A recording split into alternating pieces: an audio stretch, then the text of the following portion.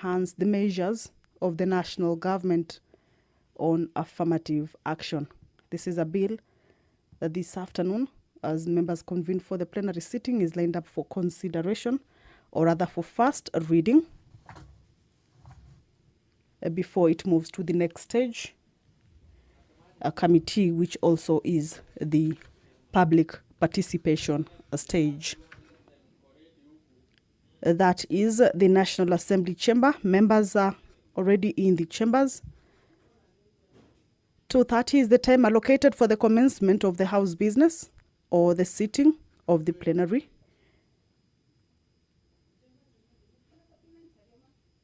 And members, as you can see, have already made their way into the chambers. So once the speaker's procession also makes its way into the chambers, then the House, if it has the required quorum, will commence its business. This afternoon also, the members shall adopt a report on the 2025 budget policy statement. This is a report that was considered this morning during the Wednesday morning sitting. A report by the liaison committee and was moved by the chairperson of the liaison committee, who's also the Deputy Speaker of the National Assembly, Honorable Gladys Boss.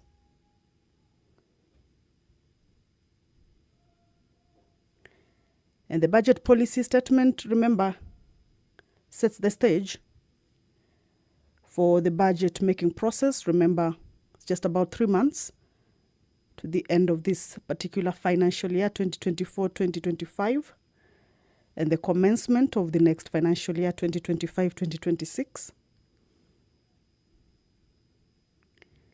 And it is through this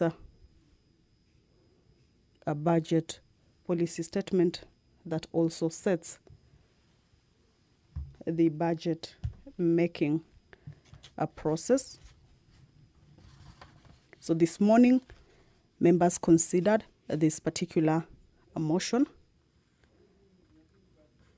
which approved or seeks to have the House approve the national government budget ceiling at 2.5 trillion.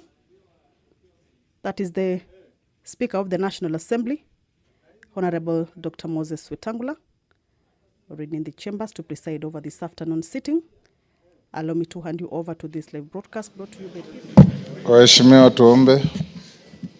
Ewe Mwenyezi Mungu, ambaye kwa hekima na wema wako umetoa nyadhifa za viongozi na mabunge kwa ustawi wa jamii na utawala wa haki wa wanadamu, tukusihi utazame kwa neema nyingi sisi watumishi wako ambao umeridhika kutuita ili tutekeleze shughuli muhimu za jamhuri yetu. Tunakuomba uteremshie baraka zako sisi tuliokutanika hapa, na utujalie tuyatende na kufikiria mambo yote yatakayofikishwa mbele yetu kwa njia ya haki na uaminifu, ili utukufu na sifa zako ziendelezwe, na ili kustawisha amani, ufanisi na heri ya nchi yetu na wale ambao haja zao umezikabidhi mikononi mwetu. Amen.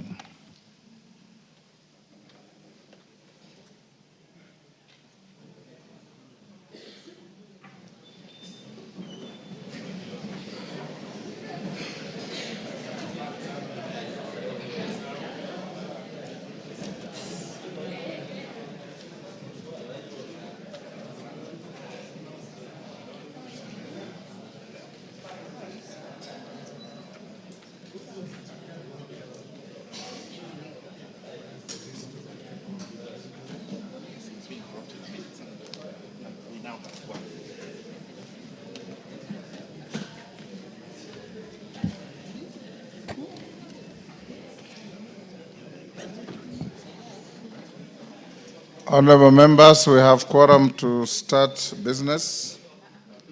Clerk. Order number 1, administration of oath. Order number 2, communication from the chair. Members, take your seats.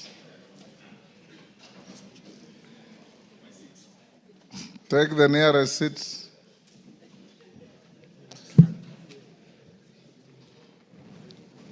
Honorable members, I have a short communication on the appointment of members to the Mediation Committee on the Senate amendments to the Gambling Control Bill, National Assembly Bill number 7 of 2023.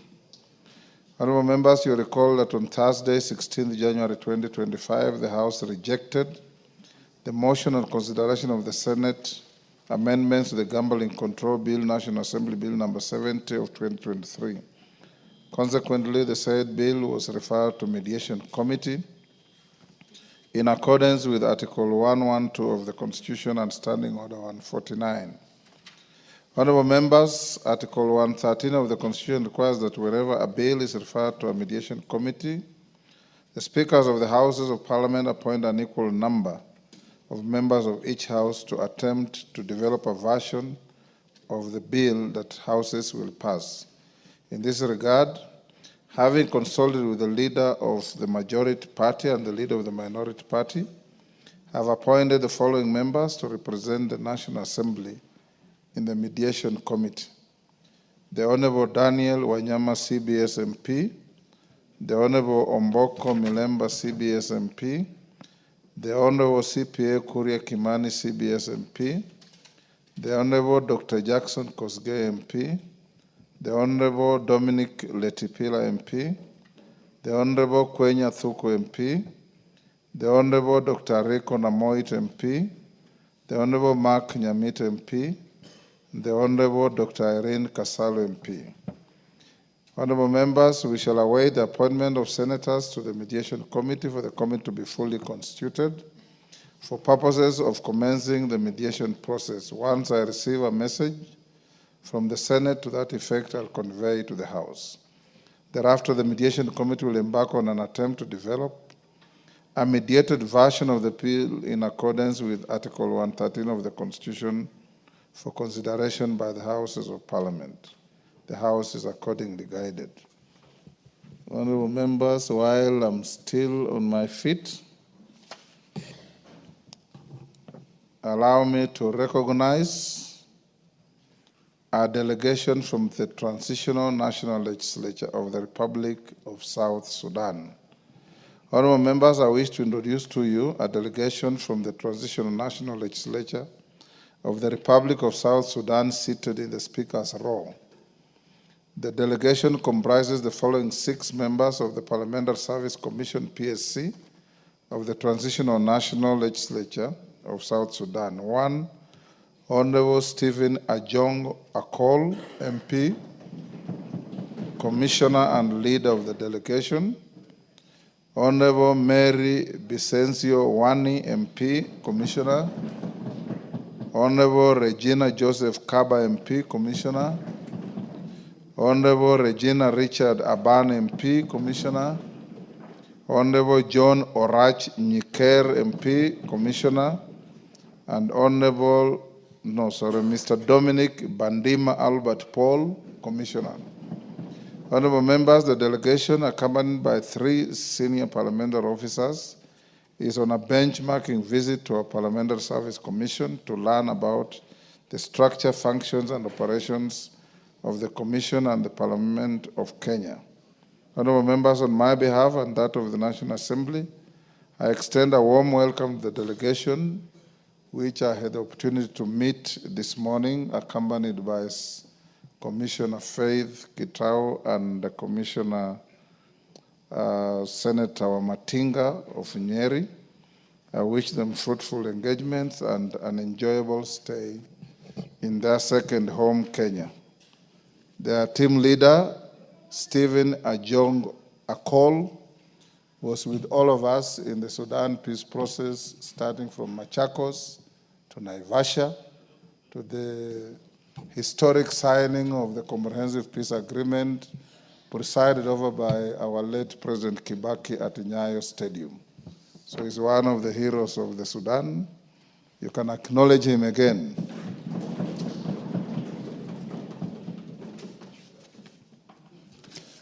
While still on my feet, honorable members, allow me also to recognize a team of Diaspora Technical Working Group.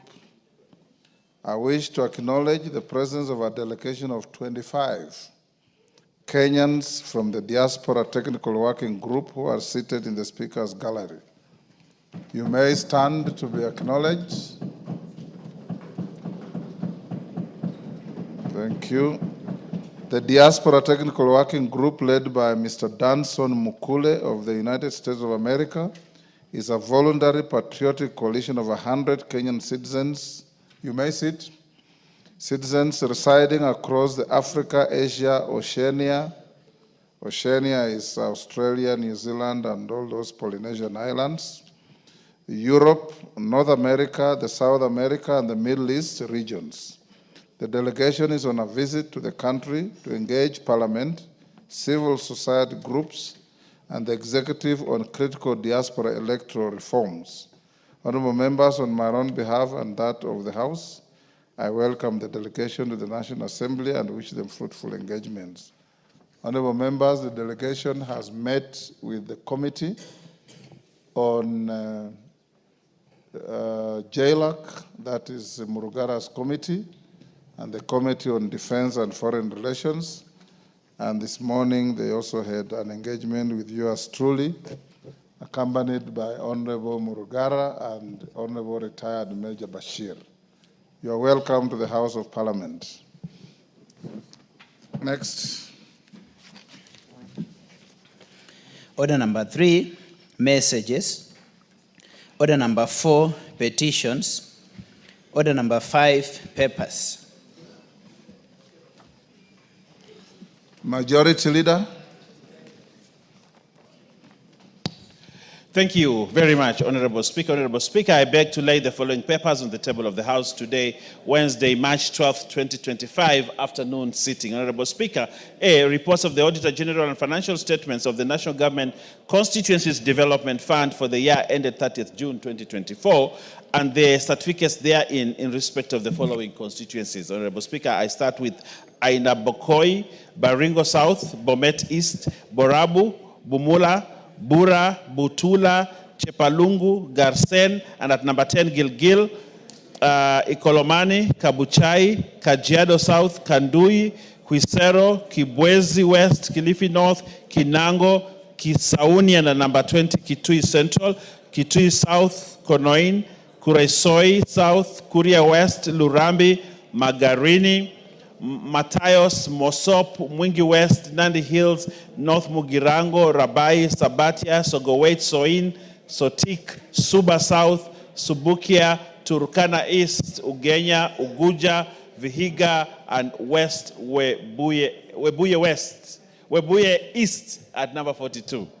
B, reports of the Auditor General financial statements for the year ended 30th June 2021, 30th June 2022, 30th June 2023, and certificates therein in respect of the following, Honorable Speaker. At number 1, AIC Morop Girls Secondary School, Nakuru, AIC Chebisas Boys High School, Oasingishu, Baricho Boys High School, Kikima Secondary School, Koisamo Secondary School, Mamangina Kenyatta Secondary School, Michinda Secondary School, Milimani High School, Moi Girls Secondary School, Masabet, Moyale Boys High School, Ndura Secondary School, Ngoto Boys High School, Njoro Township Secondary School, St. Angela's Girls Secondary School, Kitui County, and lastly, St. Matthias Mulumba Matinyani Boys Secondary School. Honorable Speaker, I beg to lay. Thank you. Chairperson, Committee on Justice and Legal Affairs. Thank you very much, Mr. Speaker. Honorable Speaker, I beg to lay the following paper on the table of the House today, Wednesday, 12th March 2025. Report of the Departmental Committee on Justice and Legal Affairs on its consideration of the Senate amendments to the Houses of Parliament Bicameral Relations Bill, National Assembly Bill number 44 of 2023. I lay. Thank you. Next order.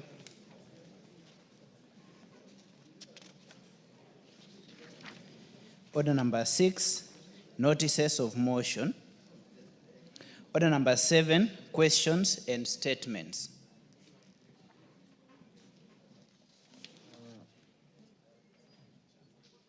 Request for statements. Honorable Mumina Bonaya, Isiolo County.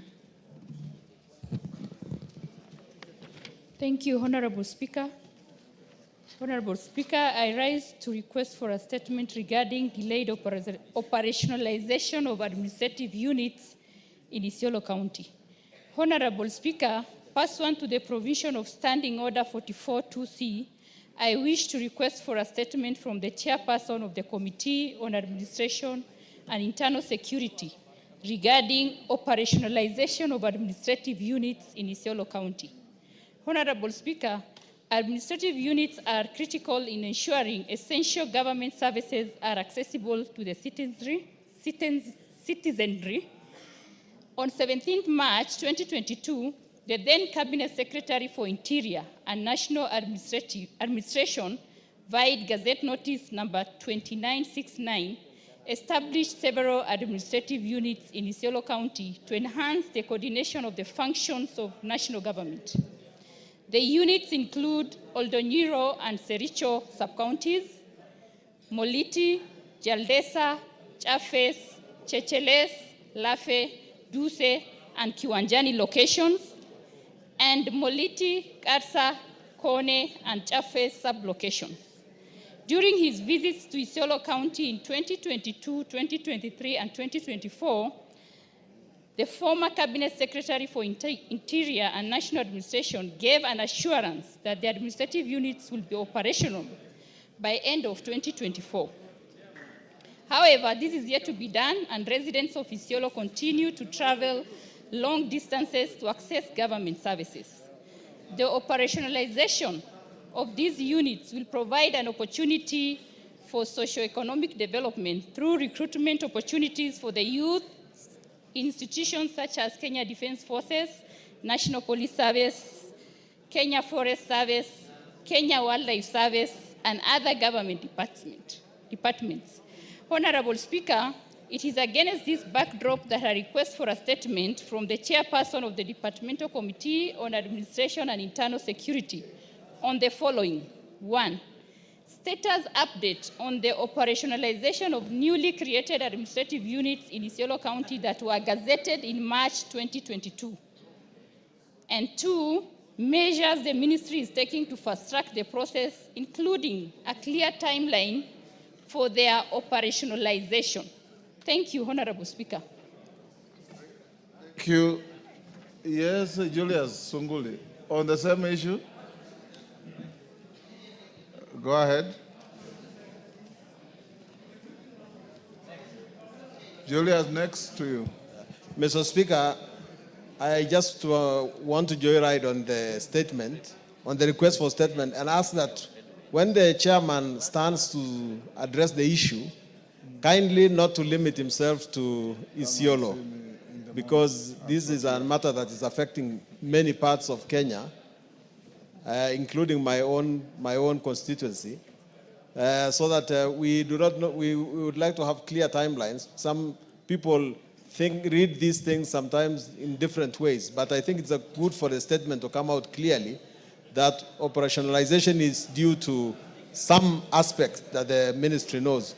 Because if you limit itself to Isiolo, it may not bring the picture to the whole country. Yes, Bowen.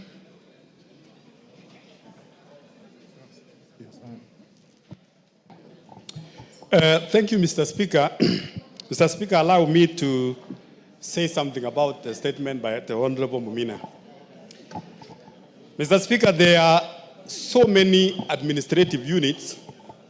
Some did it back almost 3 years ago since they were gazetted, and they have never been operationalized. And Mr. Speaker, number 2, I think there is need to have a policy. There is need, Mr. Speaker, I want the chair of internal security and the committee, Mr. Speaker, there is need to have a policy for creation of administrative units. Because, Mr. Speaker, you will find that any cabinet secretary who gets into that office creates so many administrative units in their village and gazettes in their village. They gazette their villages into districts.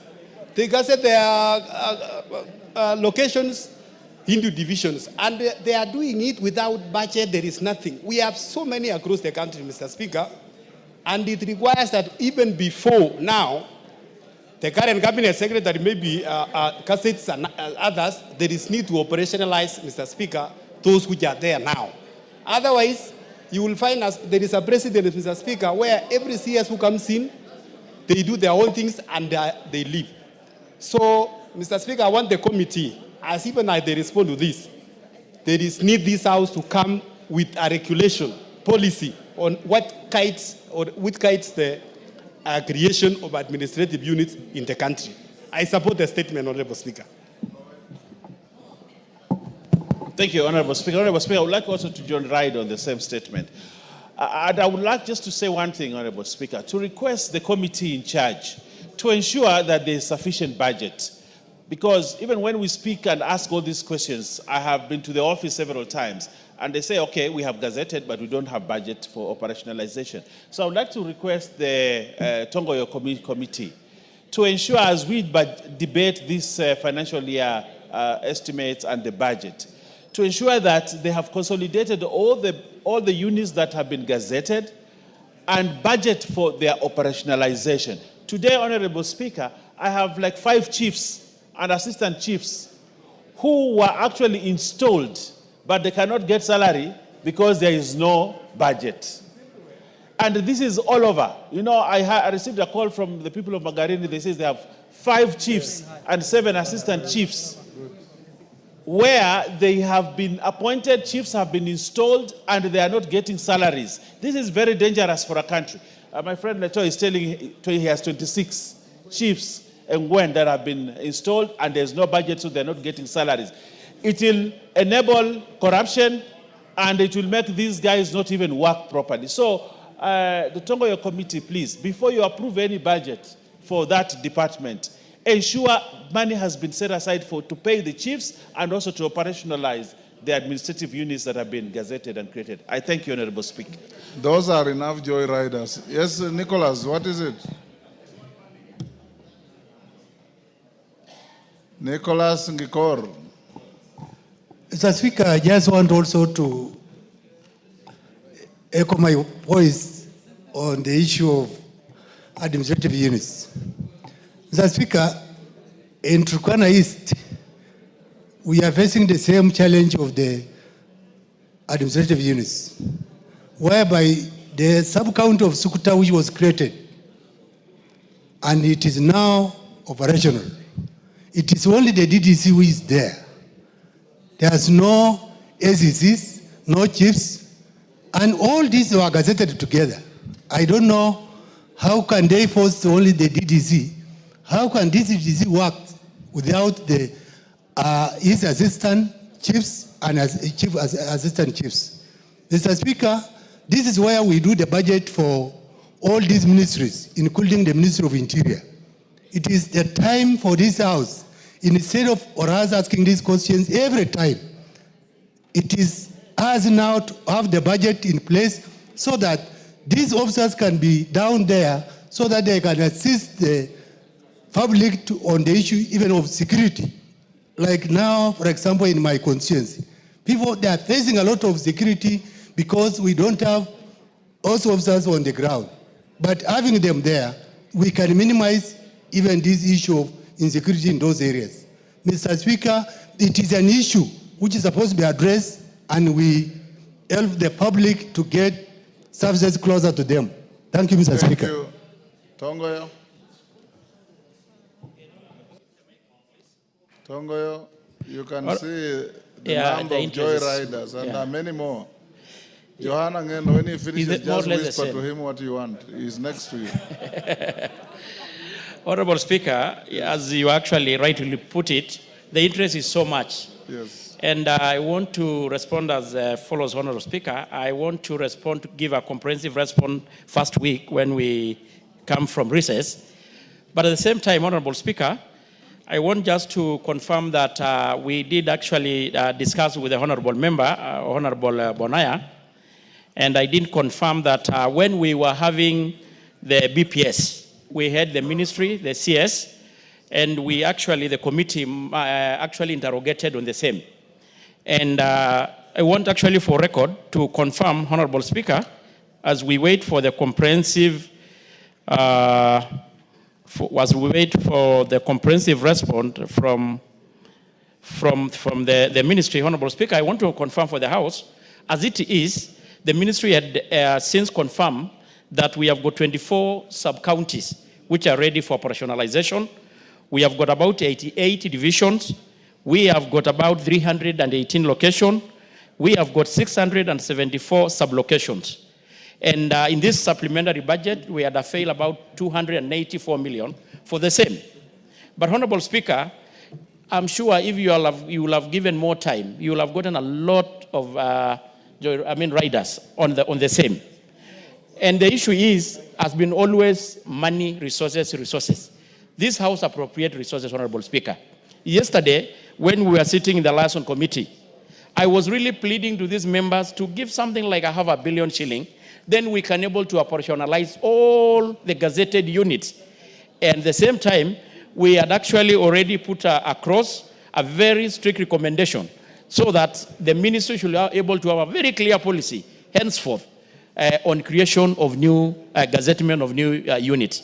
So, Honorable Speaker, I know we are still in the process of even approving the supplementary budget.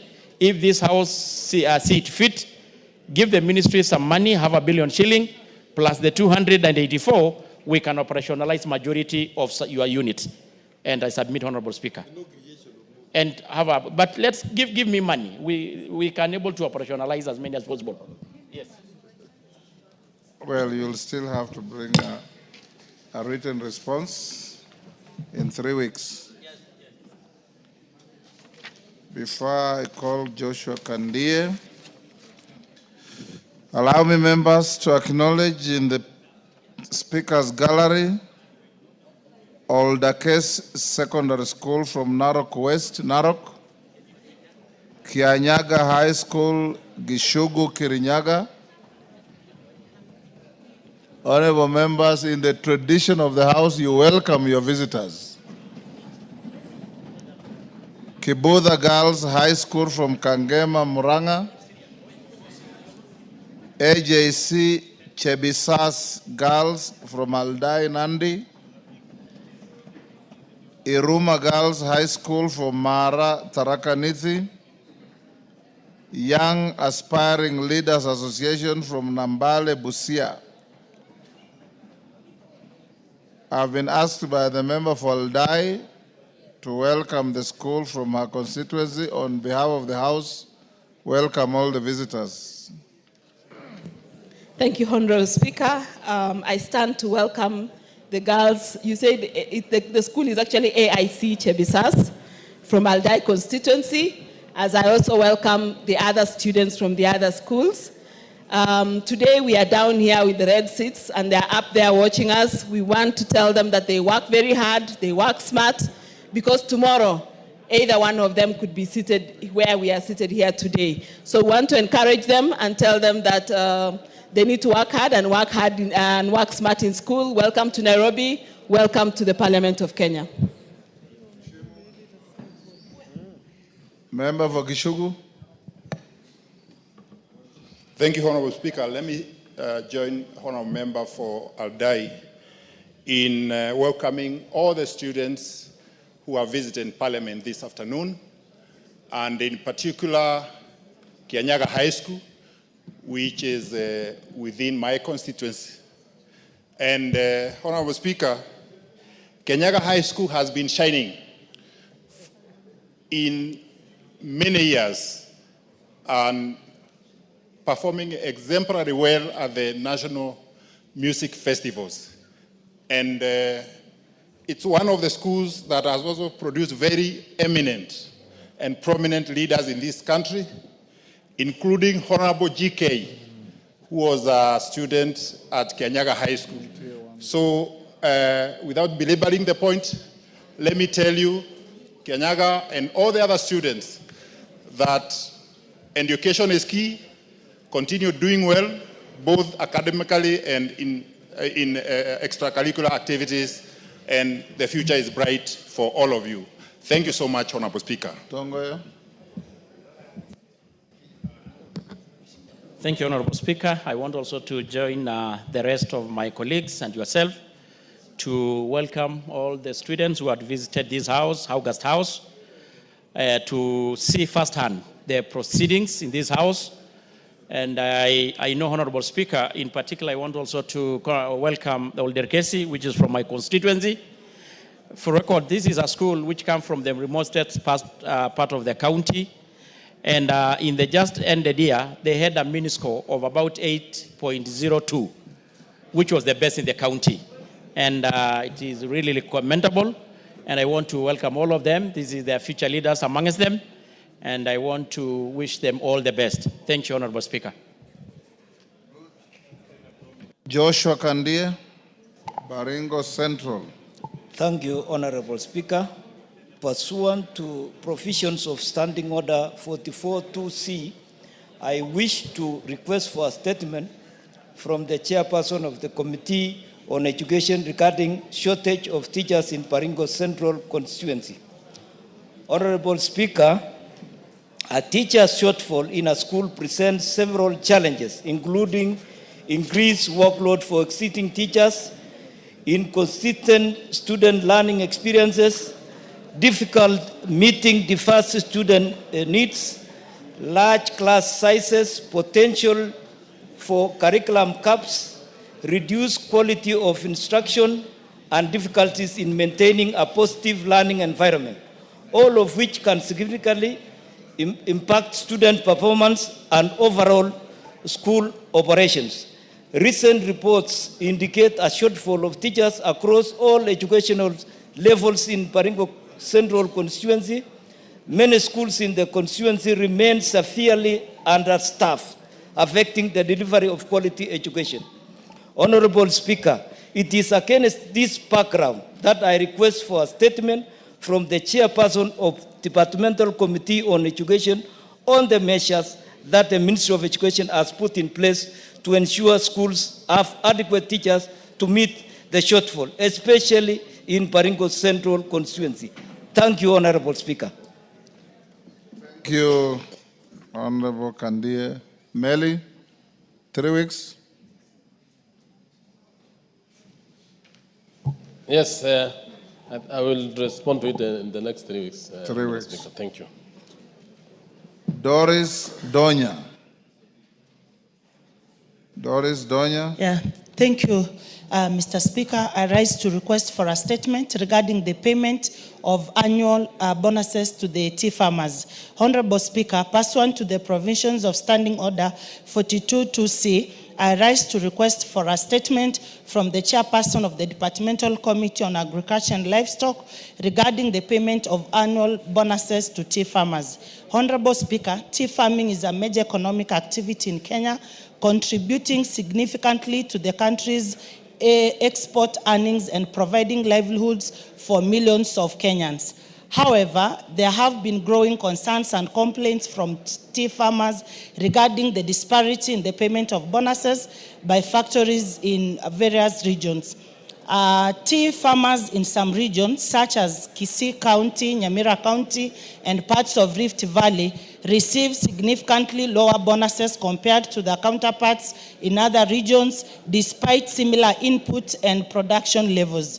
This disparity, which is against Kenya Tea Development Agency, that is KTDA dividend payout policy, has caused concerns about fairness, transparency, and equity in the payment system among farmers. Honorable Speaker, it is against this background that I request the chairperson of the Departmental Committee on Agriculture and Livestock to appraise the House on the following: the criteria used to determine the rates of annual bonuses paid to tea farmers across the different regions and factories in Kenya, the reasons behind the significant variations in bonus payment to tea farmers in the country, the measures the Ministry of Agriculture and Livestock Development through the relevant agencies such as Tea Board of Kenya and the Kenya Tea Development Agency is taking to ensure that all farmers receive fair, uniform and transparent bonuses based on their production levels. And lastly, the timeline within which the ministry will address the disparity to ensure that tea farmers across the country are treated fairly. Thank you, Mr. Speaker. Thank you, Donya. Chair, Agriculture. Majority Leader informed the Chair, Agriculture to bring us a response in 3 weeks. John Kagusha. Thank you, Honorable Speaker. Request for statement regarding acute shortage of blood testing kit donations in the country. Honorable Speaker, pursuant to the provisions of Standing Order 44, 2C, I wish to request for a statement from the chairperson of the Departmental Committee on Health regarding the acute shortage of blood testing kits in the country. Honorable Speaker, in the recent past, the Kenya National Blood Transfusion Service, KNBTS, has been facing an acute shortage of essential testing kits used for blood donation, including laboratory reagents and blood bags and blood bag kits for testing and storing donated blood.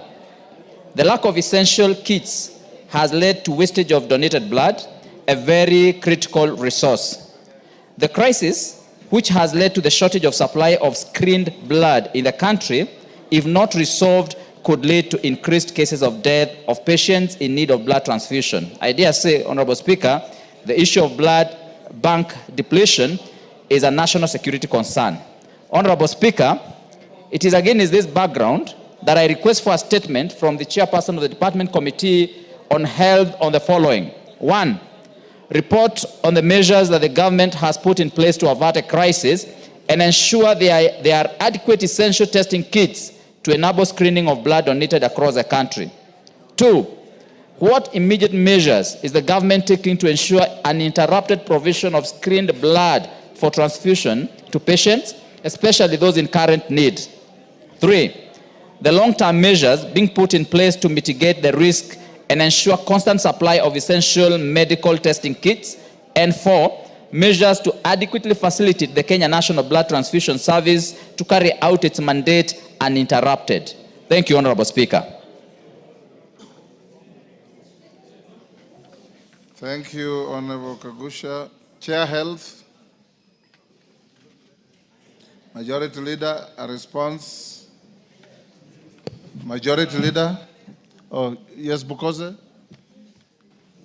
I'm still the chair until tomorrow. Yes. But I'll be the ranking member in that committee. Yes. So we can give a response in 3 weeks' time when Parliament resumes from recess. Thank you, Honorable Bukoze. Next order. No, sorry. Deputy Speaker. Deputy Speaker. Yes.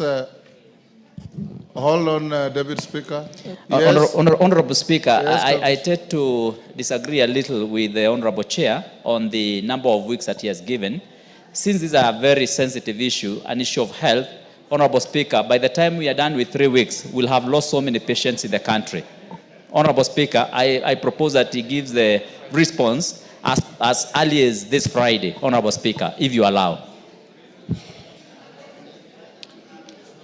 From what he has said, Honorable Kagusha, he sees as being the chairman of that committee tomorrow. He says tomorrow.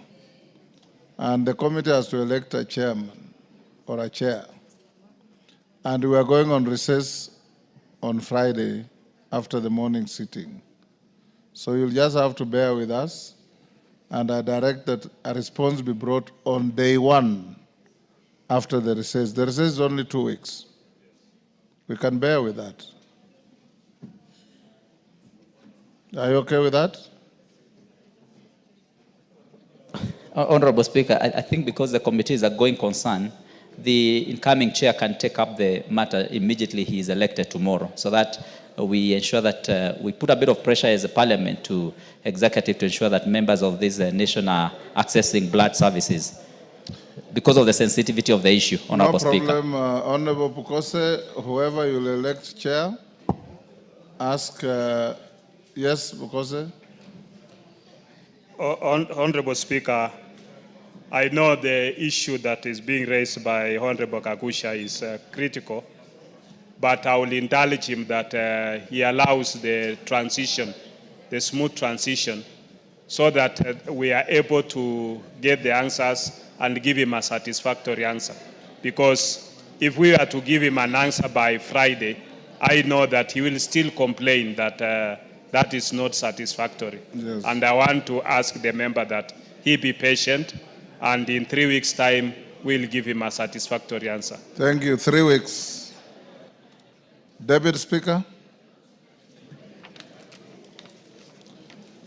Thank you, Honorable Speaker. Honorable Speaker, pursuant to Standing Order 259D, I wish to make a statement on the remarkable achievements of the Kenya's national women's sevens rugby team, popularly known as the Lionesses, in the recently concluded first and second round of the World Sevens Rugby HSBC Challenger Series, which were held in Cape Town in the Republic of South Africa on the 1st and 2nd of March 2025. Honorable Speaker, for many years, lovers of rugby have known the men's rugby team as one that has brought honor and glory to the country in rugby. It is therefore impressive that the Kenya women's rugby team has been steadily rising to stardom and also bringing sporting glory to the country, as demonstrated in Cape Town during the just concluded World Sevens Rugby HSBC Challenger Series. In the first round final, Kenya triumphed over Argentina with a hard-fought 17-12 victory. Further, in the second round final, Kenya delivered a dominant performance, overwhelming hosts of South Africa with a convincing 17-0 win. Notably, this heroic performance marks the first time ever in history that our Lionesses have claimed victory in a rugby challenger series and won 2 consecutive tournaments. Honorable Speaker, this is truly an exceptional performance by our women's rugby team. It's a result of hard work, incredible resilience, determination, and skill.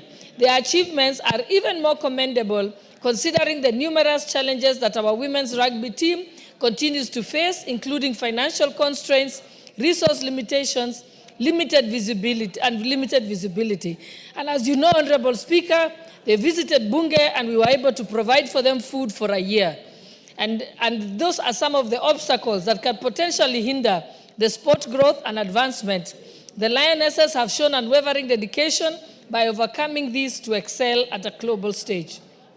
Honorable Speaker, as we commend our women rugby team for its spectacular performance, it is important to note that in the world of sports, women often face unique challenges and barriers, including unequal opportunities, gender-based discrimination, and inadequate access to healthcare services. Therefore, as parliamentarians, we have a constitutional duty and a responsibility to address these issues head-on and ensure that our girls are empowered to thrive in their chosen sports disciplines without fear of discrimination or prejudice. In this regard, I wish to thank the stakeholders such as Safaricom PLC, who have already come out strongly to support our Lionesses in overcoming some of these hindrances. I urge also more organizations to consider supporting our women's rugby team and other disciplines that feature female sports persons. Honorable Speaker, to our Lionesses, I say this: continue to shine brightly on the rugby field, inspire the next generation of sportswomen, and never forget your worth and value as women. You are a role model and champions of change, and your contributions to our national prides are truly invaluable. Once again, I say hongera kwenyu na endeleeni kukaza mshipi. Asante Lionesses. Thank you, Honorable Speaker. Thank you, David Speaker. We join you in congratulating them as well. Next order. Yes, Donya, what's the point of order? Thank you, Mr. Speaker. I stand on Standing Order 173. There is an accident which has happened to women in this Kenya. And this is a horrible accident. Accident? Yes, a serious one. A Where? serious accident on the Committee of Transport, whereby we have 15 members, and there is only one lady. That is an accident, Mr. Speaker. A big one, according to Standing Order 173. One lady, you can imagine, Mr. Speaker, 14 men seated against one woman. They cannot even deliberate. And we applied for this position. So you want to tell us women cannot manage transport committees, yet we are the ones who walk miles to the markets, to the rivers, and then what are you telling us? When we go to social protection, you've put all the women there, then you want us to approve the NADICO report. The men in this house, we need justice. This committee needs to be disbanded, Mr. Speaker. Women's voices should be respected. Yeah? That's why even they are allocating women reps who are serving 4 to 10 constituencies, same allocation of operations as a single member of parliament, Mr. Speaker. This should stop. Women must be respected. We are the ones who breastfeed. We bring life to this world. Mr. Speaker, it is very wrong. We protest. We don't like it. We want balance. We want equity, equity, equity. Thank you, Mr. Speaker. I hear you. Next. I hear you, Donya.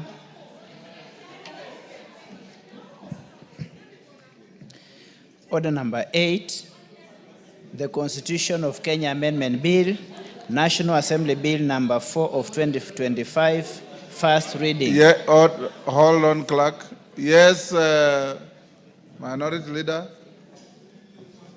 Mr. Speaker, with your indulgence, Mr. Speaker, we need to take note of the issue that has been raised by Honorable Doris. And in the reorganization of the committees with the Majority Leader, we have to take note of that, Mr. Speaker, so that more women serve in the Transport Committee. But having said that, Mr. Speaker, there's an international event, Mr. Speaker, that's happening in New York this week, Mr. Speaker, of women. Mr. Speaker, when men issues are being discussed, women are also present. I don't know why the delegation that was sent by Parliament to New York, Mr. Speaker, only consists of female gender, Mr. Speaker. Why did we not have MPs also of male to go and discuss women issues, Mr. Speaker? There is also an anomaly, Mr. Speaker, of that issue. There's a serious accident that's taking place also in New York, Mr. Speaker, where only women, our women colleagues are only meeting, Mr. Speaker, without any single member of male gender, Mr. Speaker. That's also a very serious accident in New York, Mr. Speaker, that needs to be addressed. Thank you, Mr. Speaker. What is good for the goose is good for the gander. Clerk, before you call the next order, allow me. And Donya, the constitution of committees is done by your leaders. One is sitting in front of you, to whom you are preaching the accident. The other is sitting across the floor. Take their complaints to them so that you can be able to address them. Yes, Deputy Speaker. Honorable Speaker, I'm just giving a point of information to Honorable Junet to let him know that what's happening in New York is called positive discrimination. Yes. Yes, Jematia.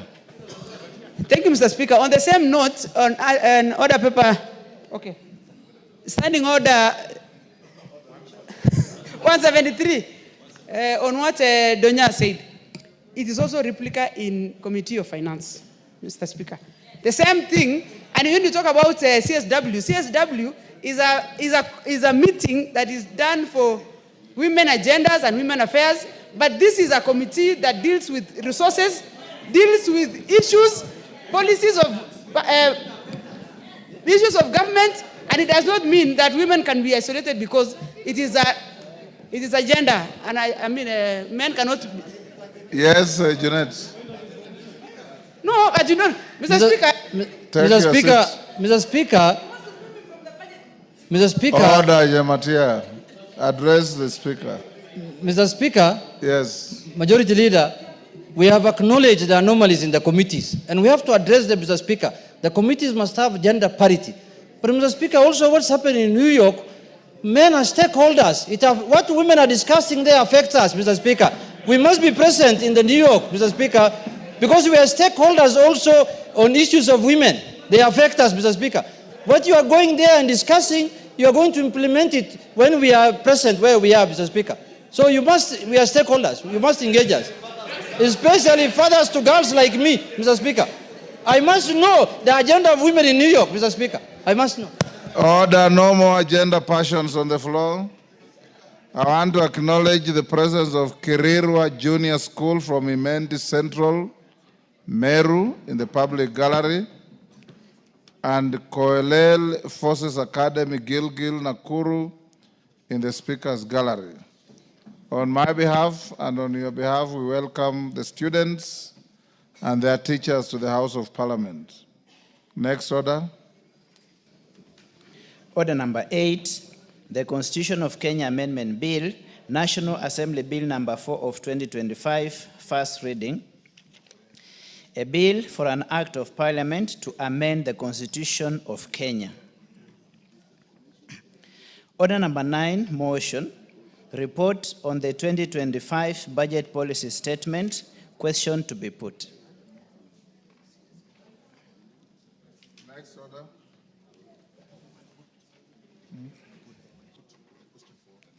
Order number 9. Sorry, I was... Take your seat first. Members on their feet, take your seats. DK, take your seats.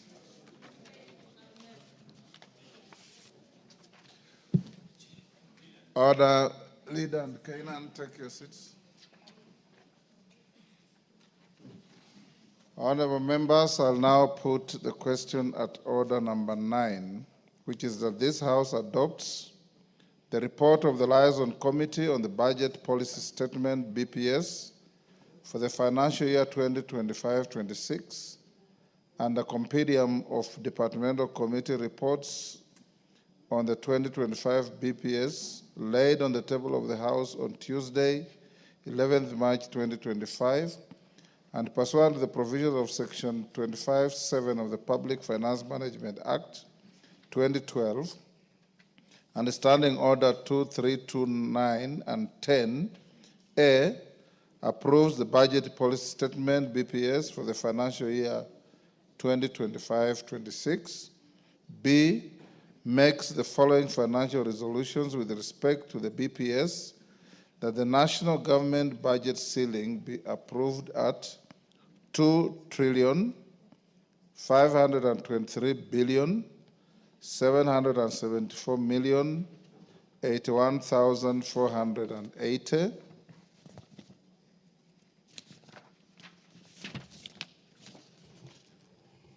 of which the executive 2,447,536,081,480, of which Office of the Attorney General 8,652,200,000, Parliament 49,488,200,000, Judiciary 26,749,800,000.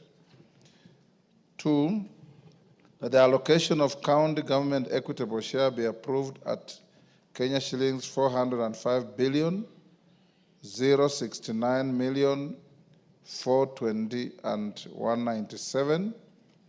That consistent with the latest audited and approved revenue for financial year 2020-21, amounting to Kenya shillings 1,570,562,945,14 shillings. The allocation to the equalization fund be set at 7,852,814,725. That the arrears of the equalization fund be set at 2,747,185,275. That the allocation for the county government additional allocations be approved at 69,800,000,000 802,409,623 as per the third schedule, which shall form the basis for the county government additional allocations bill for the financial year 2025-26, that the allocation for the public participation initiatives be approved at Kenya shillings 3 billion. C, resolved that the first and second schedules form the basis for the ceilings for the financial year 2025-2026 budget estimates. D, resolved that once approved by the House, these recommendations shall form the basis for the financial year 2025-2026 budget estimates.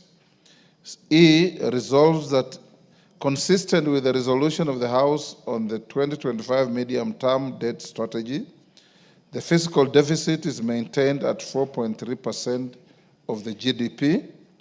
F, orders that the first schedule to the order paper forms the basis for the ceilings for the financial year 2025-26 budget estimates. G, makes policy resolutions contained in the second schedule to the order paper non-financial recommendations relating to the budget policy statement for the financial year 2025-26, and H, makes the necessary adjustments to the schedules. As many as of that opinion say aye. Aye. Will those of the contrary opinion say nay? The ayes have it.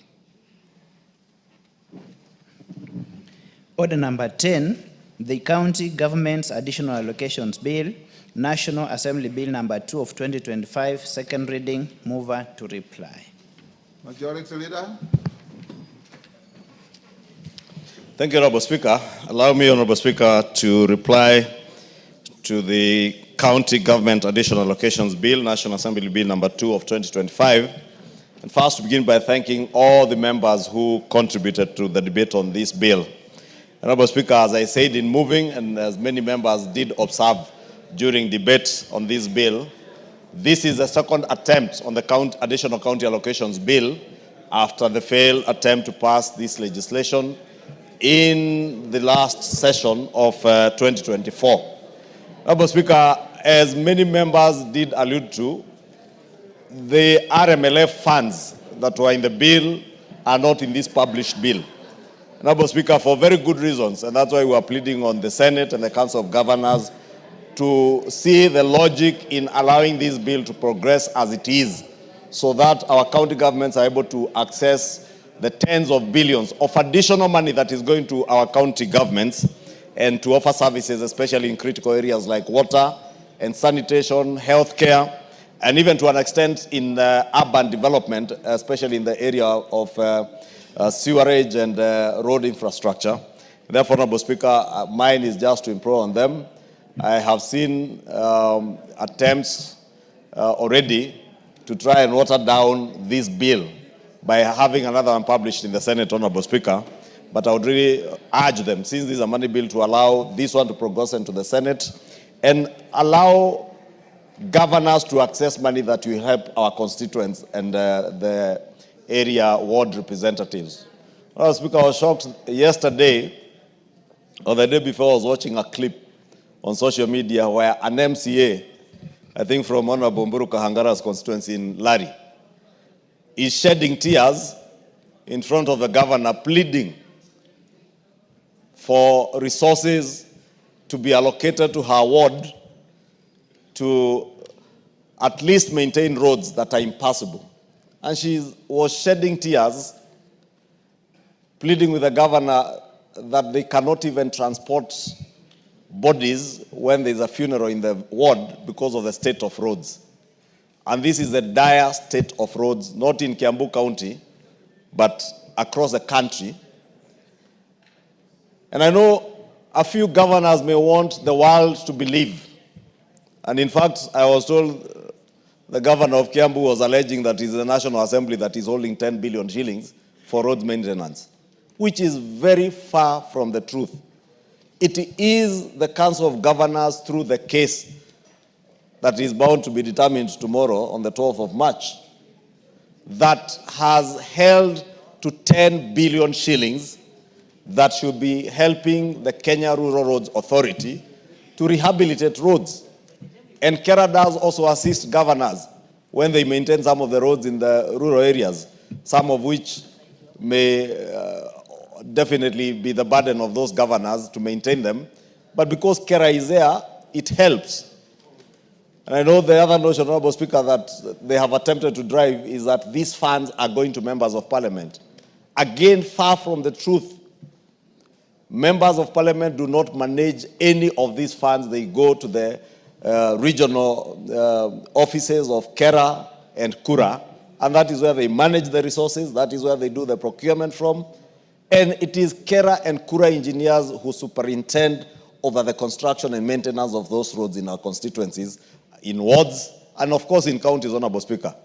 Therefore, even as we sympathize with these MCAs who have had to shed tears on behalf of the people they represent, we must plead with the Council of Governors to allow the nation to move forward on this matter of additional county allocations.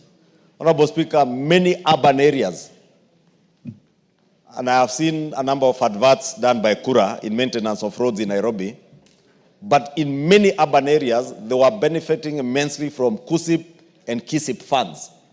All these funds are in this bill. Many counties are benefiting from healthcare funds, even with the loss of the global funds from USAID and other donors.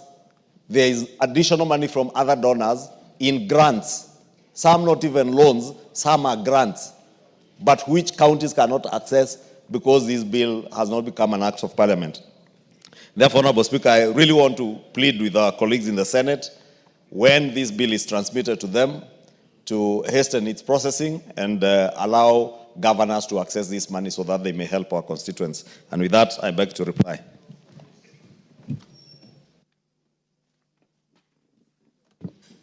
Take your seat, Honorable Member. Honorable members, I now put the question at order number 10, which is that County Government's Additional Allocations Bill, National Assembly Bill number 2 of 2025, be now read a second time. As members of that opinion say aye. Aye. Will those of the contrary opinion say nay? The ayes have it. A bill for an act of parliament to provide for the additional allocations to county governments for the financial year 2024-2025, the responsibilities of national government and county governments pursuant to such allocation and for connected purposes. Thank you. Take your seat for a minute.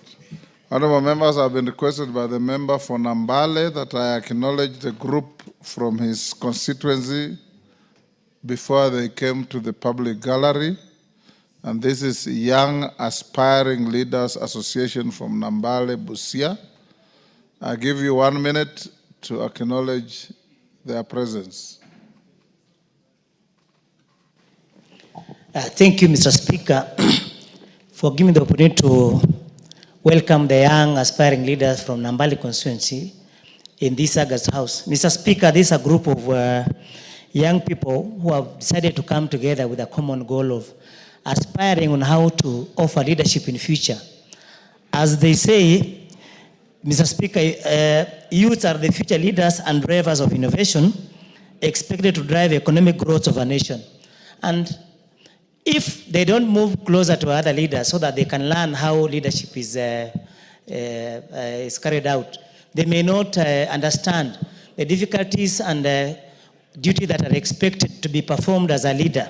And Mr. Speaker, I wish to commend this particular group of young aspiring leaders because last year in December, they participated in organizing sports activities within Nambale constituency and also encouraged the other youths by advocating against drug use and also did community work. So Mr. Speaker, and the fellow members, allow me to welcome them in this particular parliament and encourage them to ensure that they always think creatively and develop solutions that can drive progress in various fields. Thank you, Mr. Speaker. Honorable members, at order number 11, Majority Leader, I'm advised that the schedule to order number 11 is very long and is still being prepared.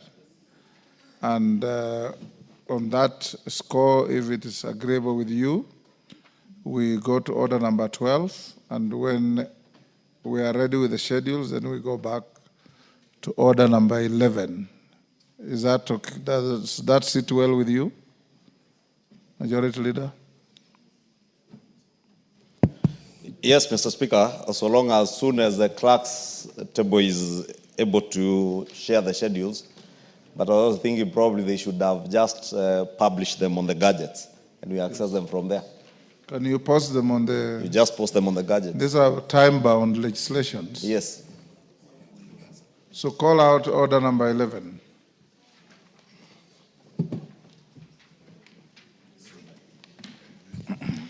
Order number 11, motion, consideration of the second supplementary estimates for the financial year 2024-2025.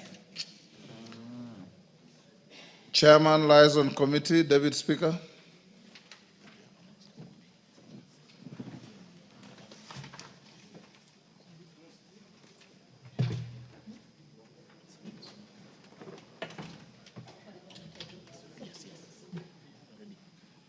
We're at order number 11.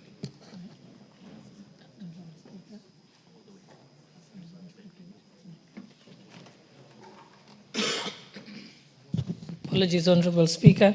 Honorable Speaker, I beg to move that this House adopts the report of the Liaison Committee on its consideration of the second supplementary estimates for the financial year 2024-2025 laid on the table of this House on Wednesday, 12th March 2025, and pursuant to the provisions of Article 223 of the Constitution, Section 39 of the Public Finance Management Act 2012, and Standing Order 239,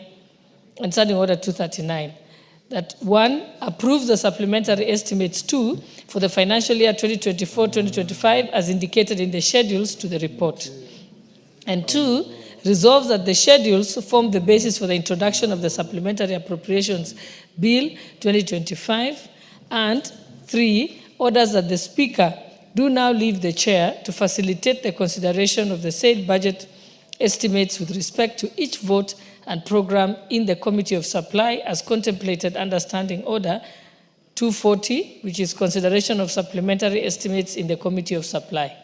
Thank you, Honorable Speaker. Who is seconding?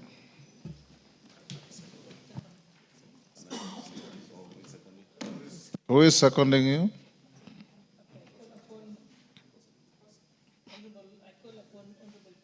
Go on record. Give her the mic. Hold on, because... And Honorable Speaker, I call upon Honorable Pukose, who is a member of the committee, to second. Honorable Speaker, I second. Honorable Ruku, take your seat. Donya, don't get an accident, take your seat.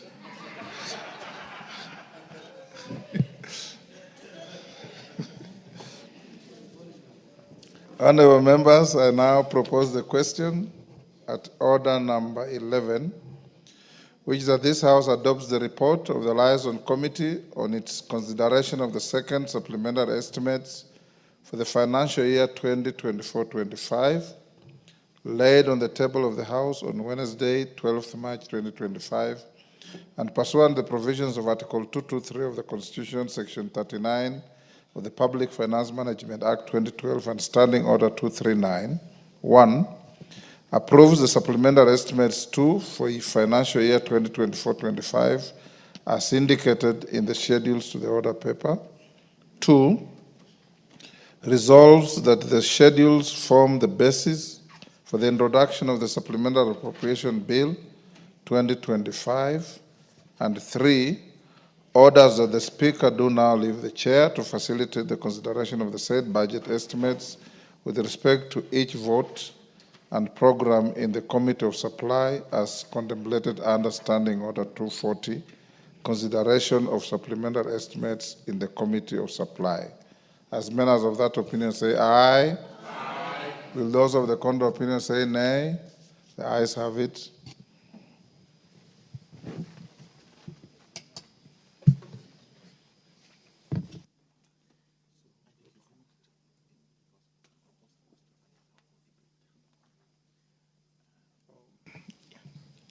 Oh my. I jumped the gun. The clerk tells me I should have allowed a debate. Yes, but why were you saying aye without...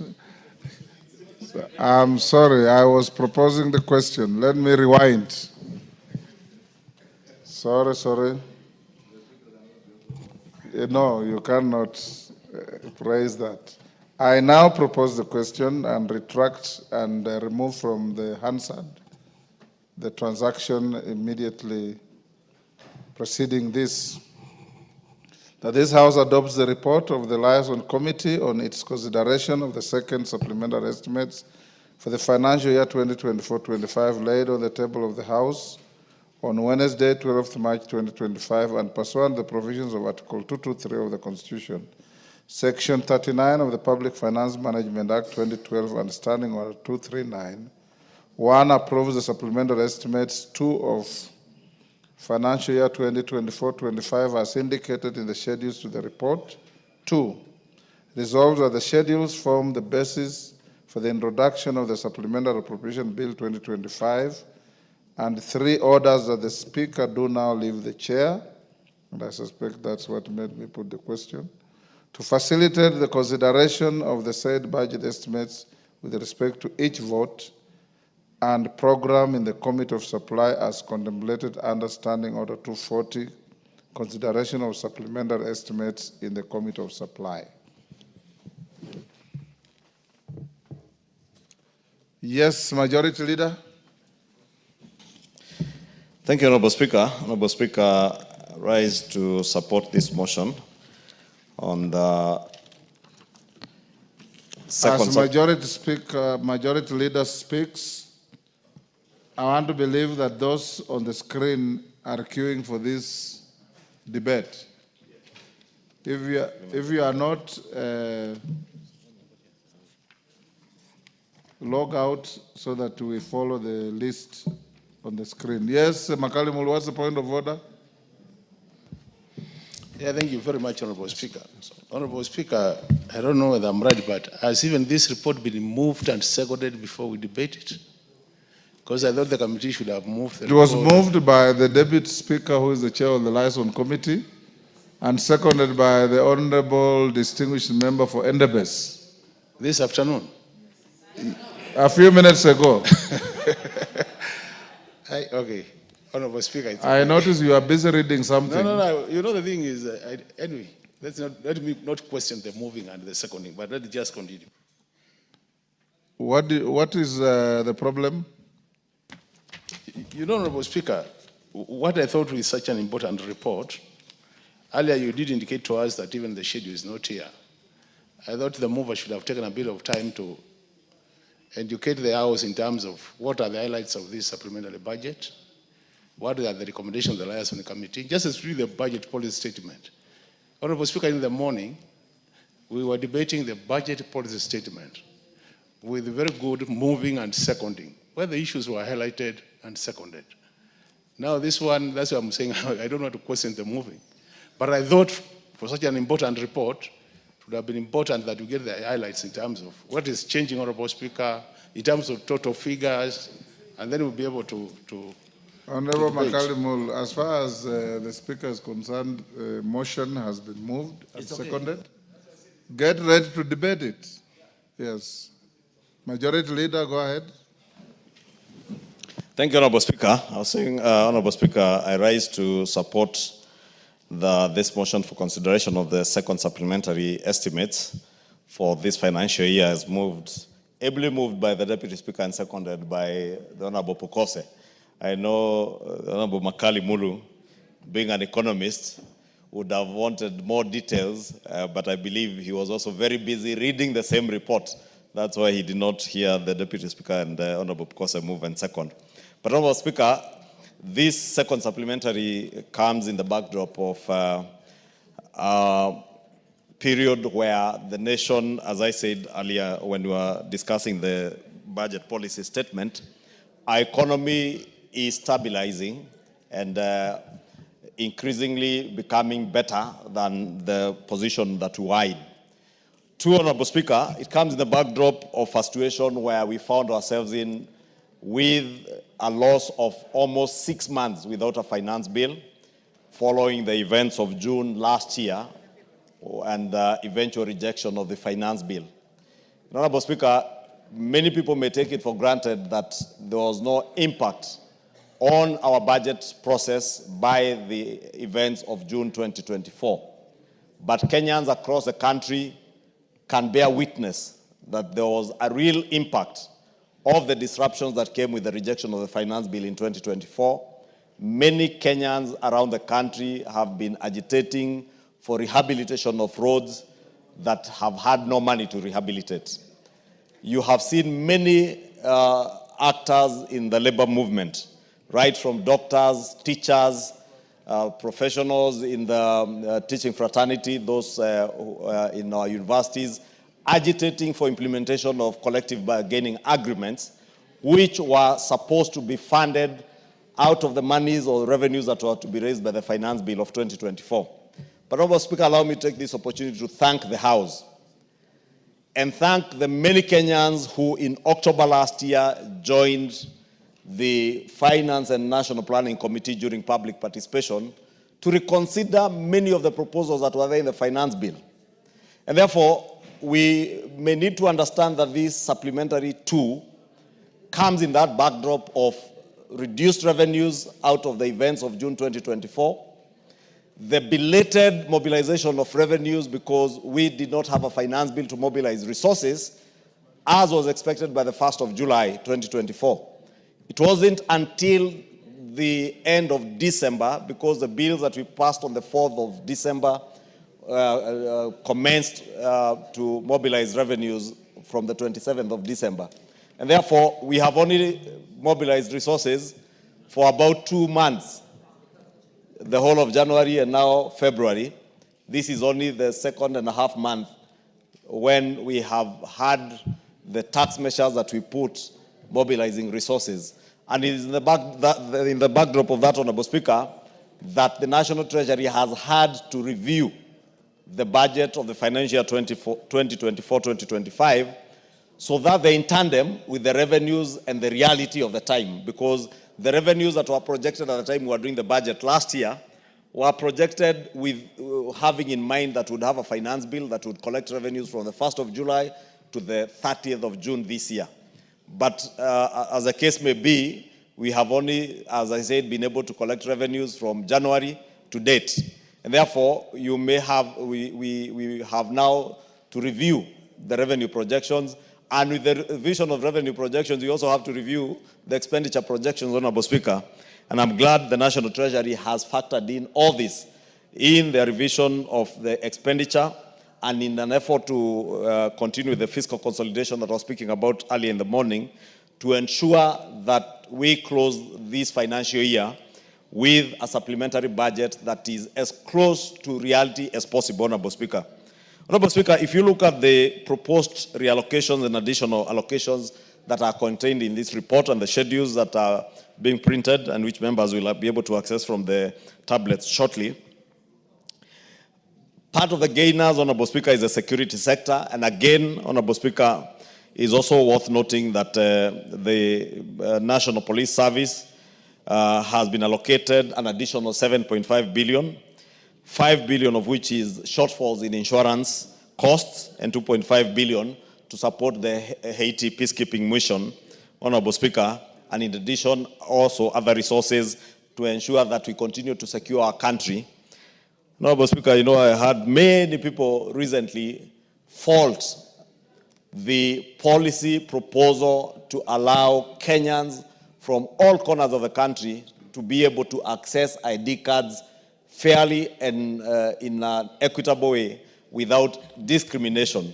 And some of the resources you see here, Honorable Speaker, going to the National Intelligence Service is to ensure that security measures in the country are enhanced, so that even as you issue out identity cards to Kenyans, we make sure that it is only Kenyans who are accessing our identity cards. Honorable Speaker, there has been also a problem of pending bills. And our economy has slowed down largely because many people, many business people across the country have bills that they delivered goods and services to the government, the national government and our county governments, and have not been paid. And part of the culprits is the Ministry of Defense. And I can see, Honorable Speaker, in this supplementary budget, the Ministry of Defense has an additional 6 billion shillings, which is going towards settlement of pending bills. And I do hope that the Principal Secretary and the accounting officers in the Ministry of Defense will be able to settle, especially the small, micro and MSMEs who have delivered goods and services to the Ministry of Defense, many of who suffer and some are closing down their businesses because they are not being paid. And I want to plead with them to prioritize the small people before they go to the very big suppliers who may have a little bit more muscle with the banks. Honorable Speaker, as I said, we have had issues with collective bargaining agreements. With the Teacher Service Commission, you've had teachers complain about the health services that they are getting through the scheme that they have. And we have an additional 18 billion shillings that are going to the Teacher Service Commission, again to cater for insurance shortfalls, teacher promotion and personnel emoluments, shortfalls that were there at the TSC. And therefore, those teachers who are not able to be promoted because of budget shortfalls can now smile all the way to TSC as they seek their promotions. To Honorable Speaker, the State Department of University Education is a major beneficiary. You can see some 16 billion shillings going to the university education, to, among other things, 4.2 billion to implement the university's collective bargaining agreement, the CBA. As I said, you have seen UASU and other university dons even coming to petition Parliament at the gates of Parliament and demonstrating in town, agitating for implementation of the CBA agreement. Therefore, there is that 4.2 billion shillings to ensure that the State Department for University Education honors the CBA agreement that they entered into. There are also upward revisions that mostly relate to A&A. And Honorable Speaker, it's important to note because, again, many people have criticized the digitization of government services through eCitizen. If you skim through the schedules and the committee's report, you see a lot of revisions of A&A, appropriations in aid. And these to a total, my colleague is reminding me, almost 19 billion. These are resources that have not been factored in the budget, but are now realizable, and this has come out of the digitization of government services through eCitizen. And through this digitization, Honorable Speaker, many institutions of government, many agencies of government, ministries and departments are now able to get more resources in A&A. And this is the upward mobility, you say, of A&A in the State Department of Universities and others, Honorable Speaker. Honorable Speaker, again, in healthcare, Kenyatta National Hospital is getting additional resources. Kenyatta University Teaching and Referral Hospital, MTRH, and I don't want to get into the figures, and KEMSA, Honorable Speaker. And this again speaks to the need, Honorable Speaker, of ensuring that both our national referral hospitals are adequately resourced to be able to offer services to Kenyans when they need them, and especially under the Social Health Insurance Fund, or SHA. Honorable Speaker, there is an additional 3 billion shillings that is going for the Emergency, Chronic and Critical Illnesses Fund, 1.5 billion shillings, stipend for healthcare professional interns, and 600 million for operationalizing the primary healthcare networks. Honorable Speaker, this speaks to a great extent to the issues that you remember during the members' retreat in Naivasha, when the Social Health Insurance Authority appeared before us in Naivasha, and you did ask the Committee on Health to sit and look into the issues that are bedeviling the implementation of SHA. Honorable Speaker, part of the issues and the challenges that were identified is the low funding that went into the primary healthcare fund and the emergency, chronic, and critical illnesses fund. Honorable Speaker, it's important for Kenyans to appreciate that the more members who enlist onto SHA and make contributions, the more efficient and effective SHA will become in terms of being able to cater for needs of their customers or needs of patients who walk into hospitals. For instance, Honorable Speaker, the Primary Healthcare Fund is meant to ensure that any Kenyan who is registered under SHA or Taifa Care, if they walk into a level 1, level 2, level 3 hospital, they see a doctor, they get a prescription, they get treated, and they go home without being asked for a coin. So long as that primary healthcare facility, whether it is a private healthcare facility or a public healthcare facility, is enlisted under the Social Health Authority. Honorable Speaker, it's sad that in some counties, and I think it was Trans Nzoia County that I was able to learn, many hospitals are not enlisted in the Social Health Authority. And therefore, anyone who walks into a public health facility in Trans Nzoia County, for instance, if that hospital is not enlisted by the county government in SHA, they will not get services by SHA. And that is why you hear a lot of negativity, people saying, including some of those governors claiming, oh, SHA is not working. It cannot work if the hospital is not enlisted in SHA. It will not work for you if you are not registered as a member and a paid-up member. And therefore, Honorable Speaker, the first bit of the universal health coverage, or the first pillar that we deliberated on when we passed these bills 2 years ago, about a year and a half ago, when we passed the 4 health laws, was to make sure that primary health care in the country becomes free of charge in the level 1, level 2, level 3 hospitals, Honorable Speaker. But the resourcing of those healthcare facilities must come from exchequer money, which is what now we are doing, giving them an additional 3 billion shillings, plus more resources that will come from members' subscriptions or member premiums for those who enlist. And therefore, I want to use this opportunity, Honorable Speaker, to encourage Kenyans to continue enlisting. Yesterday, I had an occasion to meet a good friend of mine, a reverend, who has been very critical of this program. But he told me in my office he had come to tell me that indeed this SHA is working, because his mom has had her bill catered for to the tune of 800,000 shillings at Kenyatta University Teaching and Referral Hospital. And Honorable Speaker, this money that we are appropriating today, not just for the primary health care fund, but also for the chronic, critical, and emergencies fund. I had occasion of a border rider, Honorable Speaker, who registered for SHA, never paid up for his premiums, and got into an accident. And under the health laws that we passed for SHA, when you have a critical emergency, an accident, or chronic and critical illnesses, those should be catered for not by the primary health care fund, but the chronic, emergency, and critical illnesses fund. That is a fund that you see, again, we are giving another 3 billion shillings, Honorable Speaker, to ensure that if you are registered in SHA and you get into an accident, you get into a hospital, whether you be referred to Kenyatta National Hospital or to KU Teaching and Referral, MTRH, Kisii Referral Hospital, whichever hospital, whether it's level 4, level 5, level 6, you will get treated and your bills will be catered for by SHA. And Honorable Speaker, those are some of the things. Honorable Speaker, because I can see I'm running out of time, it's also important to mention the question of the use of Article 223 of the Constitution, Honorable Speaker. And we have deliberated on this matter at length.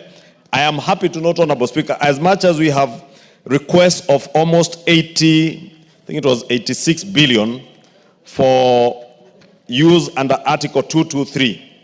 This is not unlike what was happening before when the National Treasury was spending money and coming for post facto approval. At least this time, Honorable Speaker, I note out of the 88 billion, only 44 billion is going to recurrent expenditure and 43 billion is going to development expenditure, and of which only 40 billion has already been disbursed, meaning another 48 billion shillings. Thank you, Honorable Speaker. I'm saying, meaning about 48 billion shillings are requests they have come to this House to ask the House to approve. And this is what the National Treasury should be doing. And as I congratulate Honorable Atandi for his election as the chairman of the Budget and Appropriations Committee, and Honorable Kose, and all the members who have joined this committee, is to ask you to make sure that you set this as a new trend, that the National Treasury must be coming to the National Assembly to seek approval for expenditure before they spend. Unlike what was happening before, and they were spending money in all manner of things, including paying for land compensation, which are not emergencies. At least this time you can see money that is being spent is going into security operations that are of emergency nature, drought mitigation, and many other things, Honorable Speaker, that are listed in the report and the schedules that I don't need to go through, which fall into the category of what we ought to be approving under Article 223. And on that, let me congratulate the new Cabinet Secretary for the National Treasury for endeavoring to do what he promised during his vetting, that he will adhere to the spirit and the letter of the Constitution and honor the work of the National Assembly. Thank you, Honorable Speaker. I beg to support. Ndindi. Thank you, Honorable Speaker. Honorable Speaker, before I make my submissions on the supplementary SMS 2, let me first of all take this opportunity to thank the Almighty God for enabling me to be the chair of Budget and Appropriations Committee, taking over from the very able and competent Kiaru MP Ndindi Nyoro. Honorable Speaker, I want to say that since the constitution of the broad-based government, the president has continued to do things that have continued to confound many Kenyans. One of the things that the president has done, Honorable Speaker, first of all, is to reorganize government and to bring some of us into cabinet. Honorable Speaker, when you attended the burial of the late CDF General Ogola, Honorable Speaker, you are present. When I challenged the president that there are certain positions in this country, Honorable Speaker, that have never been held by certain members of certain communities. And Honorable Speaker, as the majority leader has rightfully said, today we have the Cabinet Minister for Finance being the Honorable John Badi. That is a big milestone, Honorable Speaker, something that has never happened since independence. Honorable Speaker, today, again, I break the record as the first man from that region to chair Budget and Appropriations Committee. Honorable Speaker, this is a very big milestone that, first of all, I would like to thank the President of the Republic of Kenya for his bold leadership and for ensuring that whatever he says, he acts whatever he says. And when the President said that he wants to unite the country, Honorable Speaker, this is the real evidence that the President is really uniting the country. Second, Honorable Speaker, my party, the ODM, Orange Democratic Movement Party, and the leadership. Honorable Speaker, you know Baba is always present. And so I want to thank Baba for this opportunity. The leadership of this House, Honorable Speaker, Honorable Junet Mohammed is here, Honorable Speaker. Let me confess, Honorable Speaker, that Junet is the person who reorganizes our Zimio side. And for me to sit here, Honorable Speaker, it is the confidence that the Junet Mohammed has in me that has allowed me to chair this committee. Honorable Speaker, these are things that must go on record even before I start work. Honorable Speaker, I don't want to say much more from there, but just to make a few remarks on the supplementary estimates before the House. Honorable Speaker, the reality of the matter is that these estimates are before the House at the moment when the economy is stabilizing. This is something that I need to repeat for everybody to hear. That the truth of the matter is that the economy is stabilizing and these estimates are before the House at the correct time. One of the evidence that the economy is stabilizing, Honorable Speaker, is that prices of basic food has come down. Inflation has moved from as high rate in 2024 of 10%, we are talking about 3.5% as at February. Honorable Speaker, Honorable Speaker, also, our Kenya shilling has stabilized against major currencies, and especially the dollar, and evidence that the economy is doing very well. Honorable Speaker, fuel prices have also come down, and these three factors have given me the confidence that we are actually doing well and we are on the right track as a country. Honorable Speaker, one of the things that has been achieved, courtesy of these developments, is that we are having low food prices. Honorable Speaker, today, basic commodities prices have also come down, and generally, Kenyans are happy. But let me say, Honorable Speaker, that some of this, the factors that have led to this success is, one, investments in agriculture. Honorable Speaker, you remember that the President decided to invest in production, subsidizing seeds, subsidizing fertilizers. This has led into what now we are calling sufficient food production and low pricing. Honorable Speaker, you can also see that we have had very good weather. Over the years, we have had good weather that has helped us. But Honorable Speaker, having said all that, we also need to recognize the challenges that we face. One of the challenges that we face, and which is captured in the supplementary estimates, is the piling of our debt. And we are spending so much money in paying our debts as they mature. This is going to be a very big problem as we go on. And also, there's also pressure for expenditures. Honorable Speaker, when I sat in the budget committee last time, all sectors are looking for resources. The road sector is looking for resources. The education sector is looking for resources. The health sector. So this pressure for resources is going to be a very big challenge for us. And therefore, as a House, we must look for ways in which we are going to raise our own resources to be able to fund some of these demands. Honorable Speaker, let me take this opportunity to thank the Liaison Committee, led by the able Deputy Speaker. Honorable Speaker, through your ruling, and to help the House make progress, pending the composition of the Budget and Appropriations Committee, you decided that this supplementary budget be handled by the Liaison Committee. Honorable Speaker, I can confirm that the committee has done a very good job. They have been able to listen to Kenyans and committees, and the report that is before the House has the full support of me as the chairman of Budget Committee and members of my committee. As a matter of fact, Honorable Speaker, during our meeting in the morning, we were briefed on the progress of the supplementary estimates, and we were convinced that the committee has done a very good job. Honorable Speaker, as I wind up, I would like to say that that there have been concerns have been raised in this House concerning the manner in which previous committees have allocated resources. Honorable Speaker, this is something that I'm well aware of, and the only thing I want to promise the country is that I'm going to preside over sharing of public resources in a manner that respects diversity of the country, in a manner that respects equity, and that each and every section of the country is going to benefit from the resources. Honorable Speaker, this is an assurance I want to give, and with the support of members of this House, I am sure that we are going to succeed. Honorable Speaker, thank you. I support. Thank you, Chair Budget. Bowen.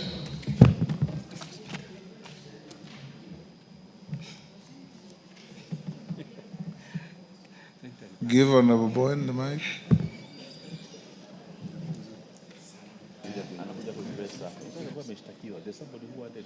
Give him the mic. You are giving. Thank you, Mr. Speaker, for giving me this opportunity to support the supplementary budget estimate number 2 of 2024-25, Honorable Speaker.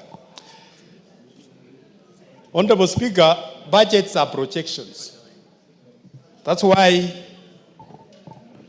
quarterly we review, because based on the revenue performance, on how the KRA are collecting, and that's why we keep on revising our programs and the budgets. And this is where we are. That we are at this budget, supplementary budget, Honorable Speaker, to provide resources to run the government for the next 3 months. Mr. Speaker, I'm a member of the Liaison Committee, and we deliberated on this supplementary too. And Mr. Speaker,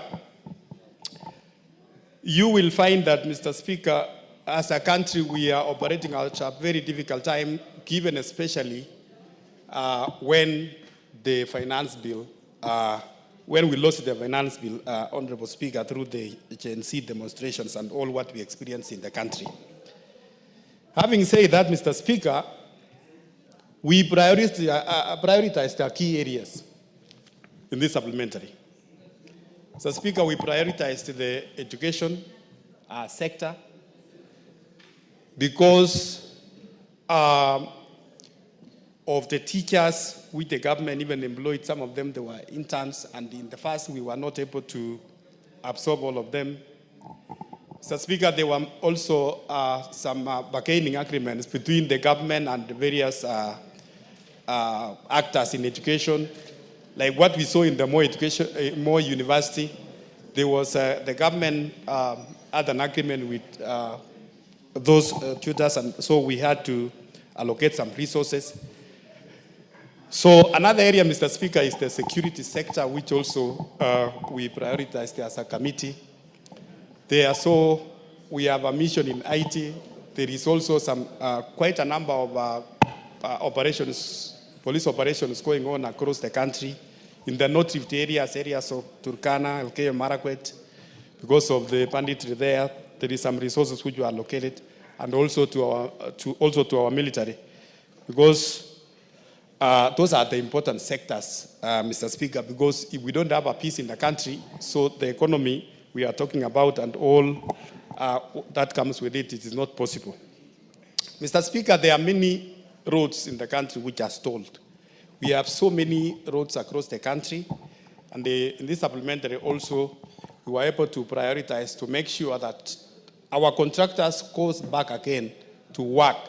It might not be everywhere, but we make sure that we resource the ministry so that they can allow some of the contractors to go back and especially to finish up or to continue with those roads as we prepare a rainy season, Honorable Speaker. Mr. Speaker, also on the issue of health, we also consider the health sector, Mr. Speaker. You have had many cries from many Kenyans, especially from the new UHC system through the SHA. And Mr. Speaker, I want to say that the SHA system is working. There are only some small teething challenges. And many of those people, Mr. Speaker, who are saying the SHA is not working, it works with those who have registered and have followed out the laid down procedures. But some people who have not, sometimes people go to the hospital when they want to be attended and they are not registered. We want to ask the Kenyans, if they want to get assistance from SHA, they must register.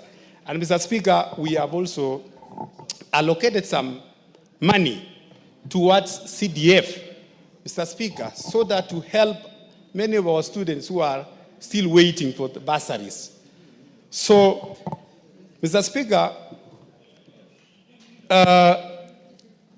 I know we, even as a house, we have been asking many times, where is the money for CDF? The bursaries we have not disbursed.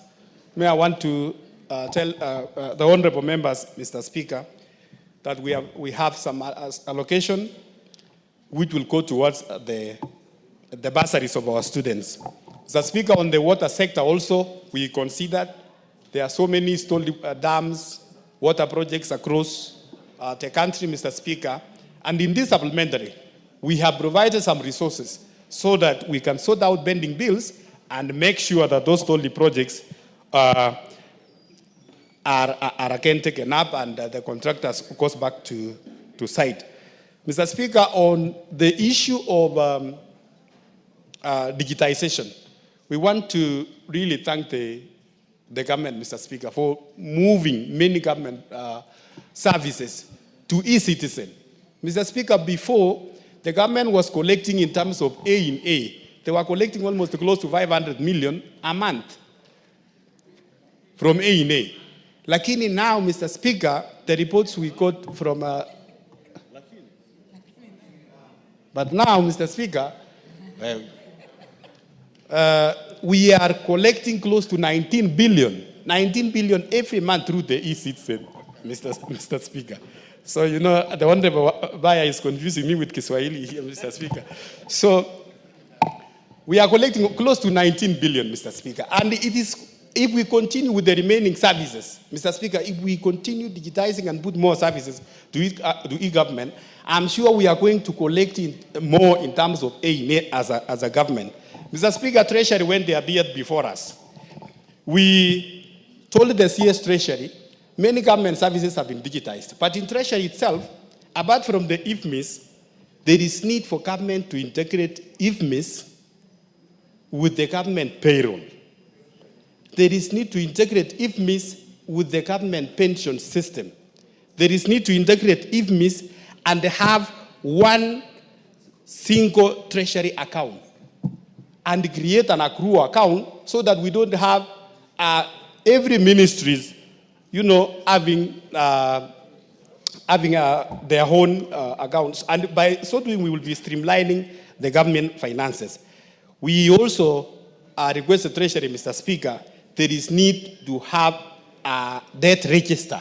As a country, we realize that our debt management system is still done manually.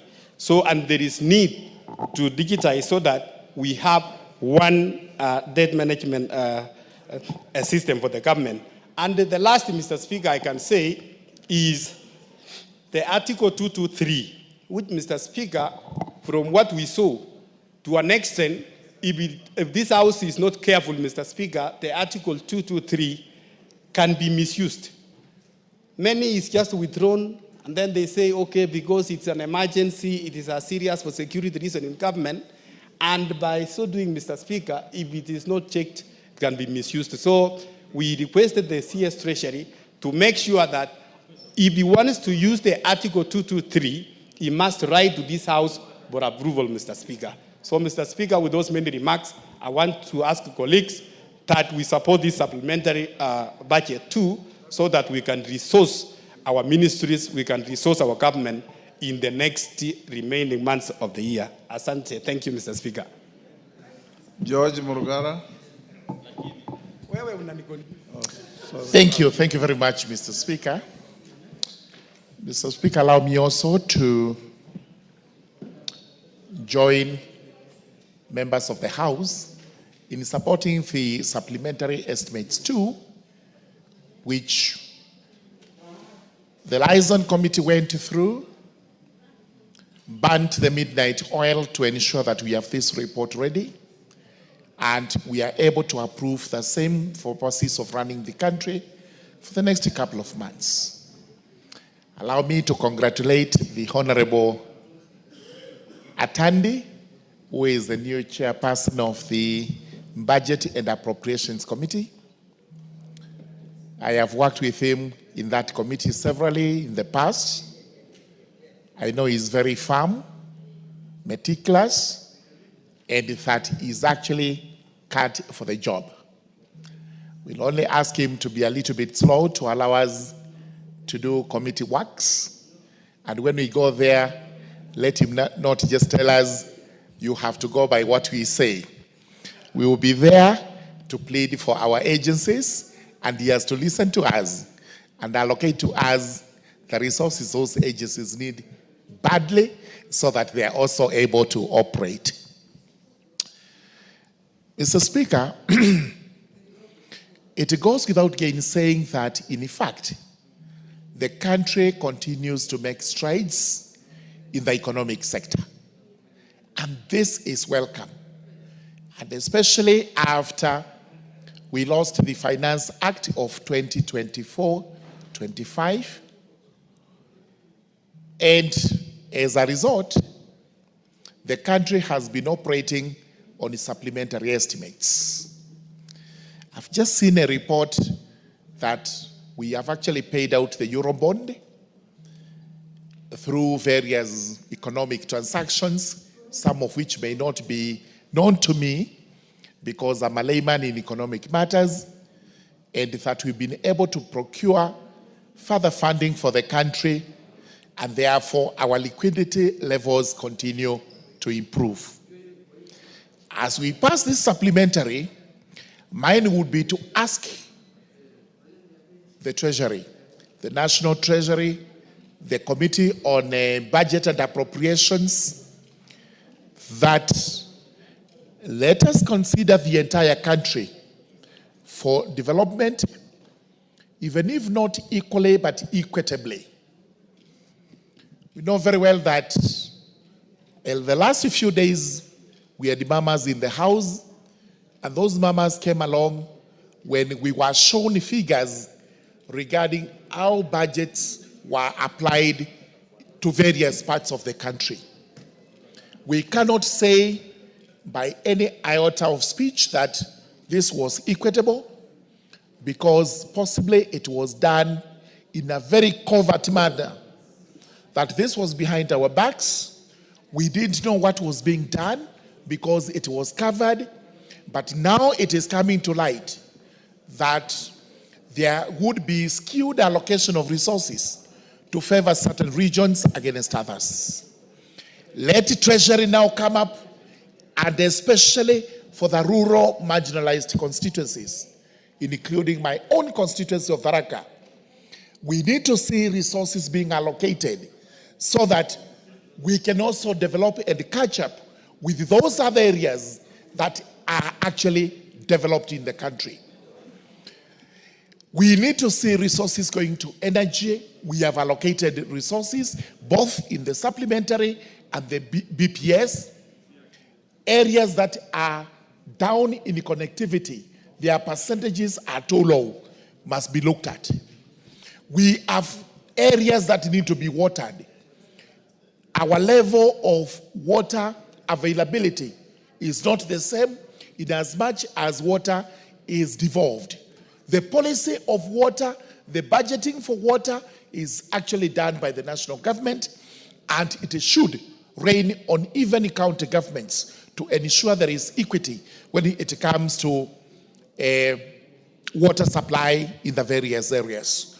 Roads, we cannot debate this without mentioning roads.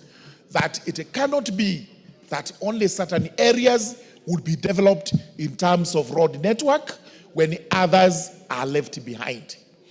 As we look forward to the next BPS, which is going to be the budget for the year 2025-2026, we want to see equity in there, such that areas that do not enjoy tarmac roads are actually allocated sufficient money to start having tarmac roads. Because it is not fair to see areas almost 100% networked with tarmac and other areas with almost zero. That cannot be fair, that cannot be just, that cannot be equity in any way. Allow me to speak for some of the agencies that are under justice and legal affairs, including the judiciary, which is an arm of the government. I wish to thank the Liaison Committee because it has made certain provisions out of the way to ensure that judiciary is well funded, both in this supplementary and in the BPS. This is because judiciary has always been making complaints that as Parliament, we do not take care of them sufficiently. That the lion's share of the budget goes to the executive, then it is followed by this House, and they say we are a little bit selfish when we are allocating ourselves that money, and we give them what they consider to be paltry, insufficient. Thank you, Liaison, because of the provisions you have made in this supplementary for the judiciary.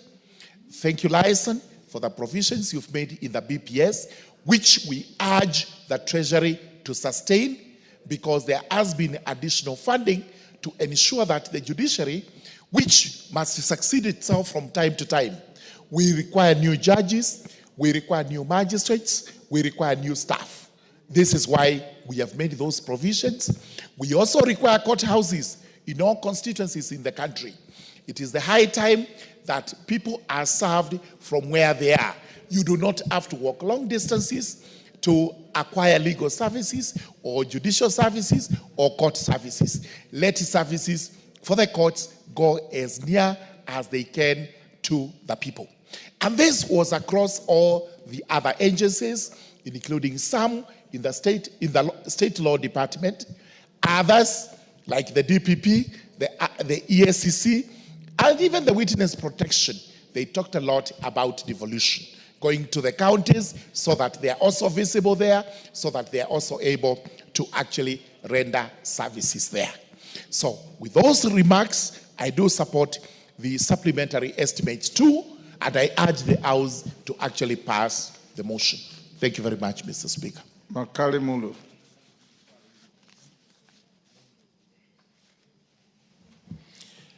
Yeah, thank you so much, Honorable Speaker, for this opportunity so that I add my voice to this important debate on the second supplementary estimates. Honorable Speaker, I want to start by appreciating the work which has been done by the Liaison Committee in terms of processing these supplementary estimates. Honorable Speaker, I'm very happy that the Liaison Committee got a chance to do this processing, because in the past, when they have appeared, when the chairs have appeared before the committee, they have always complained that it's a committee which reduces their budgets. I'm sure now they will not be saying it's a committee which is reducing their budgets, because they have seen what it takes to process a budget. You procedurally look at the bigger picture, not the departmental picture, which my friend Honorable Murogaru is focusing on. But I'm very happy that you have managed to go through this. But even as I say that, Honorable Speaker, I just want to make the following observations. If you look at Article 223 of the Constitution, is where the issues of supplementary estimates are anchored. And normally, there are two key areas which you consider when you are dealing with the supplementary budget. The reason why we have supplementary budget, Honorable Speaker, is to address issues of unplanned activities, which are critical for nation building. The second one, Honorable Speaker, is issues of emergencies. And anytime we process a supplementary budget, those are things we should be considering. But over time, Honorable Speaker, there has been a problem with the way we have been processing our supplementary budget. And if you look at the past reports, and most of reports of the Budget and Appropriations Committee, you realize that these things have been captured many times. One of the key areas where we have raised issues of concern, Honorable Speaker, has been the issue of development budget. Honorable Speaker, the Public Finance Management Act provides that at least you should have a ratio of 70% recurrent, 30% development. And in many cases, you realize that when we are doing the annual estimates, we would, to some extent, try to adhere to those ratios. But now, when we start working on the supplementary budgets, Honorable Speaker, in many times, what suffers is the development budget. And in most cases, as we close the year, Honorable Speaker, you realize that the development budget has been reduced to a level which cannot sustain serious economic growth. And I think, Honorable Speaker, this is a matter the House needs to take very serious, so that even as we process these budgets, Honorable Speaker, we ensure that we don't allow serious reduction of development budget unless you don't want to grow the economy. So that's the one area I thought, Honorable Speaker, I need to mention. The other area, Honorable Speaker, which is critical because I've looked at this supplementary budget, is the issue of public participation, Honorable Speaker. Honorable Speaker, public participation, just to mention the history where it is said, Honorable Speaker, was actually allowed in this House so that when we go out there and interact with the Kenyans in different counties, it doesn't become just like a case where we go talk to people and we don't do anything as Parliament. So as an assembly, we did agree that it's important the executive allows some resources so that when Parliament goes out for public participation, Parliament can be able to include some projects of public interest into the budget, which will not be captured by the executive. It's on the basis of that, Honorable Speaker, that we introduce the public participation resources. But over time, they have been abused. And I saw, Honorable Speaker, the debate yesterday about public participation. And I want to say, over time, Honorable Speaker, because I've sat in this committee for long, Honorable Speaker, we have made sure that every 5 years, a term of 5 years, none of the counties goes without being visited by the budget committee. And initially, the allocation has been always 100 million for each county. So I want to challenge my colleagues to say which county has never been visited within 5 years so that they get their public participation money. But of late, Honorable Speaker, there is a tendency whereby even after putting the money for public participation, we end up removing the same resources during supplementary estimates. And I think really the House, Honorable Speaker, should be able to defend the position that money which has been allocated for public participation by this House should never be reduced during supplementary estimates. Honorable Speaker, the other bit relating to that is a situation whereby I think out there, because they know we have some amount, like now, if you look at the BPS, you have allowed about 3 billion for public participation. So, Honorable Speaker, you will not be able to understand. Come the annual estimates and you find we have 10 billion for public participation. You ask yourself, where does it come? And Honorable Speaker, I don't want to go into details, but if that is required, because I've been in this committee for long, I can provide those details, Honorable Speaker. So we're just saying as a House, we must protect the money for public participation so that we achieve our goal as a parliament, so that we also seek to be doing something in budget making. The other issue, Honorable Speaker, is important, is the issue of misuse of the emergency bit, Honorable Speaker. And I like what the majority leader has said, Honorable Speaker. We've seen many times when the Treasury goes out of their way to use Article 223 to fund activities which can never be categorized as emergency, Honorable Speaker. And I think as a House, we need to guard that position that when it comes to emergency matters, 223 should only be used purely for emergency matters. In that case, then we will be able to manage the budget as it should be, Honorable Speaker. The third point, Honorable Speaker, which is critical, is the issue of the budget deficit. Honorable Speaker, I think now in this House, all the members know something called fiscal consolidation, Honorable Speaker, because this is a matter which has been discussed everywhere in this country. It's a matter which appears in all budget proposals.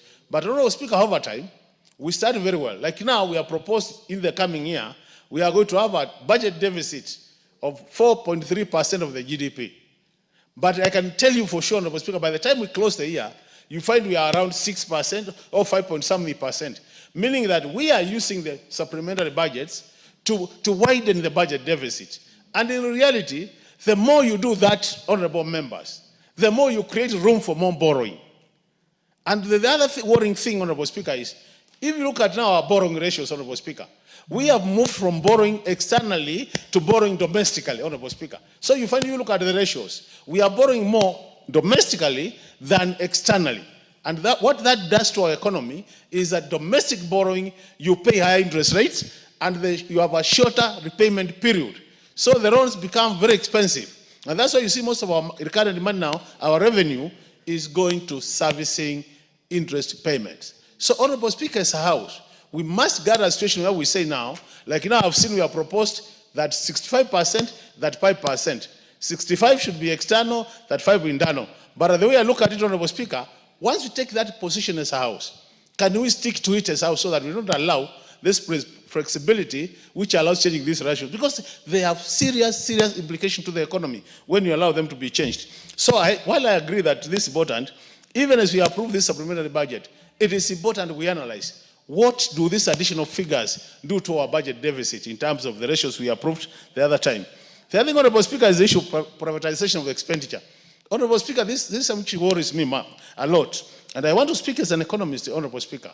Honorable Speaker, in an economy, it is important we get priorities in terms of where do we spend our money, in terms of where do we spend our money as a country, public expenditure. And in most cases, you find that, Honorable Speaker, you analyze this, you will not be surprised to find that we are pushing additional resources for recurrent expenditure and not development expenditure. How I wish as a House, we could start saying that enough is enough, Honorable Speaker, and we want to see more resources being channeled to development as opposed to recurrent. In that case, we will grow our cake, and the more the cake becomes bigger, Honorable Speaker, the more we can all share this cake and then have everybody getting a part of the cake. So the issue of prioritization of expenditure, Honorable Speaker, is a matter which has been addressed for many, many years. The years have been this House, Honorable Speaker. And I think really we need to be very firm as a House so that when the budget committee says this is where we need to be, members will support that position, and then we are able to get these supplementary budgets helping the country as opposed to making the things worse for the country. I'm happy, Honorable Speaker, when I hear that the revenue status is changing, because what the majority has said is that we are now collecting more than we had projected, although really, when you look at the statistics from the Kenya Revenue Authority, Honorable Speaker, I think we are still underperforming in most revenue streams. We are not performing as expected. So I wish that we also ensure that we don't have any leakages as when it comes to revenue collection. In that case, we'll be able to get more revenue, Honorable Speaker, and we'll be able to fund our activities. As I conclude, Honorable Speaker, I'm happy when I hear that we have put more priority, more focus on areas like SHA, education, because, Honorable Speaker, we are seeing our workers in this country, the healthy workers are complaining, university funding is a problem, SHA, we're having challenges in terms of financing, more so the critical area and the primary health care. It is important we put more resources in these social sectors because they form the foundation for proper economic development. With those many remarks, Honorable Speaker, I support. Innocent Mugabe is nowhere. Owen Bayer. Thank you, Honorable Speaker, for giving me this opportunity to contribute to this supplementary estimates too for the year 2024-2025. Honorable Speaker, supplementary budgets are usually provided even when the year is ending and there are some areas that are missing on money. I remember the Honorable John Badi, the emeritus leader of majority in this chamber. When he took office as the CS in charge of Treasury, he said very clearly that he will not use 223, yes, for government expenditure. But again, here we are seeing it. Looks like we can't run away from it, Honorable Speaker. But anyway, we must speak to it and actually provide money. And one of the things I want to say, one of the things that we must do is to ensure that as a country, we make money available for salaries and allowances for constitutional and independent officers. Honorable Speaker, in the budget there were shortfalls. And because these shortfalls were there, then we have to supply money and make sure that the salaries are given. Another important component, Honorable Speaker, of this supplementary estimate is that it was observed by the committee that pension payments under CFS will remain unchanged at 2 to 3.15 billion, including ordinary pensions of that. Commuted pension, 845. Honorable Speaker, I want to say that many Kenyans who are suffering because they have never received their pension after retirement. There are many teachers out there, they have retired, they have not received their pension. There are many public servants, there are chiefs and assistant chiefs who are out there, who are crying out loud because they have not received their pension.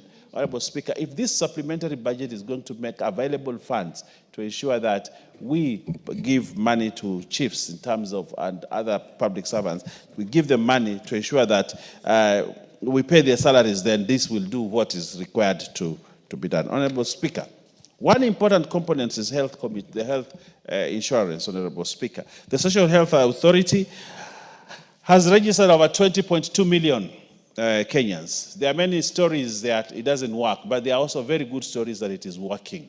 And I want to tell this House that SHA is working. And there are many Kenyans that are benefiting from it. What we need to do is to ensure that we have provided money for it. So, Honorable Speaker, we are providing more money to ensure that primary health care fund and the emergency chronic and critical fund has been allocated additional 6 billion in the supplementary budget number 2. This, Honorable Speaker, is a step forward to ensure that we reach at universal health care for this country. Honorable Speaker, again, what is very important to me is issues of tourism. The creation of the Wildlife Conservation Trust Fund is in progress, with the necessary funds already deposited. However, an additional 50 million is required for resource mobilization, recruitment, and staff maintenance and other operational activities. Honorable Speaker, it is important that this important heritage that we have, especially wildlife conservation, continues as an important heritage for this country. And therefore, an additional fund to ensure that we run the Wildlife Conservation Trust is a step in the right direction. Honorable Speaker, I would like to speak about the blue economy. The State Department for Water and Sanitation has faced a significant budget cut, with its gross estimates reduced by 22 billion, while there is slight increase of Kenya shillings 87.2 for recurrent expenditure. The development expenditure has been slashed by 22.9 billion. This makes me sad, Honorable Speaker, coming from an area where blue economy is key. And when we speak, Honorable Speaker, in this parliament and say that blue economy or any other part of government, we say blue economy is important, it must actually be seen in the budget. You cannot be saying that blue economy is important. We cannot be saying that we want to invest in blue economy and then we cut it by that magnitude of funds. Honorable Speaker, I would like to say that blue economy is important. We need to resuscitate the fishing industry. We need to ensure that all matters that are blue economy are properly done. But we cannot do it if we cut the budget by 22.9 billion. I have several landing sites that need to be built in Kilifi North or in Kilifi County, several of them, to ensure that fishermen have money to have areas where they can store their fish, where they can process their fish. But when we cut the blue economy expenditure by 22 billion, that hurts the economy at the coast, and that hurts the economy that we all depend on, Honorable Speaker. So, Honorable Speaker, I note the cut, and I want to request the State Department to ensure that we put in more money there. Honorable Speaker, one of the important things that we need to take care of using this supplementary budget are these very many collective bargaining agreements. We have seen a proliferation of strikes in this country, a lot of industrial unrest in this country, a lot of labor issues because of money and all that. But what I'm happy about is that this budget is actually able to, this supplementary budget is able to take care of that. One of the most important things here is there are certain universities that are almost at the brink of collapse. One of them is Moi, and the other one is Egerton. These universities require urgent measures to ensure that they stay afloat. And one of the things that I have noted here, Honorable Speaker, is that there is some little money that has been put aside to help Moi and to help Egerton University. I think that is a very good positive. And I think the people in those areas and the professors there, I want to give them the good news that this government has set aside money to rescue Moi University and to also rescue Egerton University. Good universities that some of us, I went to one of the most prestigious universities in this country, but those who went to Moi, those who went to Egerton, those alumni who are now ashamed of those universities because they look like ramshackles now. I want to give them the good news. The good news that those small universities of yours are going to get money. They ought to get money so that we can rescue them, Honorable Speaker. And I think that is very good news. You know, some of us went to very good universities in this country, not Moi or Egerton. Honorable Speaker. Honorable Speaker.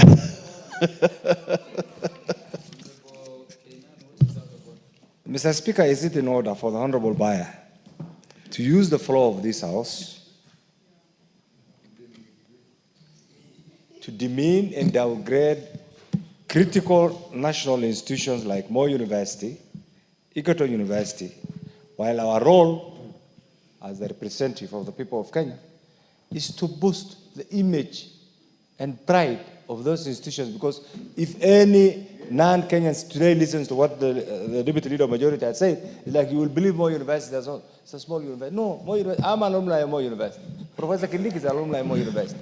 Honorable Duale is an alumni of Moi University. It was the second best university. The fact that somebody reckless, individuals who lack vision, have run down that individual, does not in any way negate the critical role those institutions have done. What you should be telling us right now is how can we secure, and by the way, for information, I'm glad that the Leader of Majority is also here, even Nairobi University is on the verge of collapse. You know it. So are we safe? Where is our education? Just a minute, my friend. Okay. You're going to start this topic. Honorable Kenan, is it in order? Are you on a point of argument or a point of order? Okay.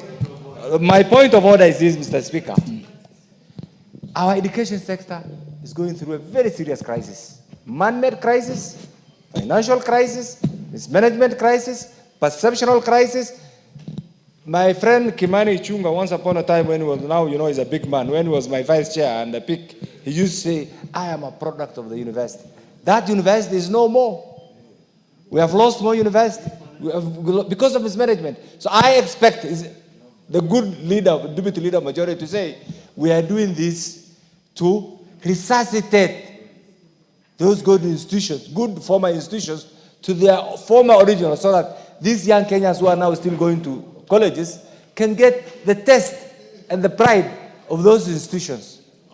Thank you very much, Honorable Speaker. I want to thank you. Actually, that's the reason why we are putting in money to resuscitate those small universities, so they can become big like the University of Nairobi or the famous Kenyatta University. That's what we are doing, so that they come to that level, Honorable Speaker. So stay put. We are resuscitating your university, Moi and Egerton, and that's very good news for this country. These universities need to come back to their feet so that they can continue to produce Adan Kainan and other people. Honorable Speaker. Honorable Speaker, I want to add this. On internal security, Honorable Speaker, I think there was need to fund certain projects to make money available, Honorable Speaker, so that some of the projects that had been abandoned be resuscitated and moved. So this supplementary budget, Honorable Speaker, does that. And I can see some money. Yeah, Honorable Kainan took 2 minutes from the Honorable and I give him 2 minutes.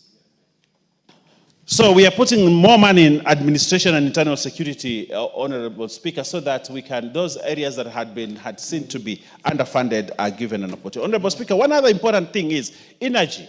If there is not enough energy, you cannot run this economy. We cannot run factories. We cannot be manufacturing. We cannot produce as expected of ourselves, Honorable Speaker.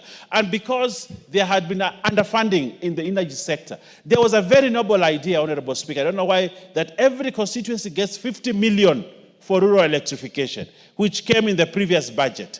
But of course, the Gen Z issues happened and we lost that money. But I would have wanted that this money be put back in this supplementary budget. And I want to rally members of this House that what we can do in this supplementary budget, the only amendment that we need to make is to ensure we put back the 50 million per constituency for rural electrification, so that those areas that do not have electricity get electricity at least this financial. That dream was a noble dream. The dream to have 50 million per constituency for rural electrification would have equalized this country. But that was taken away during this time.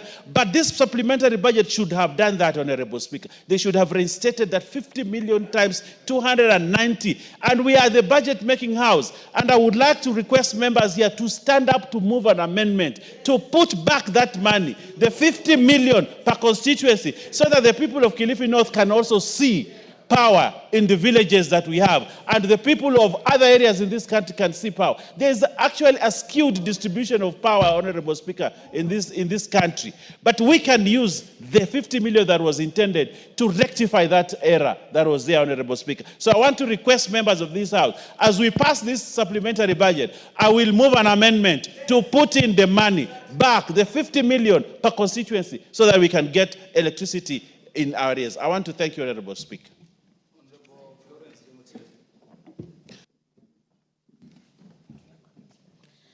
Thank you so much, Mr. Speaker. I also want to and add to what my colleagues who have spoken before me on this matter of supplementary that was culminated, that is going to culminate our main budget in the next 3 months. Mr. Speaker, from the onset, I want to declare that I'm the member of budget, and I also want to congratulate my chair, who we elected today, and the vice chair, and all the new members that joined us. Yesterday, some of us were called remnants, but we are here to serve the people. But still, Mr. Speaker, I listened and I read briefly on the supplementary. This supplementary is done to recorrect most of the injustices that was done during the lack of passing of the finance bill. And it is a very crucial document that this country needs this money for purposes of growth and prosperity and to enable the country to run. And therefore, even as we debate, we are only emphasizing on the areas that is needed to be given more monies so that the country runs smoothly. On the areas of, I want to talk about most of these departmentals, because when I sit in the budget, Mr. Speaker, I don't sit to formulate the budget. I sit and oversight budgets that have come from departmentals. And many times, from departmentals in ministries. Sometimes people think members of parliament sit and formulate and pass the budget.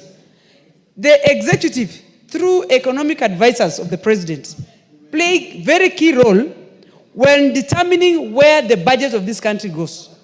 So members of parliament, specifically members of the budget, only passes what has been given to them by the respective departments.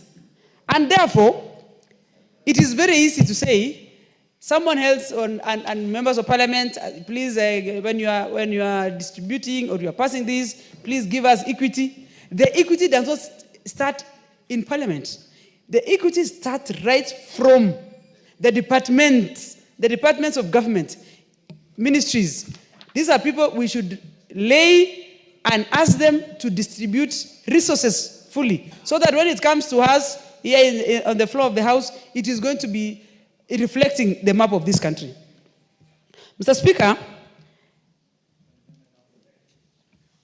people are talking about injustices through the resource allocations.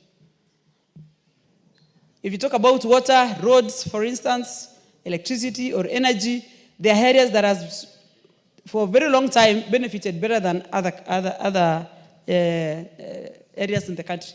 It is because it is who determines, whoever sits there, and many times, executive plays a key role. And I want to say, as a member of parliament, my work is to oversight, to legislate, and to represent. And as I do that, I want to say that the executive should help us represent the people properly by giving us the opportunity through resource allocations and distribute these resources in a very fair and justifiable. And that is, and going forward, Mr. Speaker, I want to say, as a member of budget, I'm going to be among the few who are going to be strict to see that resources has been fairly distributed in this country.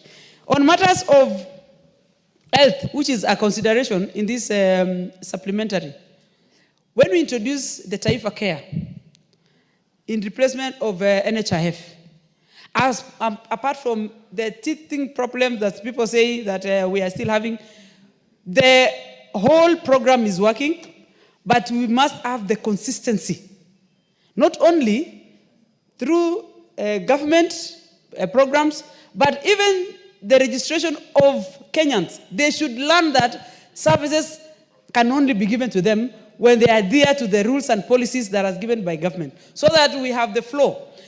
But on the other side, Mr. Speaker, I have a problem.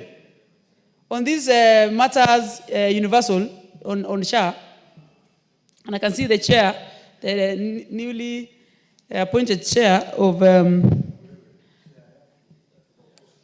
proposed chair for health department committee is looking at me. I want to say the biggest problem I have is the claim that is done in hospitals. Patients will go to the hospital and they get treated, courtesy of SHA. They will go home and say and proclaim that SHA is working. But when the hospitals are not given or given, they are not given their claims in time, the tendencies are, if the same patient, as much as is registered, goes back to the same hospital, he might not find that hospital. Because when you don't pay claims in time, you lose the hospital in terms of the infrastructure. I mean, people will lose jobs. There will be no proper way of sustaining the hospital. So giving the services through SHA is one, but also make sure that claims are done in good time. And officers within the ministry should be able to know at what time, if it is a given hospital, like let's say Nairobi Women, which is a very critical hospital, and it has been a lot of claims that these hospitals have been closed because patients go there, they get all the services, they go home happy, But because the hospital is not reimbursed in good time, they end up closing the hospital. Means that when the same patient or other patients comes, they don't find same treatment and same services. That is a very key component in this SHA. And while we put money, those are the things that we need to consider. These are the things that we need to put in consideration so that it doesn't look like some people are benefiting and we have only a few people who are appreciating, while the bigger picture is actually lost. Mr. Speaker, I also want to talk about education. Members before me have spoken about universities, the new model and the dilapidation of good education programs that used to be there. I think as the time goes, people lose the first and the original track in terms of academic. But the more so, Mr. Speaker, as much as we allocate this money, we need proper management. But who is mandated to oversee management in government? If I'm giving money to university and vice chancellors and team, or primary schools and secondary schools, and we don't have people who follow up and to make sure that the same money are properly used for the intended purposes, it means we'll be just doing budgeting every year and every year. Because I want to take, for example, if you go to rural schools, even in urban areas nowadays, most of the schools, public schools, secondary and primary, are all in bad shape. But you'll always realize members of parliament through CDF inject money through the same schools, but the management right from the teachers, because it's a public school, no one cares. Today, you buy desks to school, you equip the school with the laptops. In the next term, you come and you actually find it, you're actually starting afresh. Meaning, it is not about allocating the money. We need to look at who is the manager so that we are able to have these resources pass through other generations. It is not hard to get money, but it is always very hard to manage these monies for a betterment of our future.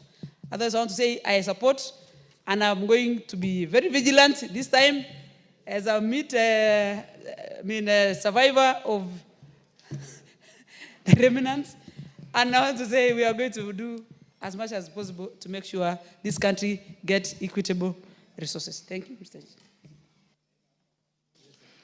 The Honorable Julius Meli.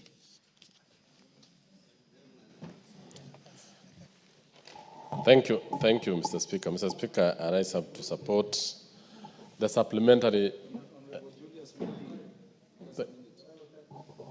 Honorable Julius Meli, after you, I'll give preference to our Muslim brothers and sisters for known reasons.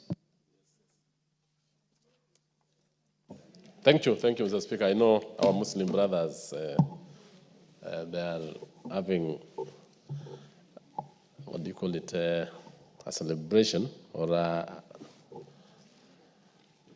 you call it iftar, yes. Thank you for informing me that.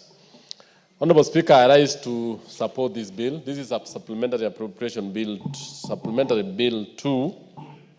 And more importantly, Honorable Speaker, I want to say that this bill takes into consideration the debt management strategy in the sense that it ensured that the spending is actually brought down and does not go against the management of debt in the country. There are several issues that I want to point out, more importantly, on what the supplementary budget took into consideration. Issues that are of importance, Honorable Speaker, are issues that touches on pensions of retirees. I want to say that as much as the retirees serve this country with dignity, with commitment, and with dedication, many of them are actually having problems in their retirement. They are not able to pay for medical bills. They cannot even pay for their school fees, and assist their family members. They cannot even afford to buy bread and put food on the table. Yet they have served this country for 30, 40 years. Honorable Speaker, this is the time that we need to have pensions to be the first charge in all our payments. So that immediately we need to know government through planning. And I want to really ask the National Treasury to put a lot of emphasis on the Ministry of Planning and Economic Development. If we can plan, if we cannot get to know how many of the money that we are collecting is supposed to go to retirees, to debt, and to development and service provision, we as a country are going to have a problem. So retirees needs to actually be taken into, to be the first people to be considered.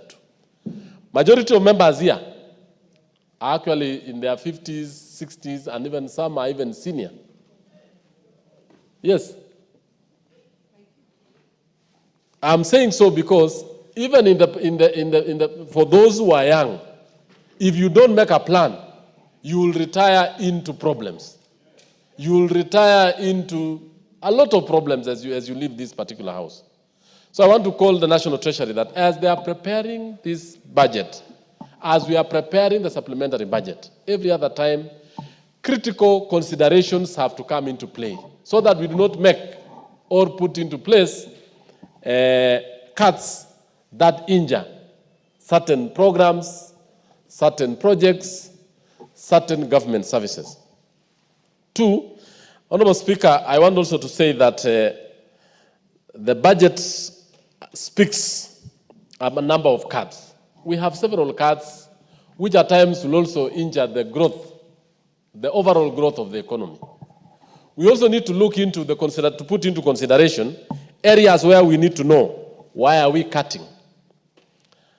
Let me put into consideration the issue of pending bills. Pending bills and contracts that have been signed. And let me put an example in the TVET sector. 17 TVET projects, the government signed contracts, they awarded them, and the money is not provided in this particular supplementary budget.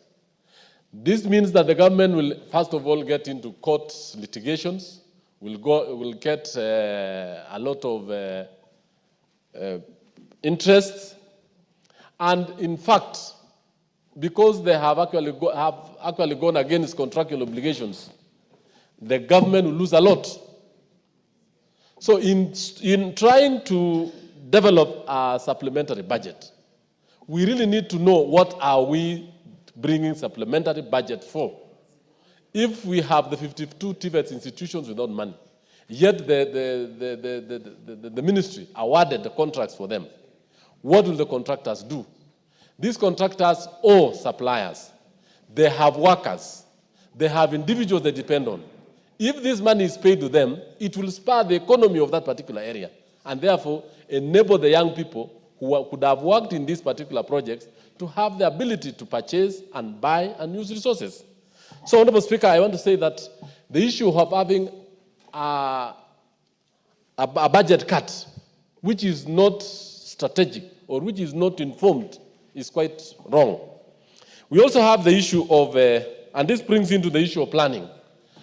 I want to really emphasize the aspect of planning in every institution, and more importantly, this country, so that every other time we sit and allocate resources, every other time that we sit and try to bring a project or a program in place, we should plan the whole of it, the whole hog, from the feasibility study all the way to completion, so that we do not have ad hoc financing, ad hoc cuts, to an extent that projects go into the stall. On the issue of education and training, Honorable Speaker, I want to just say that in this budget, yes, there was a provision for capitation, but the capitation that we are provided in schools is not enough. Out of the money we give, which is actually allocated for schools, 22,000, the money withheld at the headquarters is about 5,000. the money that reaches schools is very little. So in this case, we need to actually make sure that as much as there is not enough money, and actually we have a capitation deficit of 20 billion, Honorable Speaker, on capitation alone on secondary schools. We have a capitation deficit of almost 30 billion overall in the primary, in the basic education subsector. That means even the schools, the principals have a problem in running those schools, because they use this money to pay the BOM teachers. They use the same money to buy equipment and users in those particular schools. So the provisions of money for this supplementary, in supplementary, especially on capitation for schools, and more importantly, even the universities, capitation for TVET. The universities, I know, have issues, especially on the issue of the funding formula. We did talk to the Ministry and Higher Education, more importantly, on the issue of coming up and looking at the issues that were raised by the courts, addressing those particular issues, and making sure that the funding formula and the students get the money.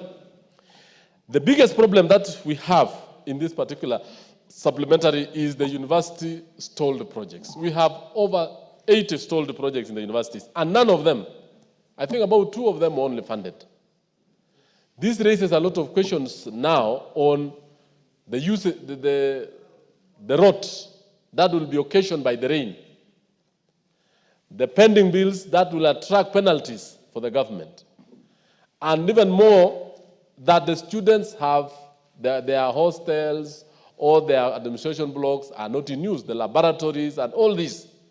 So I'm actually asking that as we move ahead on the issue of supplementary, and now we wrote the BPS, it is prudent on this House to sit down and allocate resources on areas that touches the people a lot. I want to support the issue of SHA. It has been allocated 6 billion shillings. These resources will actually go a long way in assisting our people. That particular resource, I want to ask the new chair and congratulate him, because he's a renowned medic, to make sure that the program runs down. And the teething problem that we have in SHA is a very good program. Those particular small teething issues, set up a team of experts, both in administration, in ICT, and in management, so that as we move along, those particular issues are corrected, and the Kenyans are able to walk into a hospital, be treated, and get to his or her home without any problem. This issue of a number of complaints being raised every other time should not arise. It is a management issue. It is an ICT issue.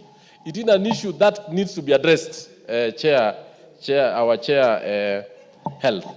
And I want to ask honorable members that we move across after those particular issues, and I want to ask Honorable Nyekal, who was a very respectable member of this House, that would be even good that those particular issues that had been raised, you bring it to speed to members, tell us how you've handled them, how we can assist the government to publicize it out there in our constituencies and run out so that every Kenyan is able to benefit from this. Apart from that, we have the youth programs. This bill, this supplementary has addressed a number of youth programs, a number of water programs, and more importantly, the roads. I want to say that if the issues that has been raised, especially the payment of pending bills on roads, Honorable Speaker, will actually be addressed, then you'll see that most of the issues that we have, especially on circulation of money in the country, from the contractors, from the water contractors, from the road contractors, and from the contractors in schools, will actually be a thing of the past. Lastly is the issue of CDF. I've seen we've allocated resources on CDF. CDF is a very pivotal fund in this country. And I want to ask that let this fund be disbursed as early as possible, because it affects every home in this country. Bursaries is 90% funded by CDF. Construction of schools. I think if we are to do a comparative study on how much or how some funds have assisted this country, CDF have seen the development of hundreds or thousands of schools across Kenya, has seen a number of students who are not able, who could have otherwise not been able to go through school, benefit from CDF scholarship. I've seen in my constituency where most orphans, students from orphan background, are able to get school fees and go through from in secondary schools. I also want to say that the issue that we need to put a lot of emphasis is the issue in diaspora and foreign markets and foreign labor. This is the time that we need to look at what other nations have done. I think we've seen what the migrant laborers from our sister countries like India and the Southeast Asia have done, even in the Middle East. This is the time we need to study what they've done, how we can do, and how we can do it better. So, Honorable Speaker, I rise to support this and ask my colleagues to support this supplementary estimates 2 of 2025-26. Thank you, Honorable Speaker. Honorable Adan Kinan. Thank you, sir. Mr. Speaker, by definition, supplementary is used to address unexpected and avoidable circumstances. Because people are questioning, because a government is a system. In fact, in some jurisdictions, some of these developed countries, they have supplementary estimates almost every month. So it's not a surprise, it's not out of place that we have this is supplementary to almost 3 months or 4 months to the end of the financial year 2024-2025. So it's not unexpected. And the other bit, Mr. Speaker, that supplementaries are used actually to address also, to adjust the budget realities with the framework, the fiscal framework. Equally, supplementaries are also expected to cater for any carryovers from the previous financial years. So in our context, this second supplementary is in line with the PMF Act. It's not again out of the blue. I've heard people talk about it. Equally, the framers, and I know you're a seasoned lawyer, of the current constitution were not fools to have Article 223. Because they imagine you are running a system, even in your own family, when you budget. I'm sure for a morning, if you have a weekly budget, and I want every member here to try this, try to have a budget for your family for 1 week.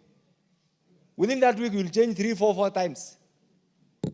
How about a state, a system, managing the affairs of over 50 million people?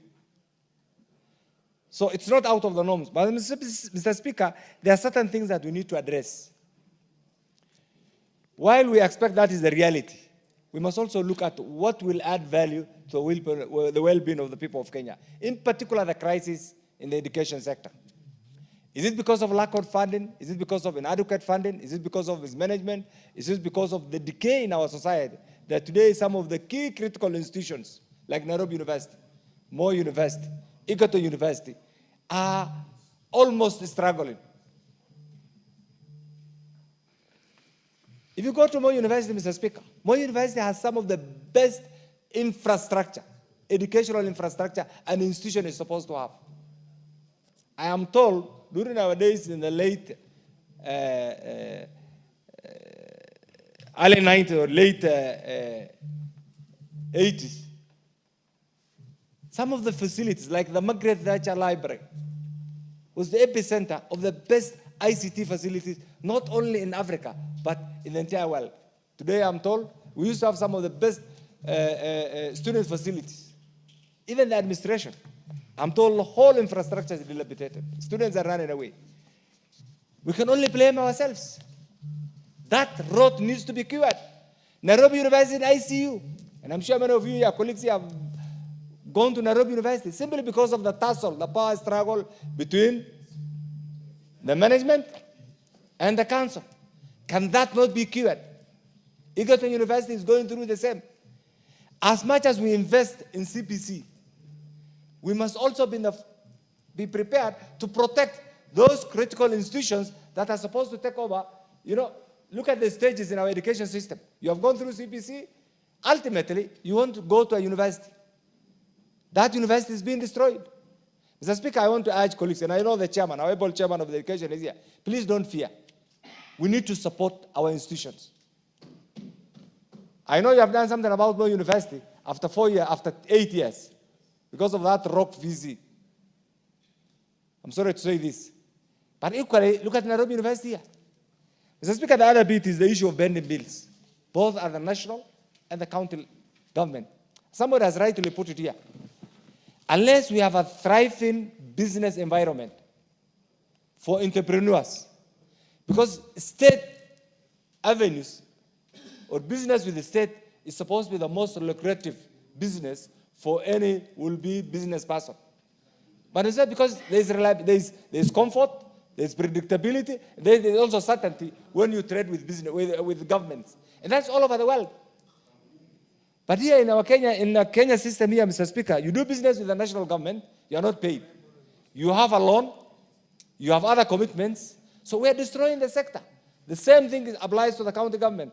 Mr. Speaker, I want to urge the leadership to put a program together to sort out the bending bills once and for all, if truly our desire is to have a meaningful economic growth and expansion of our capital base.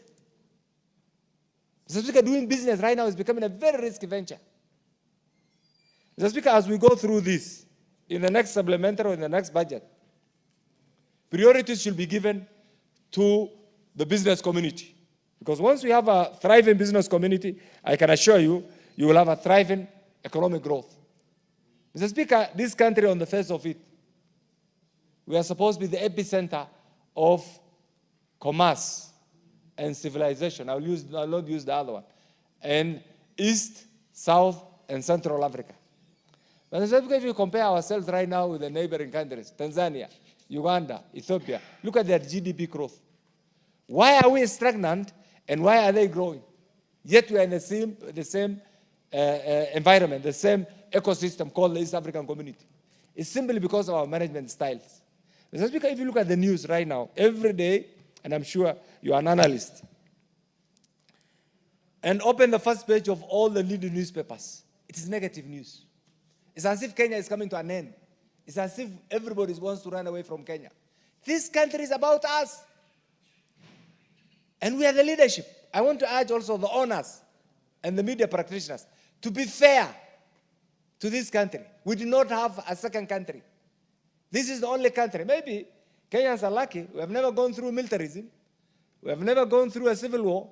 You need to find out from those who have gone. Some of us have relatives in Ethiopia and Somalia, Mr. Speaker, and we have gone through hell.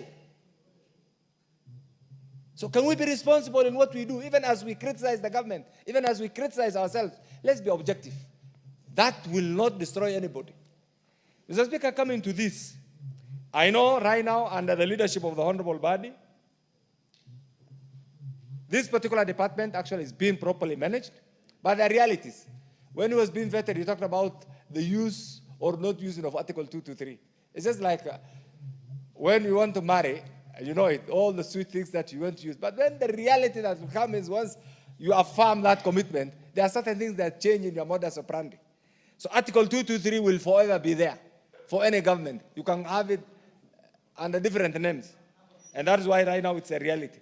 Mr. Speaker, the other bit is there are regions that have been left behind. Mr. Speaker, you know it, this. Equalization is a critical component under the current constitution. The sunset period is coming to an end. Yet the benefits are almost zero. Almost zero. And the original intention was to have these regions that have been neglected over the years.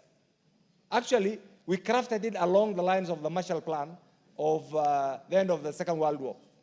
But today, there's nothing that I can comfortably say is a product of equalization. Two, one, because of the many cases the governors have staged.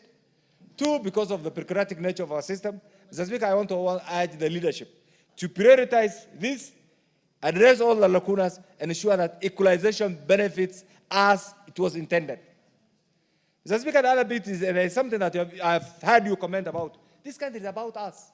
I come from Northern Kenya. I did not choose to be born in Northern Kenya. Not if you remove Northern Kenya from the map of the Republic of Kenya, you will not have a country. That map of Kenya will be very ugly.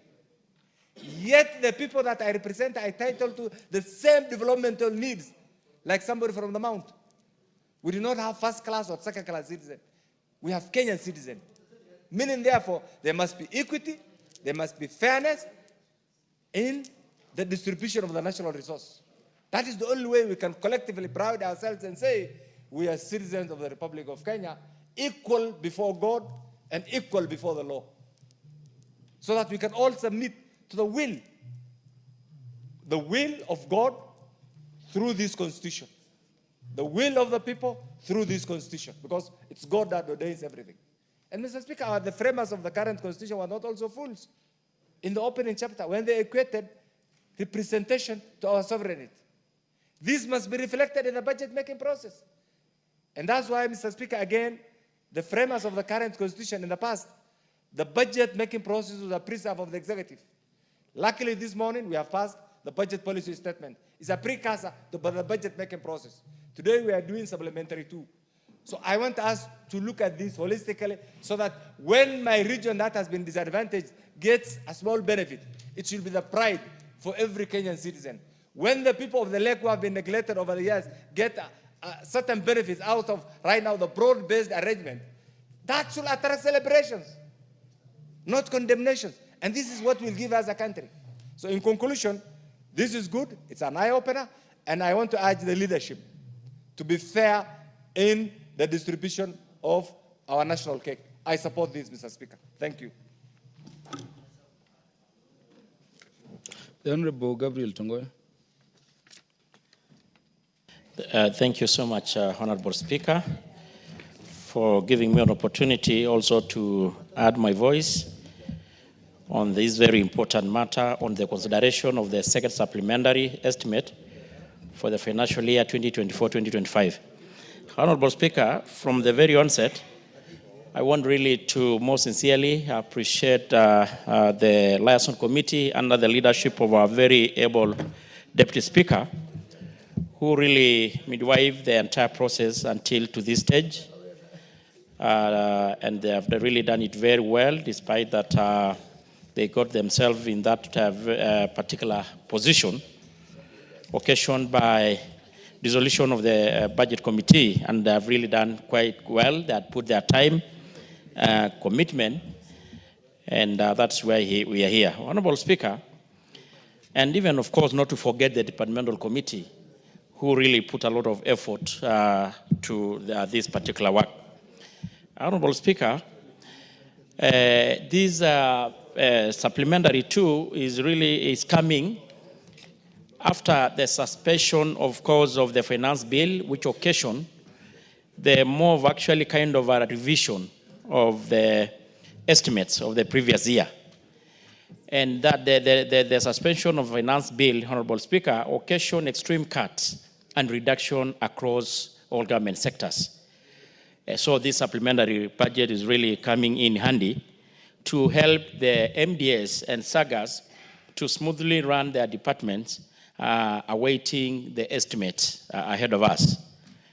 Honorable Speaker, I want also to take this opportunity to really thank the National Treasury and the Kenya Kwanza government, led by His Excellency, for putting up very robust and progressive policies in place that has enabled this country, actually, the economical situation of the country to have a trajectory, a positive trajectory. And that is actually why we are in a good financial footing to even enable this supplementary budget, have several additionals to enable us address the very critical sectors in this country.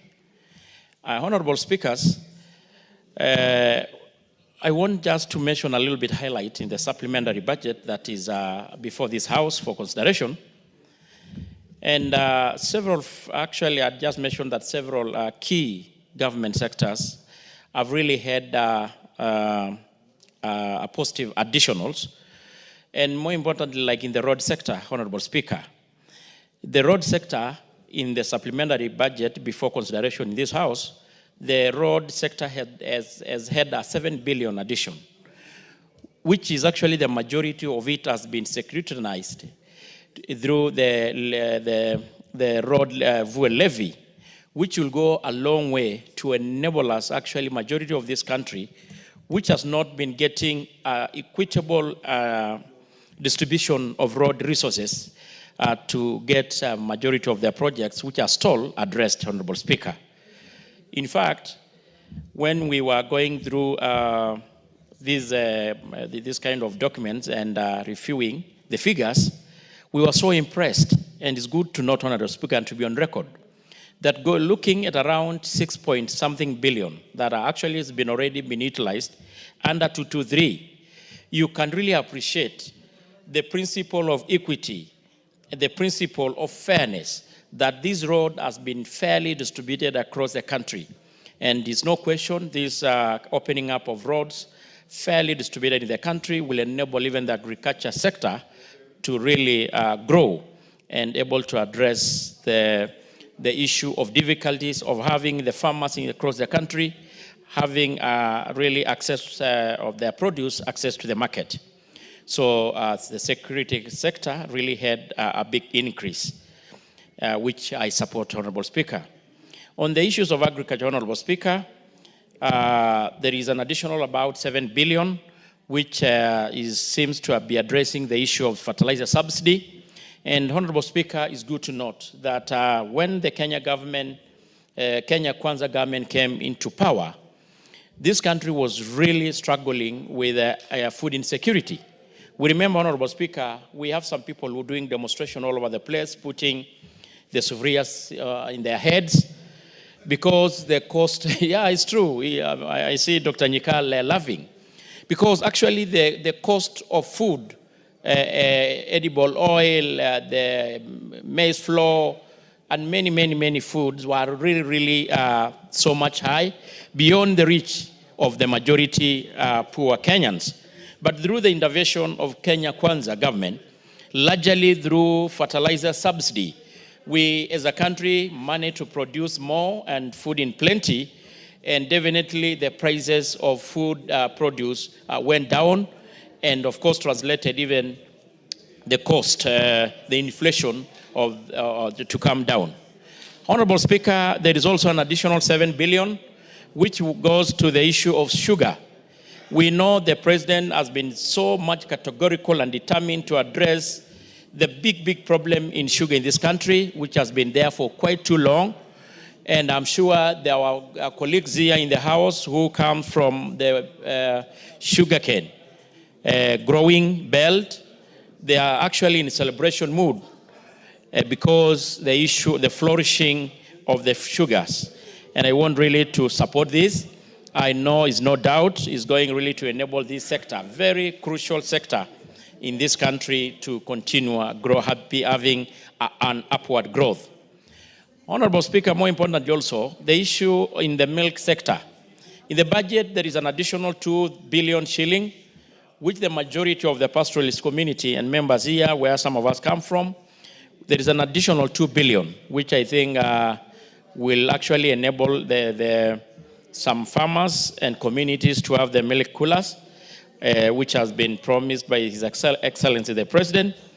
And I want also to appreciate that the issue of the milk coolers, coming at a time even the cost of milk per liter is been now at 50 shillings, will be able really to spark growth and able to help a great deal.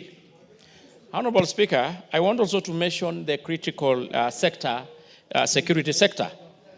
In the supplementary budget before us for consideration, Honorable Speaker, it's good to appreciate that there is a 2.5 billion Kenya shilling for police modernization. Honorable Speaker, you remember, because we sit in the same committee, the Kenya Kwanza government embarked on modernization of our security sector, mostly the national police and security organs. And in the first financial year, there was a 6.5 billion. There is now another additional 2.5 million. And we can contribute this very to even reduction of insecurity and cattle rustling in majority of the troubled counties. More to mention just the North Rift, the Kerio Valley. In the latest report, when the President had the national address, we noted that there was a reduction of insecurity in those regions by 70%, which is so recommendable. And to a big extent, this could be attributed to the issue of modernization of our police officers who are helping us to maintain peace in those regions. So the continued adding resources to this modernization program is so much welcomed, and is no doubt is going to help our police officers who are making sure that this country is safe to enable them carry on their duty with ease. In the same sector, Honorable Speaker, it's good to appreciate that the insurance, there's a 5 billion for the insurance of our police officers that will able to add the already existing 3 billion. But again, it's good to note that there will still be a deficit of about 6 billion, Honorable Speaker. But it's no doubt this is much welcomed. We know how important roles and the danger, or kind of how they're vulnerable our security officers are. So the issue of insurance is extremely critical and important for them. And this is really very, very encouraging. Honorable Speaker, we also note in the same supplementary about 500 million in the DCI, which is in the form of A&A, more importantly in the sector of good conduct, AFIS certificate. And I want to tell Kenyans that this is a very important critical consideration, because we all know that at some times when Kenyans apply for these very important documents, they have to wait a little bit long, because at times we go manual, at times maybe actually the certificate expires. So enabling the DCI to have an A&A will enable them to really produce the good conduct certificate in real time. Actually, they were telling the committee when they appeared that they can be able to be doing it in less than 3-4 days. So this is very much appreciated and supported. Honorable Speaker, in the same sector, there is a 5 billion Kenya shilling that goes to really in the issue of e-citizens and ITA. ITA is electronic, sorry? What is out of order? It is out of order. Mr. Speaker, it is very unfair when the chairs of the committees who sits in the liaison committee already discussed the supplementary budget. It is very fair to give other members to discuss it. It is very unfair. They are wasting time, Chair. They have done what they have done. Yes, their own thing, their own baby. Honorable. Yes. Order.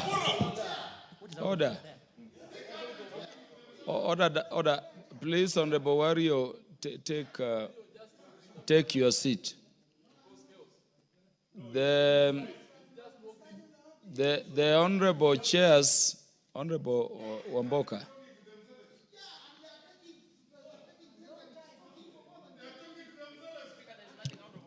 Order. Yeah, could you proceed, Honorable Tongoyo? Thank you, Honorable Speaker, let us not raise me. points of order when it is not necessary to do so. No, get it. Sit down. Thank you, Speaker. All members have equal right to speak. And I'm giving members of parliament the opportunity to speak as members of parliament, not as chairs of committees. Proceed. Thank you. Kindly protect me, Speaker. Protect me, Speaker. Let me caution Honorable Wamboka. Honorable Wamboka, let me caution. The standing orders also speak to disorderly conduct when you unnecessarily raise points of orders. I want this debate to proceed. Yes, Honorable Tongoyo, proceed. I'm actually even about just to wind. I'm actually almost winding up, Honorable Speaker, and thank you for protecting me. Honorable Speaker, I want also to really appreciate there is, in the same budget, there is 6 billion, which goes for equalization. I know this is an extremely very deserving sector, and it also goes a long way to help. Honorable Speaker, as I complete, as I need actually to finish this, Honorable Speaker, you remember in the afternoon session, Honorable Speaker, there was a lot of question on the issue of operationalization of several gazetted units all over this country.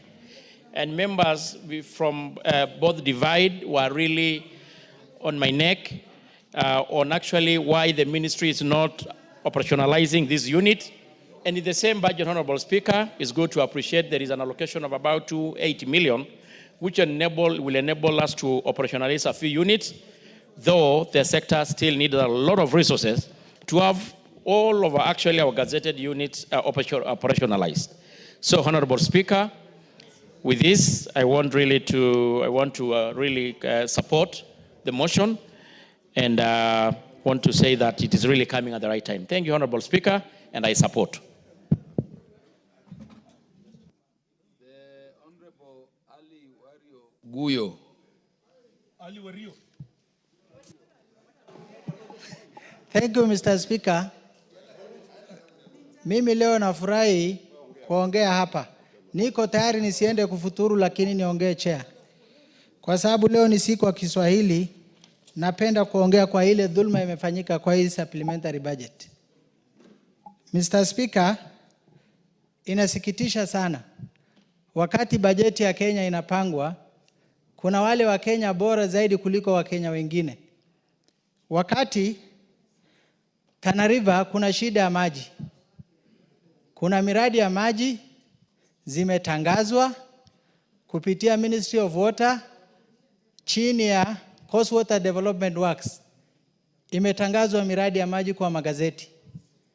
Lakini wakati ya kutolewa tenda ama barua kwa wanakandarasi wanaambiwa hakuna pesa.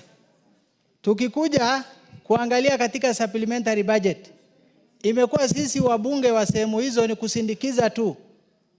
Wakati wale wako na maji ndio wanawekewa pesa, sehemu ambayo wako na shida ya maji, tunafanya water tracking, kutumia mfuko zetu, gharama zote watu wetu wanateseka.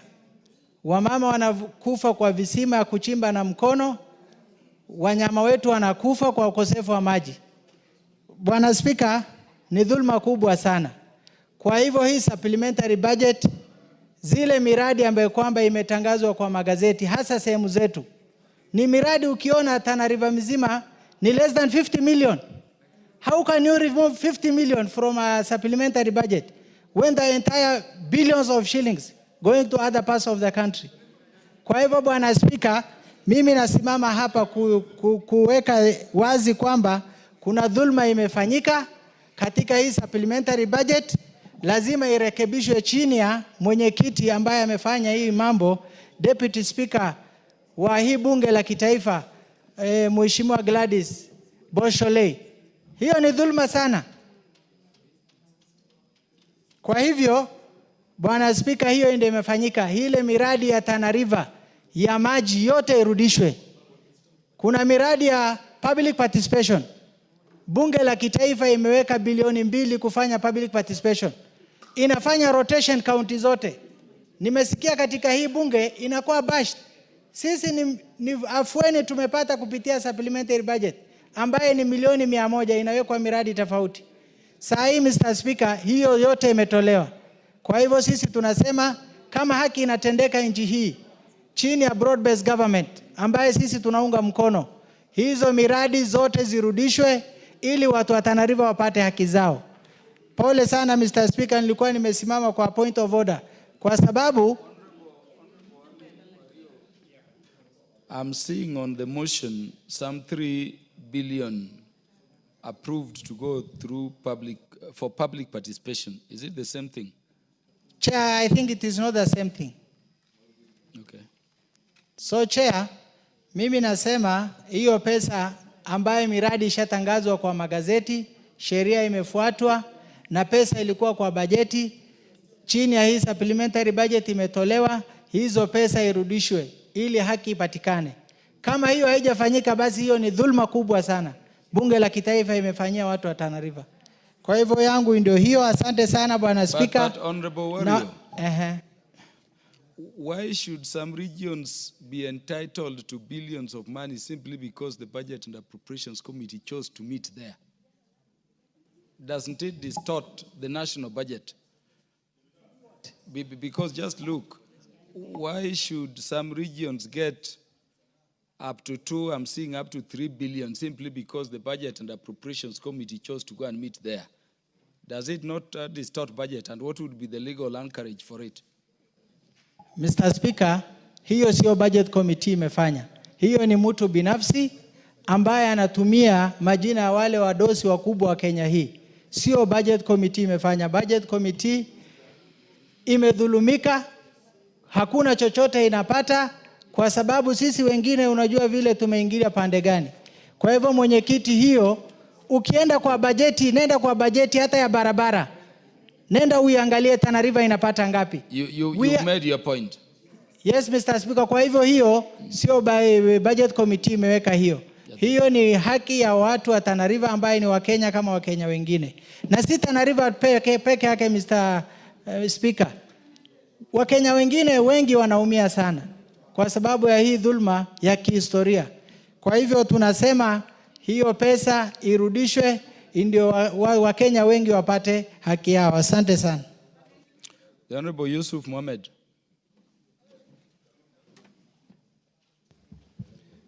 Thank you, Mr. Speaker, for giving me this opportunity. The Honorable Dr. Nyikal, you are very close to him. Why don't you let him present, then you make your contribution? Proceed.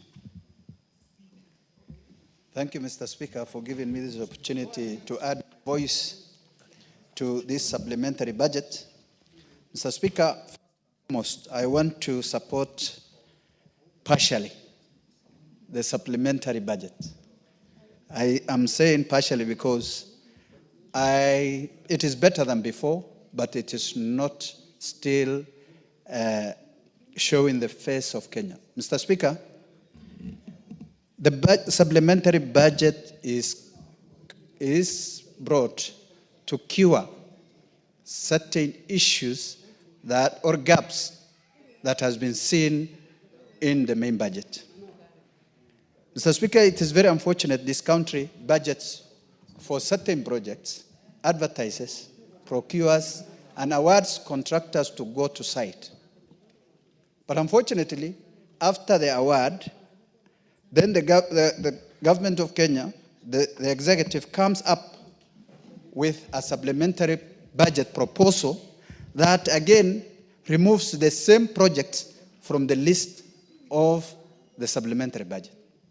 Mr. Speaker, in that event, creates more bending bills in this country.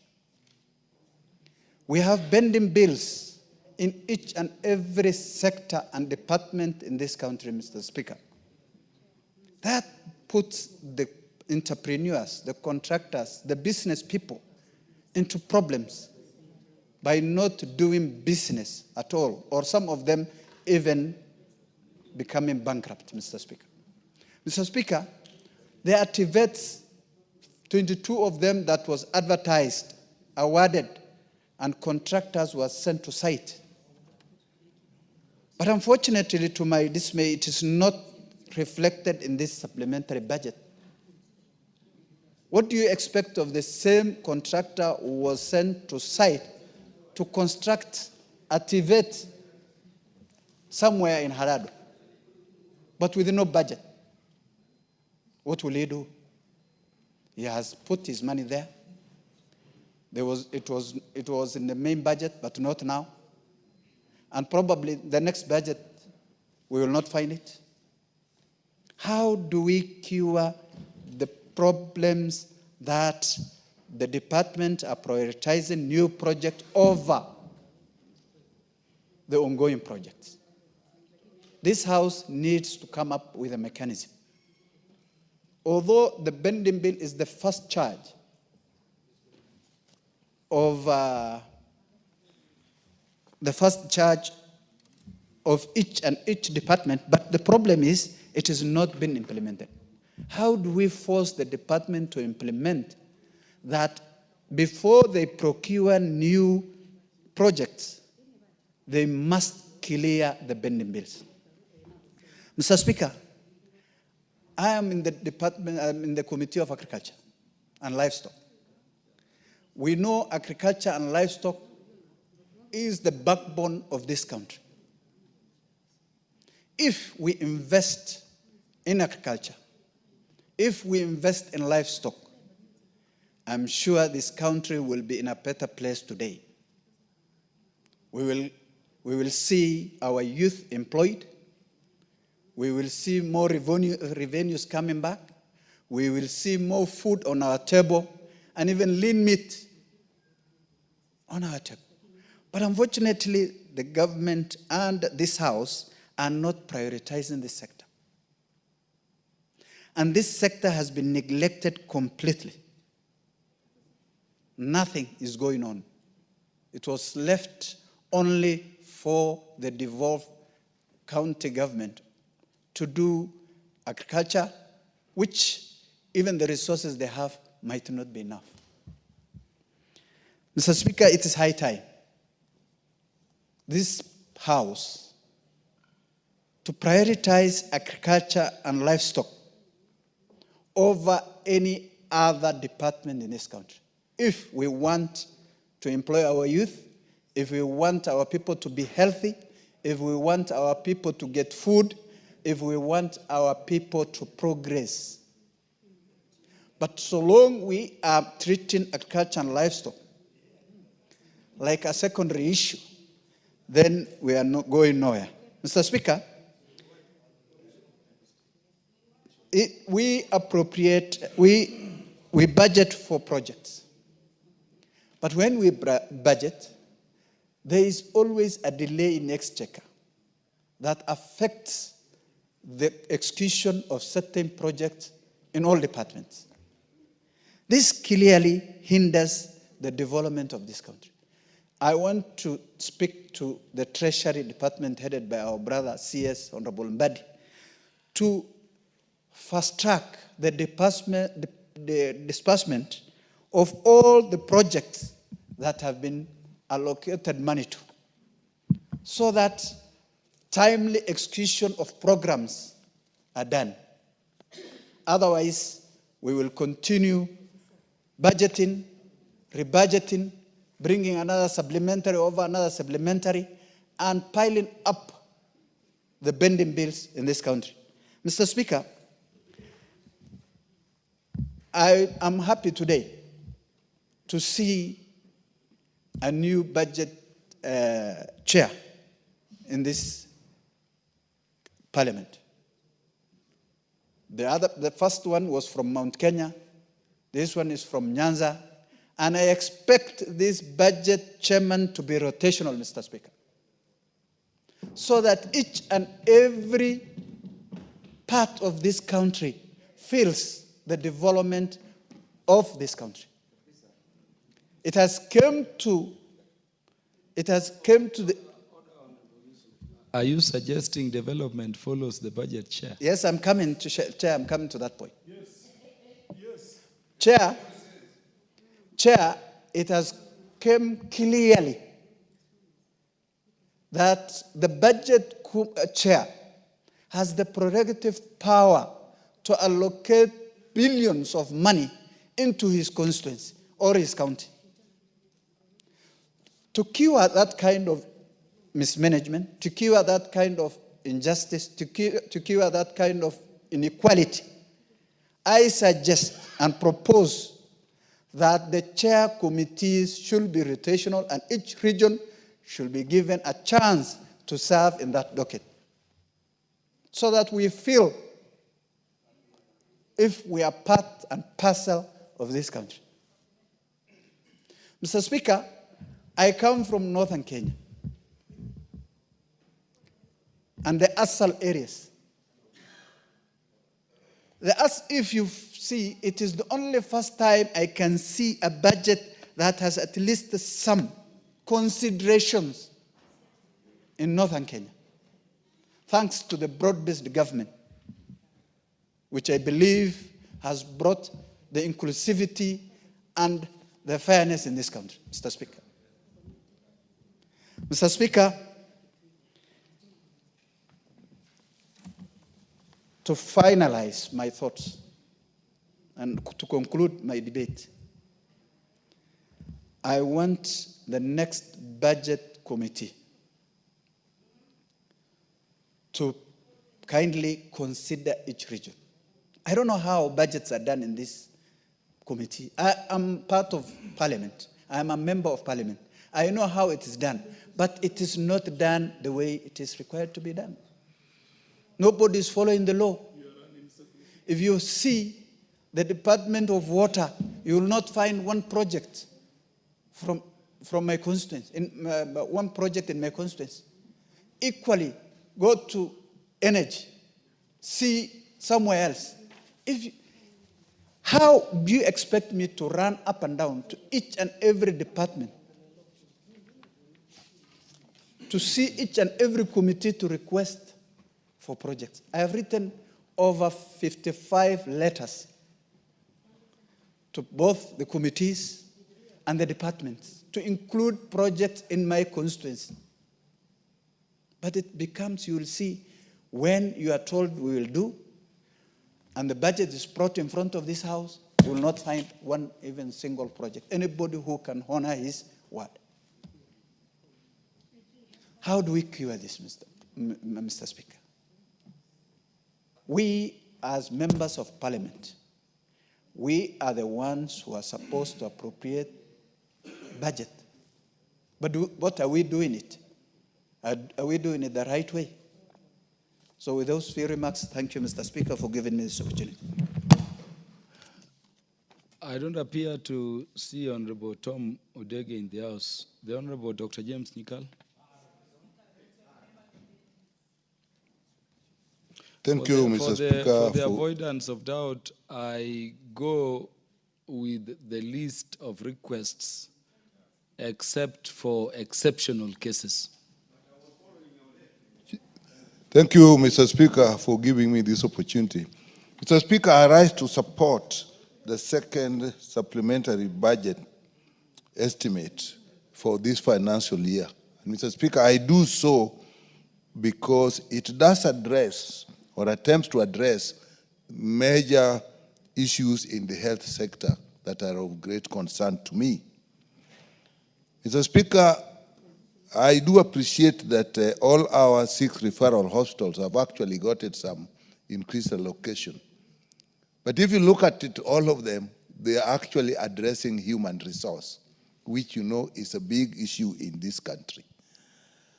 Mr. Speaker, I also noticed that 1.3 billion has actually been given addressing the issue of interns. This is a problem we have every year. Even this year we have had a strike, and the issue of the payment of interns, at least this will go a long way in trying to solve it. But Mr. Speaker, the real issue in the case of interns is actually poor regulation of the training, particularly of the medical doctors. There's a conflict in law between the Medical Practitioner and Dentist Council and the University Act under the Commission for University Education. Mr. Speaker, I can tell you in this country now, nobody has the data on how many medical students are being trained. Before, this was actually under the purview of the Medical Practitioner Dentist Council, but with the new University Act and the power that was given to the Commission of University Education, that has actually stopped.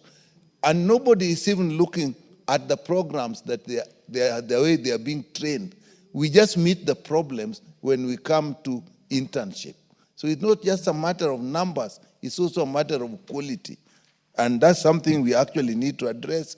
The honorable member, who is the chair of the health education, we have actually looked at this and we'll need to address it so that we must have a system of knowing how many people are being trained, how many doctors are being trained, how many nurses are being trained, so that we actually plan how they are deployed, particularly at internship. We have the issue of universal health care workers that were on a contract. Again, this has not been addressed, but it is an issue with us. We are talking about 8,000 health workers. So this is something that we'll need to issue. So the fact that this supplementary budget has looked at human resource and put 1.3 billion is actually something we can appreciate. The other issue is the issue of KEMSA. Without supplies, without drugs in health facilities, it does not matter what you do to people. If they don't get the drugs, they go to buy them. They don't feel like actually they've been cared for. And we have given about 1.5 billion and we are saying to recapitalize KEMSA. I have an issue with this, and this is an issue we'll need to address. Because KEMSA is owed about 3 billion by actually the government, the counties, and even the national government, the Ministry of Health. Together they owe KEMSA 3 billion. Now, if you are giving them 1.5 billion to recapitalize them so that they can buy drugs that the counties can get from them, then we are actually killing the whole principle of KEMSA, where it was to be financed once, and now it buys drugs and it sells to the counties and other needs. So we'll then actually be every year just giving KEMSA money to buy drugs and distribute, because the principle that the counties buy must actually be adhered to. And we only do that if the debts are paid.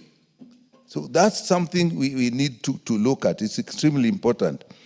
Mr. Speaker, it has also addressed the issue of SHA. You know, people say, and very many people say, SHA is not working. And some people, not many, say SHA is working. Do you know both are right? Both are right, because when we register people in SHA now, it is different from when we registered people in NHIF before. Because that time only people who had paid the premium were registered, and therefore they were all entitled to care. And they got the care, even if it was not done properly.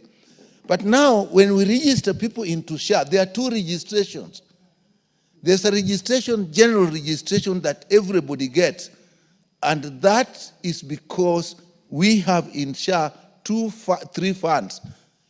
SHIF, which is similar to NHIF, and Primary Health Care Fund, and Critical and Emergency Care Fund, both of which are supposed to come from the exchequer, from the treasury. Therefore, registering everybody and saying you are entitled to care is also reasonable. But the Primary Health Care Fund, for example, only provides care in level 2 to level 2 and 3. But I don't think this information is there. It's there out in the public. So that is why we have 20 million people have registered in SHA. So all those 20 million people are actually entitled to services at level 2 and 3 because that is being paid for by the government. But only 4 million have paid the premium, which is for a social health insurance fund. So when one of those 4 get the service, he'll say SHA is working. But the other one,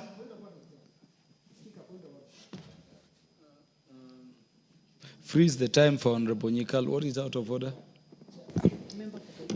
Chair, although I don't want to interfere with, because he's giving a lot of information, apart from saying SHA is working and we know it's not working. But Mr. Speaker, I'm requesting, if you can allow... What is out of order? SHA is not working and it's not working. And I wanted to request... That's a point of... information, point of information. No, he has not asked you of information. And I doubt Honorable Nyikal would seek medical information from you. Take back your seat. Chair, I think Honorable Nyikal, the point you are making is very important. It's very important, and actually, I think if I get what he's trying to say, I froze your time. I want you to break it down because we are also communicating to the public these issues.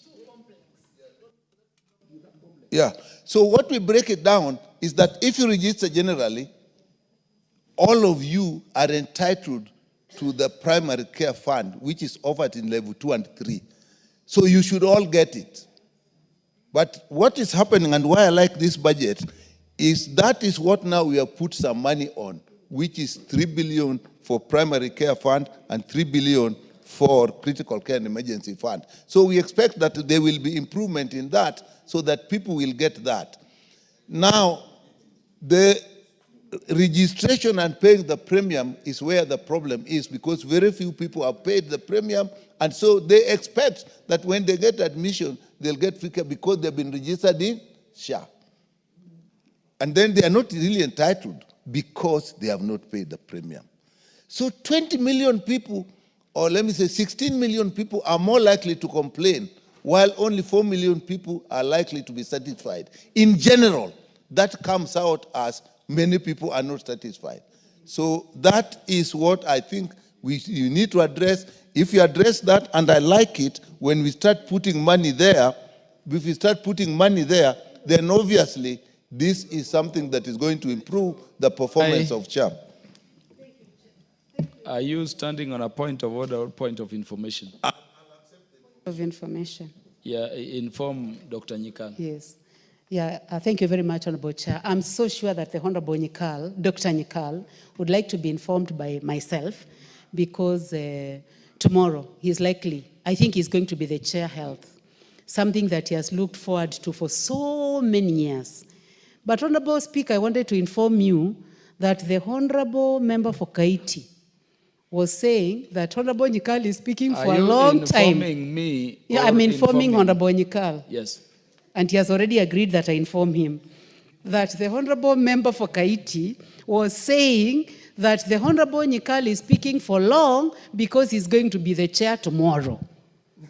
Mr. Speaker, I believe that is true.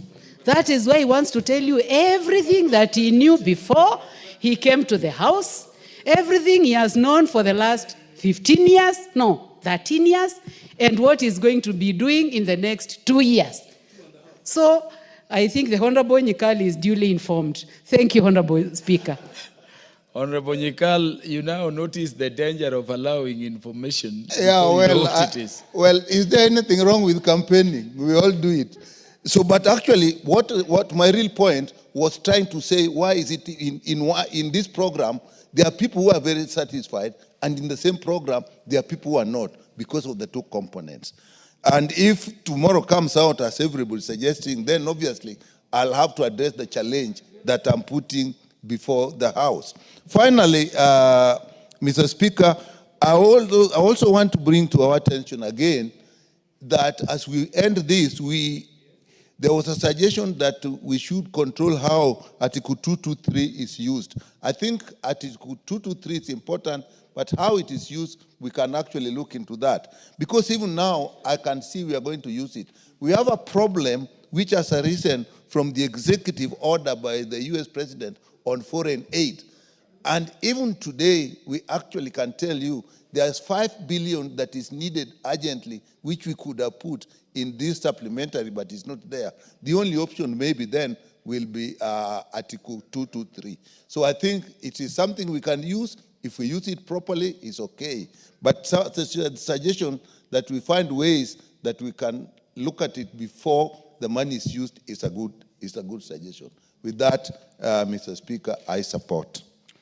The Honorable Mutunga will be followed by Honorable David Mboni and Honorable Irene Mayak.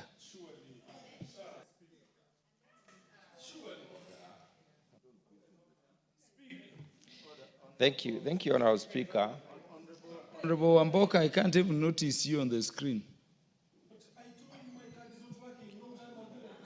Absent the card, you will not speak.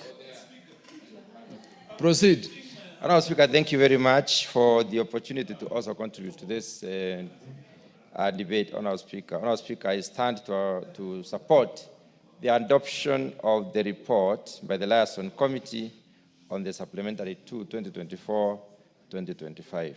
Honorable Speaker, let me say that right from the outset, it was a great opportunity for the Chairman's Committee to actually do the budget for this country. And this opportunity gave us, it was an eye-opener because we were able to inform each other what happens in every department. Honorable Speaker, the learning experience was immense, and we did this budget with a lot of interest to get to know exactly what happens in every sector in this particular country. Honorable Speaker, we also had interactions which were really important, interactions with the Auditor General, interactions with the Control on Budget, interactions with the Treasury, the Parliamentary Service Commission, which are key in informing the Chairman exactly what happens in the budget-making process. Honorable Speaker, the intricacies of the budget are key and notable that as members of this House, we need to understand. And if it were possible to make the committee membership rotational, Honorable Speaker. I think it will be a learning experience for everyone. And I believe, Honorable Speaker, listening to this House today, the broad-based government is actually working. And I'll tell you one of the reasons why I think it is working. Honorable Speaker, utilization of Article 223 has been an abomination in this House. It has been condemned every time. And this time around, everyone is speaking to the wisdom of the utilization of Article 223 in running government matters that are of emergency nature, and also those that are coming up after the budget has been adopted. Honorable Speaker, a revision of the budget itself, the adjustments that have been made are minimal. And the principle was that we need to make almost zero adjustments. And this is the reason why we have not experienced huge changes. Honorable Speaker, if you look at the State Department, the Ministry of Agriculture, I wanted to raise a point of information, but decided not to interrupt my fellow chair of security. Honorable Speaker, agriculture lost 8.8 billion in terms of nationalization, and agriculture gained around 7.5 billion. So at the net loss was close to 2.3 billion. Honorable Speaker, this particular process this year created an opportunity for the regularization of the money that has been spent under 223, and the notable issues, Honorable Speaker, especially in the agricultural sector, are such that the sector is not commensurately funded in this country with its importance, in view of its importance. Honorable Speaker, protect me from the Honorable Wamboka, who is actually standing and not Wamboka, the Honorable member Chair who is standing. Wamboka.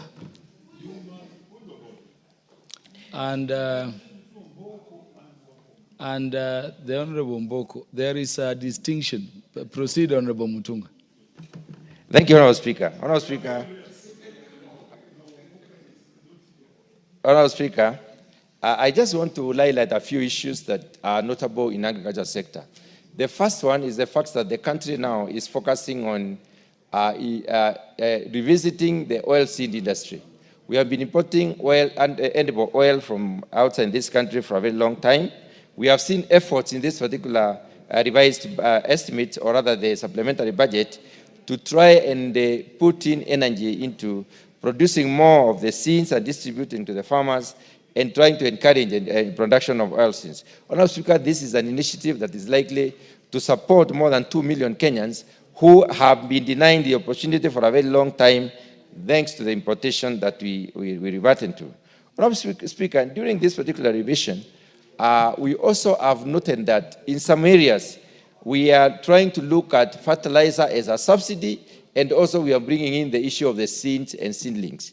Honorable Speaker, 3 things that must be done for us to improve on production and even productivity is good seed. Even if you give a bad seed or some poor seed a lot of fertilizer, even if you plant it in the midst of fertilizer, you may not get high yield. So the hybrid vigor or the potential of the seed is very key in this particular respect. So we need good seed. We need the soil health improved through fertilizer and manuring and other that improve on the texture, and also we need water. Honorable Speaker, I also saw some initiatives that increase the irrigation area in this particular country and the intensity of irrigation. The investments in mega dams and investments in other irrigation infrastructure will help this country a great deal to open up more land to farming. There is a lot of land in Kenya. We have very good soils across the country, but we do not have water. Lack of water is one of the problems that we need to address, and this particular revision, or rather the estimates, seem to be speaking to in that particular direction. General Honorable Speaker, listening to every member of the departmental committee speaking, I discovered what agriculture sector suffers. Agriculture sector suffers what we call the choice of the logic. The choice of the logic in this case, Honorable Speaker, is that every sector head or every chairman of the sector supports their sector to make sure that they get more money. There is not a single sector that I thought or heard them saying that they may have a little money to share with any other sector. On the other hand, Honorable Speaker, we are talking about historical formation, the historical backgrounding of these sectors. They came from some source and they have developed over time. As they develop, they also develop the needs. So every member spoke to the needs in that particular sector. So, Honourable Speaker, in the retrospect, we need to be asking ourselves as Kenyans, should we be responding to the logic of choice, or should we change the choice of should we have the choice of the logic? In this particular case, Honourable Speaker, we need to ask ourselves, when we look at all sectors as equal, we need to be asking ourselves, where do we have the greatest potential to grow this country? Where do we have the greatest potential to provide the 3 basic needs of human beings? And the first one is food. Honourable Speaker, if one is naked and well-fed, they can still survive under any environment. But unfortunately, we are not responding to this particular important sector. This sector is the one that has the potential to open up industrialization for this country. Industrial evolution has got to do with availability of raw materials. This is a sector where the greatest population is anchored. This is a sector where we have the potential to even export outside this country. Some of the things we realized as we looked through, we took a closer look at the sectoral provisions on our speaker, we realized that even the gatekeeper institutions are not fully supported. So we cannot fail to support an institution that basically authorizes export for Kenya or enables export for Kenya, and I say that we are doing a good thing. Even the germplasm in production institution, or institutions that produce genetic material in this country, they are not seriously or supported. And in this case, on our speaker, we have a problem because we are not generating technologies and innovations that are commensurate to the age, that are commensurate to the stage, that are commensurate to the demand of this country. We need better seed in every variety. We need better animal breeds in every breed of animal that you look at, and we need to invest in those sectors. Once we invest in those sectors, because we are living at an age where we only have about 16% of Kenya, which is arable, therefore it is the age and stage of intensification. Therefore, we need to have the best of breeds so that we can improve on the productivity per unit, and that way we will be able to organize our agriculture in a more productive manner. Therefore, Honourable Speaker, we need to revisit the choice of the logic. That logic of saying that we have sectors that are supposed to be doing this and that, we need to go deeper. We need to have a national conversation on the Kenya we need, the institution or the sectors that will support the economy of this country. And unless we do that, I think we are making the wrong choices. We are putting money in the wrong areas because our priorities are very, very important. Honourable Speaker, one thing that African leadership recognized is that agriculture is not supported. And if I may pause to look even at what happens at the county level. Honourable Speaker, we send money to the counties. The other day we had an opportunity to look at what happens at the county. Some of them fund up to 10%, 8%, 7% of the money they get, they put it in agriculture. Unfortunately, if you follow closely to find out exactly what they do with this money, you realize that, Honourable Speaker, this money goes to pay salaries and personnel emoluments. It does not really go to do development work. So we have delegated our sector. Farmers are suffering because they do not have sufficient knowledge. The technologies, innovations that are coming up today are not reaching the farmers. So we do not have the elaborate extension system that we used to have in the past because investments are not good. When the African leaders realized this, way back in the 1990s, they came up with the Maputo Declaration in 2003 that we should fund agriculture to the tune of 10%. Kenya has never achieved 4%. The best Kenya has done, I think, is 3.8%, 3.6%. Honourable Speaker, this has been revised over time. 10 years later, in Malabo, they even came up with specific measurable indicators to show how countries are progressing.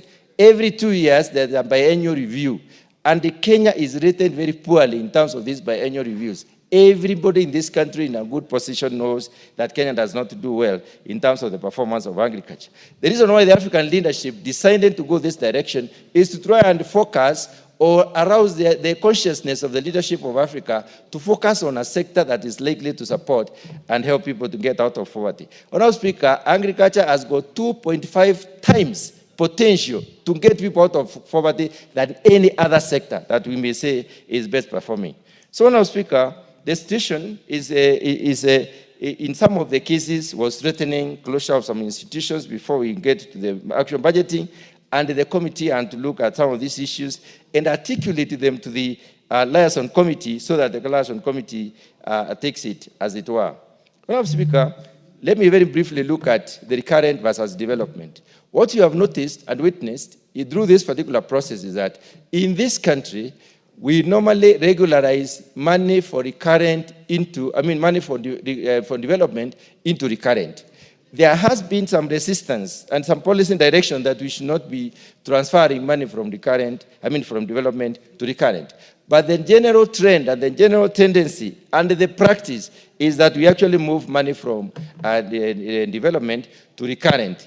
The problem is that recurrent expenditure has to do with personnel emolument and the other comfort-related issues, Honourable Speaker, end up to waste. And we as a country need to focus on that area and see how do we reduce the resources that are going into recurrent and focus a lot more into development. Honourable Speaker, if you look at also what we borrow as a country, most of the time we borrow for development. And the borrowing space is limited in the sense that we must not exceed 5% of the GDP. That being the case, the capping is very clear, and therefore as a country, we may suffer because we may not be moving in the right direction. So we need to intensify our revenue collection. We need to come up with more innovative ways of raising money. We need to focus a lot more on the sectors that are more productive in this country so that we'll be able to generate the revenue that we need and therefore support the many activities that we have as a country. Honourable Speaker, the final issue I want to mention is to do with the entire budgetary spread across the country. I do not think, and I've heard some members in this House saying there is discrimination. Honourable Speaker, if you look at the detailed outlay of activities across the country, Kenya is looked at as a unit. We may have specific pockets where probably we may not have done certain things, but the country is looked at generally. And that is why, Honourable Speaker, I believe the orientation of the country at the moment, in view of the partnership that is happening and in view of what is happening,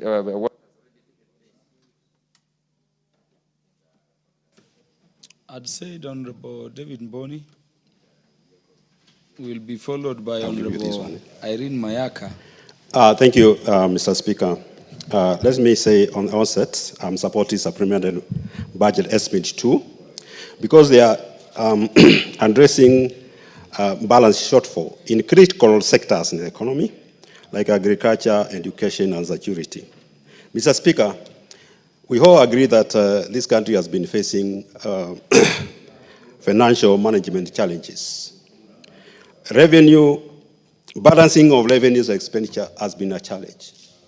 Between 2002 to 2013, during President Kibaki's regime, our budget deficit used to be 5%. Now it has moved to around 20% of our budget. And this one has resulted to high borrowing and high public debt servicing, which has really crippled the expenditure on development activity in this country. Mr. Speaker, the other day, the CS Bandi, he agreed that the revenue projections have been very poor in this country. As we speak, from July to December 2004, we had a shortfall of revenue of 110 billion shillings. And I would say, because most of us, we blame KRA, revenue collection system. But there are also other factors which has resulted to poor projections. One of them being outdated revenue projection model. Mr. Speaker, when I was working in Treasury, we used to have KIPRA Treasury Economic Model. This is a model which we used to do projections for revenue and economic growth. And we used to have what we call macroeconomic working group, which used to have Treasury officials, Kenya National Bureau of Statistics officials, KRA and the CBK. And I believe this model, up to now, the assumptions which were being used like 20 years ago, those assumptions they're outdated. There is no way they can be used currently because of the changing economic times. And the other time we are talking with the PS Treasury, they are saying there's a need to update this model. And I think they were asking for money to be able to update it. The other thing is poor statistics in the country. Mr. Speaker, there's what we call a program called East African Statistics Program for Results. This is a World Bank funded project which is being implemented in all East African countries. As we speak, Kenya is ranking behind because the Bureau of Statistics have been asking for some money, $1 billion shillings, and it was only in this budget where we managed to allocate them $1 billion shillings. World Bank advanced them 2.3 billion shillings. Mr. Speaker, when you have poor statistics, you are expected to get poor planning in the country.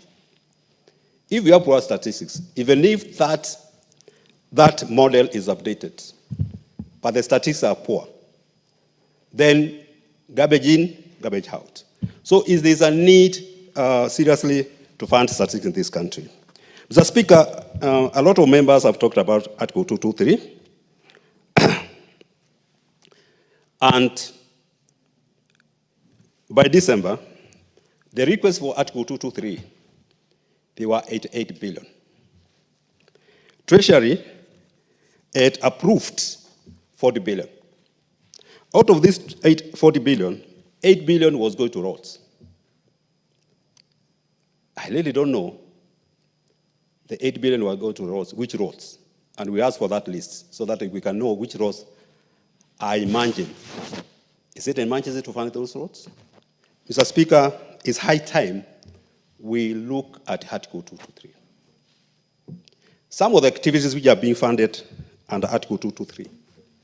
We are looking at some of the activities, paying salaries, surfacing lifts, and a lot of recurrent expenditures. I don't think Article 223 was made to be spent on recurrent expenditure. So it's high time. And one honorable member was saying that Mbadi, he said that when he becomes CS Treasury, he's going to avoid the use of Article 223. I don't think really it can be avoided. But some of the activities which are being funded by Article 223, like salaries, money to recruit new staff in some NDAs, those ones can be avoided. Because immediately you take money and use it under Article 223. Now you are already affecting, already budgeted, money budgeted. So you're also creating another deficit of another deficit. At the end of the day, we are going to have a deficit of 1 trillion shillings, resulting to borrowing and high debt servicing. So these are something which we need to avoid. Mr. Speaker, expenditure, the mixture of expenditure, development, and recurrent.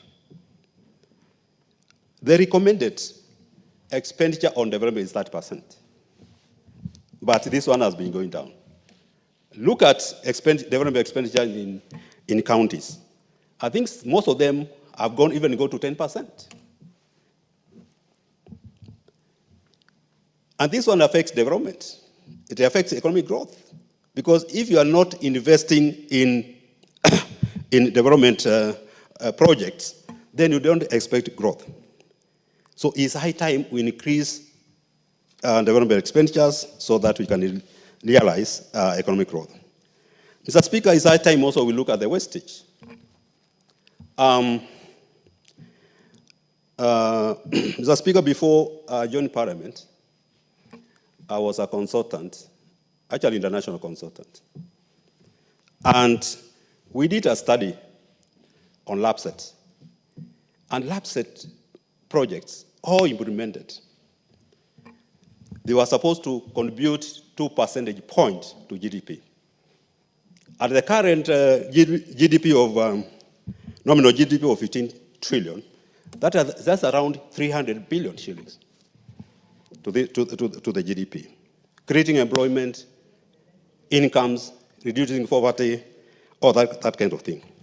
But now when you look at our budgets, you never see anything being put in some of these projects.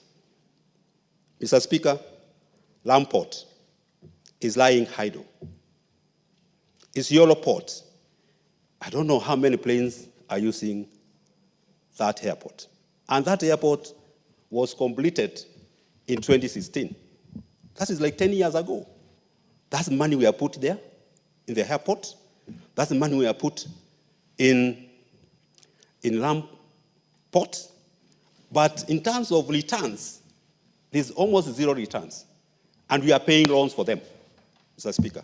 I think it's high time we think about some of these projects and how we can complete them to generate income to this country. Mr. Speaker, there's something shocking.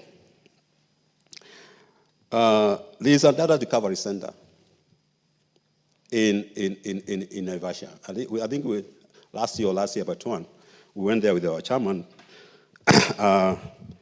Honorable Kuria, and congratulations for being retained as a chair of finance, my friend. That center was supposed to cost 1 billion shillings, around 1 billion shillings. There were some changes we had done. Some things happened. There was a dispute between the contractor and the government. The contractor went to court. And he was awarded 5.2 billion. The project up to now is not even complete. It's not even handily 60% complete. But this person is getting 5.2 billion shillings for nothing. That is a wastage, Mr. Speaker. So I think it's high time we look at this wastage. The Honorable Irene Mayaka. Thank you, Honorable Chair, for the opportunity to contribute to this very important motion on the supplementary budget estimates. But Honorable Speaker, before I begin my contribution, I'd just like to single out and congratulate my brother, the Honorable Sam Atandi in absentia, for being elected as the chair of budget. Honorable Atandi and I come from way back. We were first employed in the bank same day. So from one chair to another, I congratulate my brother because, and the reason why I'm singling him out as well is because we are discussing budget, and this is very important. And I just want to express my confidence in his leadership and the entire budget committee. And as for us who are new elected as chairs, we will give them the full support that they require. Honorable Chair, I've looked at the budget estimates that we have received. And for me, some of the things that I just want to express as concern right from the onset is the fact that we need to be very cognizant of fair distribution of resources in this country. Because, Honorable Chair, I come from the great county of Nyamira. The great county of Nyamira right now has 55% estimated electricity coverage. We have very few roads that are tarmacked in that particular county. And so for me, I want to be very keen to ensure that from this particular budget and the estimates for 2025-2026, that there's fair distribution to ensure equality of resource allocation across the whole country so that all of us benefit and all of us feel like we are part of Kenya. Honorable Speaker, having said that, I also want to talk about, and especially the county revenue allocation that we discussed yesterday, because it's very key and significant to this. And again, being very biased to single out Nyamira County, because I did note that there was indication of money allocated for the industrial park. There was money allocated for value chain, especially in agriculture. two very important things for us in terms of development. Because yes, we are a very rich agricultural area, but also without value chain addition to the produce that we have, then we will not be able to do as much as we really want to do. The industrial park, which is situated in my home constituency of West Mogirango, for the longest time, we've just been passing that road and looking at its bareness. It's just collecting water there. It's been fenced, but it's doing nothing. So I really hope that finally, now that there's a specific allocation of an estimate of 110 million towards that particular project, that it's going to actually take off. Honorable Speaker, the other thing that I really wanted to comment on in terms of especially this supplementary budget is the issue of pending bills, because we have a lot of issues emanating from the county governments, national government, but especially county government in terms of pending bills. And Honorable Speaker, as one other honorable member did mention, when we do not have money circulating within the counties, we are not helping the counties. And the only way we can ensure that there's progress, there's development, there's growth within the county space, that people are able to have purchasing power, is if we actually pay the people back there. Honorable Speaker, the other day through the Finance Committee, we passed a very important bill that was speaking about ensuring that procurement benefits and procurement resources and resources are actually given first to the counties, especially on county level, before they're given to anyone else outside the county. But Honorable Speaker, even when we are pursuing that and ensuring that our county people actually get the first line of investment, if we do not pay the bills, if we do not pay them for the services that they've rendered, then in essence, we are not doing anything. And therefore, Honorable Speaker, I really hope that this is one of the things that is going to be really considered in this supplementary estimate, and it's going to take first priority.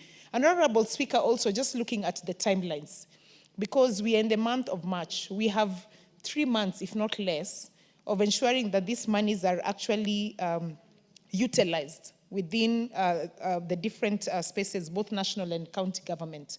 And if this is not done quickly and within the specific timelines, then it's not going to help anyone. Honorable Speaker, we've had instances of where we've seen county governments return monies back to national government because of lack of utilization within the specified time. So I really hope that this time we will ensure that this is done within good time. But also, back to the leadership, especially of county governments, is that they will be prudent enough to ensure that they actually ensure that the utilization of this is done in good time. Honorable Speaker, having said that, still though, it's the issue of monitoring and evaluation and checking on proper utilization of funds, which, Honorable Speaker, in my view, I don't think we do a very good job of that. We have the specific bodies that are charged with all this monitoring and evaluation, but still, we still have issues of where resource allocation is not being utilized prudently. And Honorable Speaker, this is something that we really, really need as a House to take that into consideration. I don't understand, for example, Honorable Speaker, why we don't name and shame counties that are not utilizing resources properly. Why we do not name and shame, even in the space of national government, where resource allocation is not properly utilized, because that is one of the purposes of this particular House and the Senate as well. We really need to ensure that the resources that are actually contributed and generated from the taxes that Kenyans pay, that they are going to good, for good purpose. Honorable Speaker, another thing that I really want to single out is the issue of resource allocation, especially where issues related to affirmative action are concerned.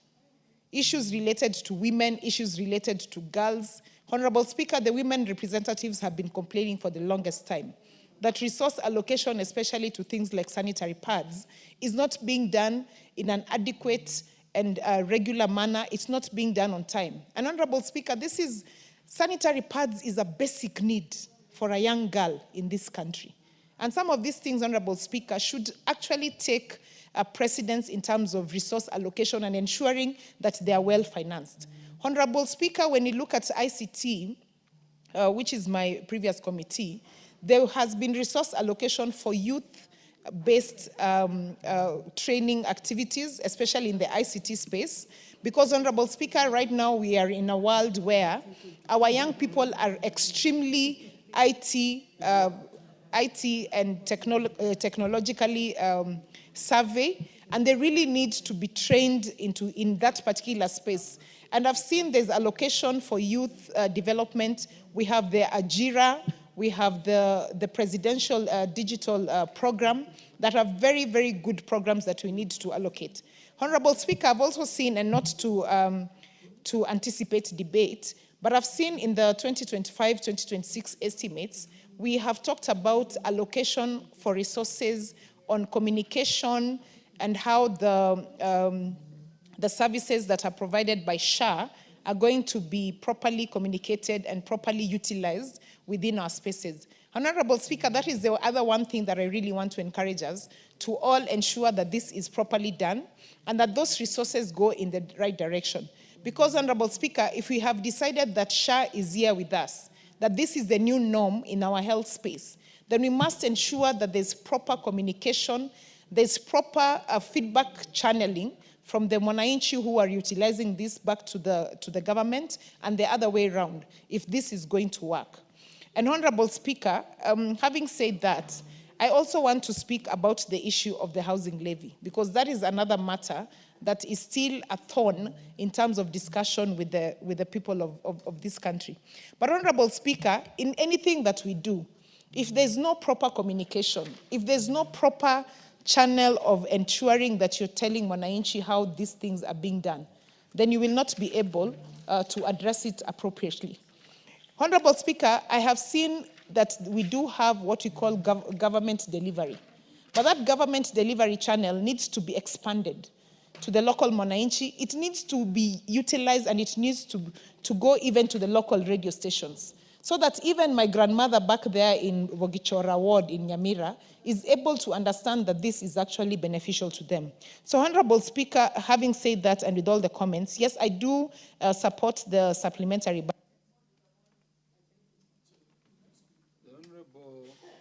Joseph Emathe will be followed by the Honorable Robert Basil. Thank you, Honorable Speaker.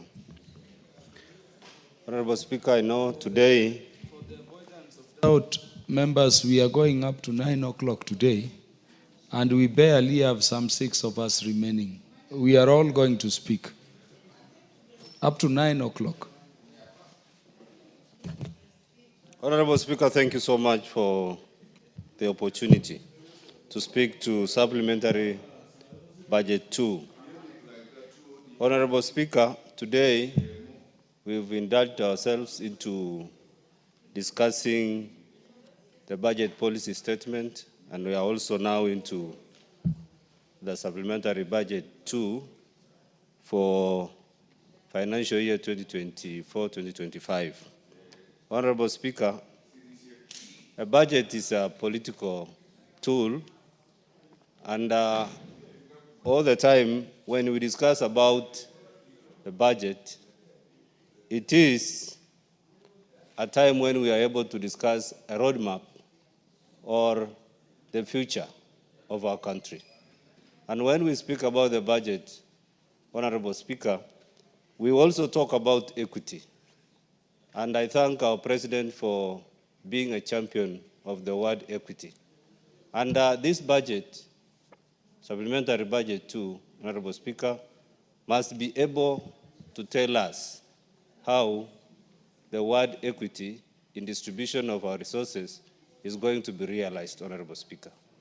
And as a result, Honorable Speaker, those who talked about equity, that he who comes to equity must come to equity with clean hands, are part of those people who are in the courts of fairness, that when we are distributing our resources, we must look at it from the point of being and remaining fair in all aspects, Honorable Speaker.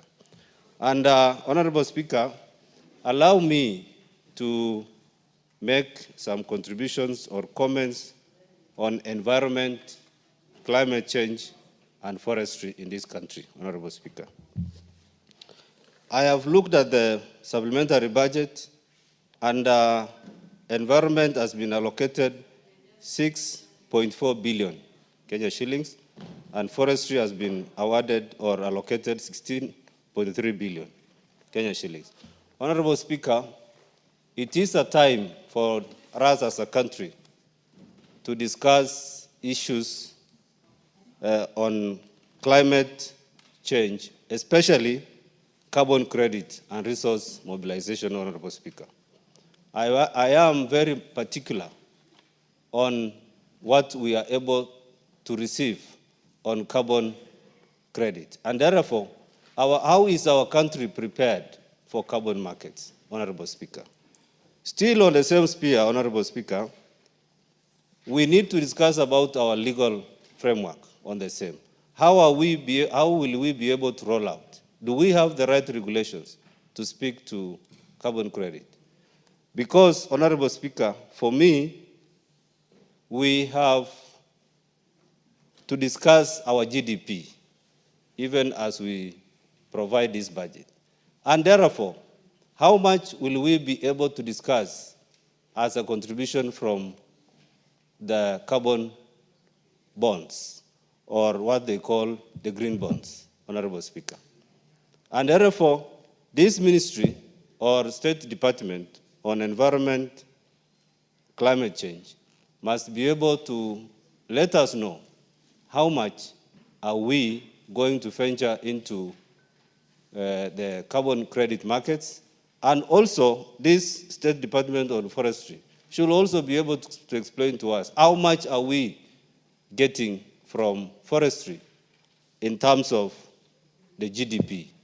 It is high time, because this is a new venture, that as we have been able to live moratorium on logging of our trees or forests, Honorable Speaker, we must be able to understand how much is this, or how much are we receiving, and how much is it going to measure or to contribute to our GDP, Honorable Speaker.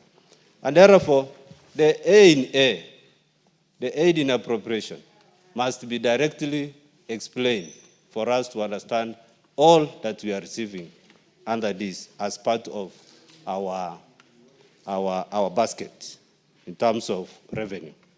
Honorable Speaker, allow me to speak to the blue economy. Blue economy and fisheries, Honorable Speaker, has been allocated 6.6 billion. Fisheries alone is receiving 6 billion. Honorable Speaker, I want to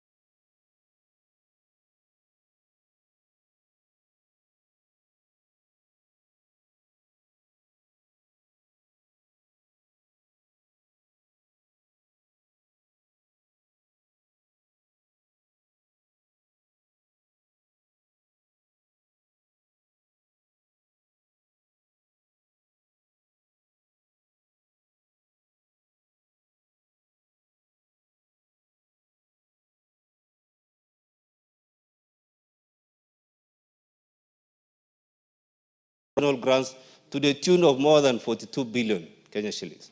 And Honorable Speaker, I want to thank them so much, the NIDA, SIDA, IFAD, the German Development Climate Change Mitigation. Thank you so much, Honorable Speaker.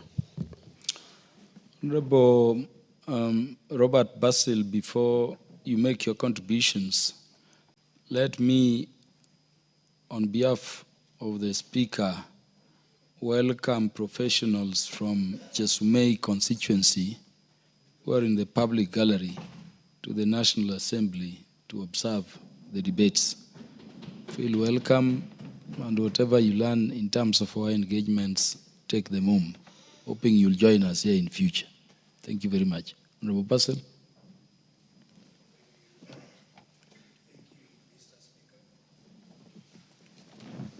Ndindi is not, huh? Can you hear me?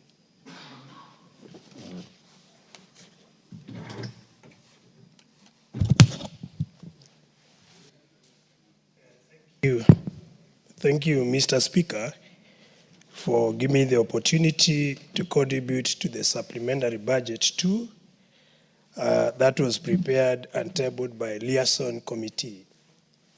Mr. Speaker, from onset, of course, I support the supplementary budget estimate, but I have some observations, Mr. Speaker. If you look at energy, we have put about 55 billion, Mr. Speaker. And if you look at our rural areas, electricity connectivity is very low, Mr. Speaker. And you know, when you connect a new customer with electricity, Mr. Speaker, that is a new revenue to government, Mr. Speaker. So we need to add more money to electricity. If you look at roads, Mr. Speaker, we have budgeted 198 billion, Mr. Speaker. But if you ask yourself, which roads are going to be repaired with this 198 billion, Mr. Speaker, we cannot very well tell about them. Some areas like Yatta, for example, Mr. Speaker, the percentage of tarmac road is less than 1%, Mr. Speaker. And that is why I always emphasize on itemizing our budget, Mr. Speaker, so that we know where our money goes to or what item takes what amount of money from the taxpayers' kitty, Mr. Speaker. If we want to eliminate graft or mitigate graft and promote accountability, Mr. Speaker, we must itemize our budget, Mr. Speaker. There was a speaker who talked about, one of the honorable members, he talked about rotational chairmanship of budget, Mr. Speaker. That's not the cure of the problem we have. But itemization of budget, that is a solution to the problem of inequality when distributing government resources, Mr. Speaker. So we must consider itemizing budget. Otherwise, we'll keep on talking, saying so and so was the chairman, he took resources to his constituency or to the county where he comes from, and that story will never end unless we itemize our budget, Mr. Speaker. Importantly, Mr. Speaker, I've noted we have budgeted reasonably for judiciary. You know very sure our judiciary, men and women, they need resources to perfectly discharge their duties, Mr. Speaker. Because if we deny them resources, then we compromise justice, at the same time allow vices like corruption to get into judiciary. And that would be a very bad precedent if we allow it to continue, Mr. Speaker. I've noted we have budgeted equalization fund about 2.7 billion, Mr. Speaker, and I actually approach this because some areas are lagged behind on matters to do with development, Mr. Speaker. We talk of ASAL regions, areas where there are areas which have been considered as opposition from 1963, Mr. Speaker. They have been ignored on matters to do with development. So resources have not been going to these areas, and that's why equalization fund must be revised upward. At the same time, data must be used to identify the beneficiaries or areas that need to benefit from equalization fund, Mr. Speaker. Additionally, Mr. Speaker, I don't want to miss my words by saying that this money for public participation must be scrapped.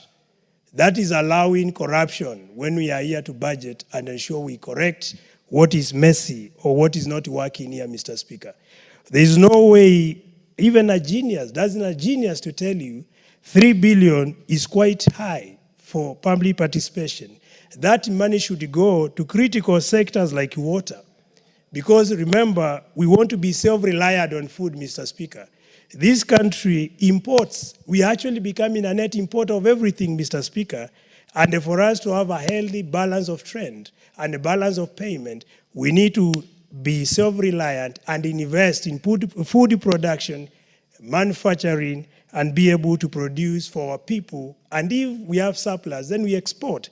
And then we'll be able to gain foreign exchange from in that matter, Mr. Speaker. Therefore, that public participation fund should be dropped immediately, and that money be channeled to key sectors like health, water, or even electricity. We have been seeing doctors coming here striking, Mr. Speaker, all the workers. That is very bad, Mr. Speaker. Imagine a medical doctor, it takes 7 years to train a doctor, Mr. Speaker. And this person is not well remunerated. Then you see them coming to occupy Parliament, demanding for their rights for good pay, Mr. Speaker. Then on the same note, ironically, we budget on items which do not really make sense and which, for me, I would say is wastage of public resources, Mr. Speaker.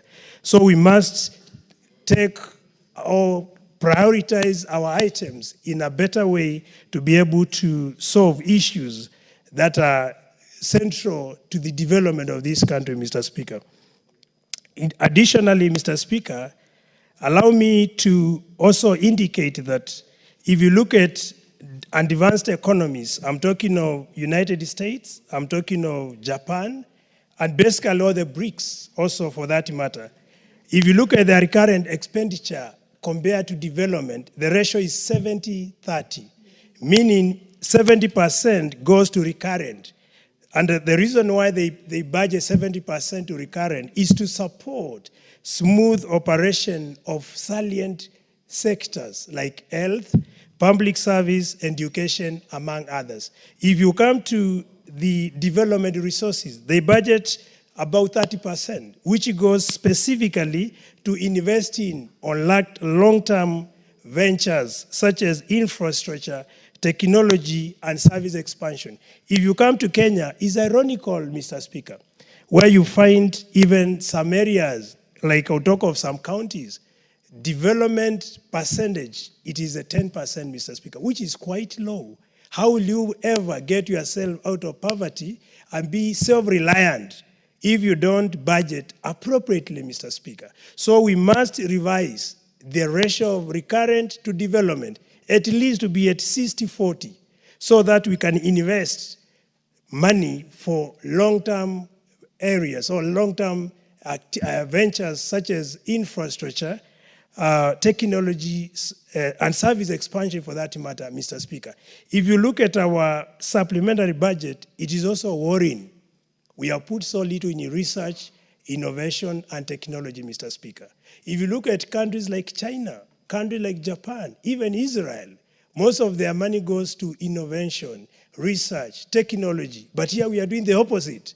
So how will we ever rescue ourselves from being dependent on aid, going to borrow money, when in actual sense, we should engineer these resources in sectors that are going to rehabilitate and revitalize our economy and make Kenya not even a middle income, but probably an upper middle income country. So we must get our priorities right. I have to underscore that statement. Because for me, and as another patriot who is sitting in this August House, you should always get your priorities right and don't think of now, think for generations to come. Remember, our forefathers fought to see a better country, Mr. Speaker. And even today, we are still grappling with the same issues: disease, poverty, illiteracy, 61 years after independence, Mr. Speaker. So if we want to get out of this, we must think as patriots.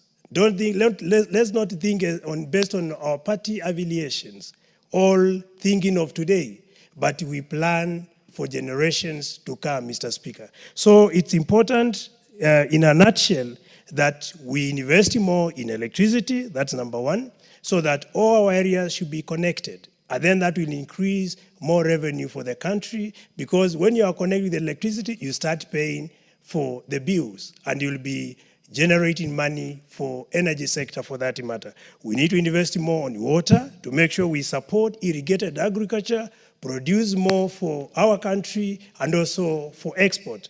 We should also invest in proper roads so that we connect our areas and ensure goods and services are properly and timely distributed or taken where they are required, Mr. Speaker. And then lastly, we must invest more on health, because when you have a sick nation, then you are completely compromising all gains on matters with development. With that, I submit, Mr. Speaker. Thank you. The Honorable Kimani Kuria, then we will take all the time on my left. Thank you, Honorable Speaker. Honorable Speaker, I rise to support the Liaisons Committee report on the Supplementary Dismiss number 2 of the financial year 24-25. This, Honorable Speaker, this review is a key component of fiscal oversight that is ensuring that government expenditures remain within the principles of fiscal responsibility, efficiency, and macroeconomic stability. Honorable Speaker, as a custodians of public finance, we must balance what we call expenditure rationalizations with the need to stimulate economic growth while we maintain fiscal consolidation to avoid unsustainable debt accumulation. Honorable Speaker, the Kenya Kwanza administration did promise to make sure they lower the ratio of debt as a percentage of GDP, and you can see even the projections of our BPS that's hoping to reduce our debt as a percentage of GDP to 4.3%, Honorable Speaker. This rationalization through supplementary estimates to seek further to lower that debt as a percentage of GDP as per the promise of this administration that we are going to live within our means, Honorable Speaker. As at 31st of January 2025, our total revenue collection stood at 1.58 trillion shillings, which fell short by 110 billion shillings of our target for this financial year. However, Honorable Speaker, it is important to note that out of this revenue underperformance, 103 billion was on what we call ordinary revenue, but we saw an overperformance of what we call appropriations and aid, or A&A, by around 3.1 billion shillings. So although we are seeing our revenues increase, we're still below the target. But most importantly, our collections as A&A, which we call non-tax revenue, Honorable Speaker, they actually grew by more than 3.1 billion shillings. And this is a great indicator that perhaps if we went into digitizing our programs, like you've seen on platforms like eCitizen, we could actually generate more revenue. And the move from tax revenue to non-tax revenue is also showing that it's reducing the burden of taxation on Kenyans, Honorable Speaker. Kenya's recent shortfalls, Honorable Speaker, that I indicated on the tax system is neither buoyant nor elastic enough to capture full economic potential. Our rate of growth in GDP is not represented in our growth in revenues, which means that there are critical inefficiencies that must be fixed, Honorable Speaker. Honorable Speaker, just to explain a bit, tax buoyancy is what we refer to how tax revenues grow in response to GDP growth, where we say a buoyancy ratio of less than 1 indicates that the tax system is not responsive enough to economic growth. And in the contrast, we say that the tax revenues above that, it means that they are over taxation, Honorable Speaker. So our tax buoyancy ratio, is actually showing that our revenues are not correspondent with our growth in our GDP, which raises serious questions on inefficiencies and leakages in our revenue mobilization. Honorable Speaker, to do this, we are recommending the following in the report that we submitted to the Liaison Committee and as tabled in this House, that we must strengthen tax compliance and administration through some of the following areas. One is enhanced digital tax collection systems, including e-taxation and AI-driven audits. Honorable Speaker, we should go away from the regular book audits to now using technology that AI audits, Honorable Speaker, to to audit tax collection, Honorable Speaker, broadening tax base to ensure and reduce over-reliance on pay-as-you-earn and corporate taxes. Honorable Speaker, what we have done over time, especially due to not as increasing our tax base, has been over-reliance on what we call pay-slip taxes, Honorable Speaker. And this, Honorable Speaker, has a net effect on what we call the consolidation fund.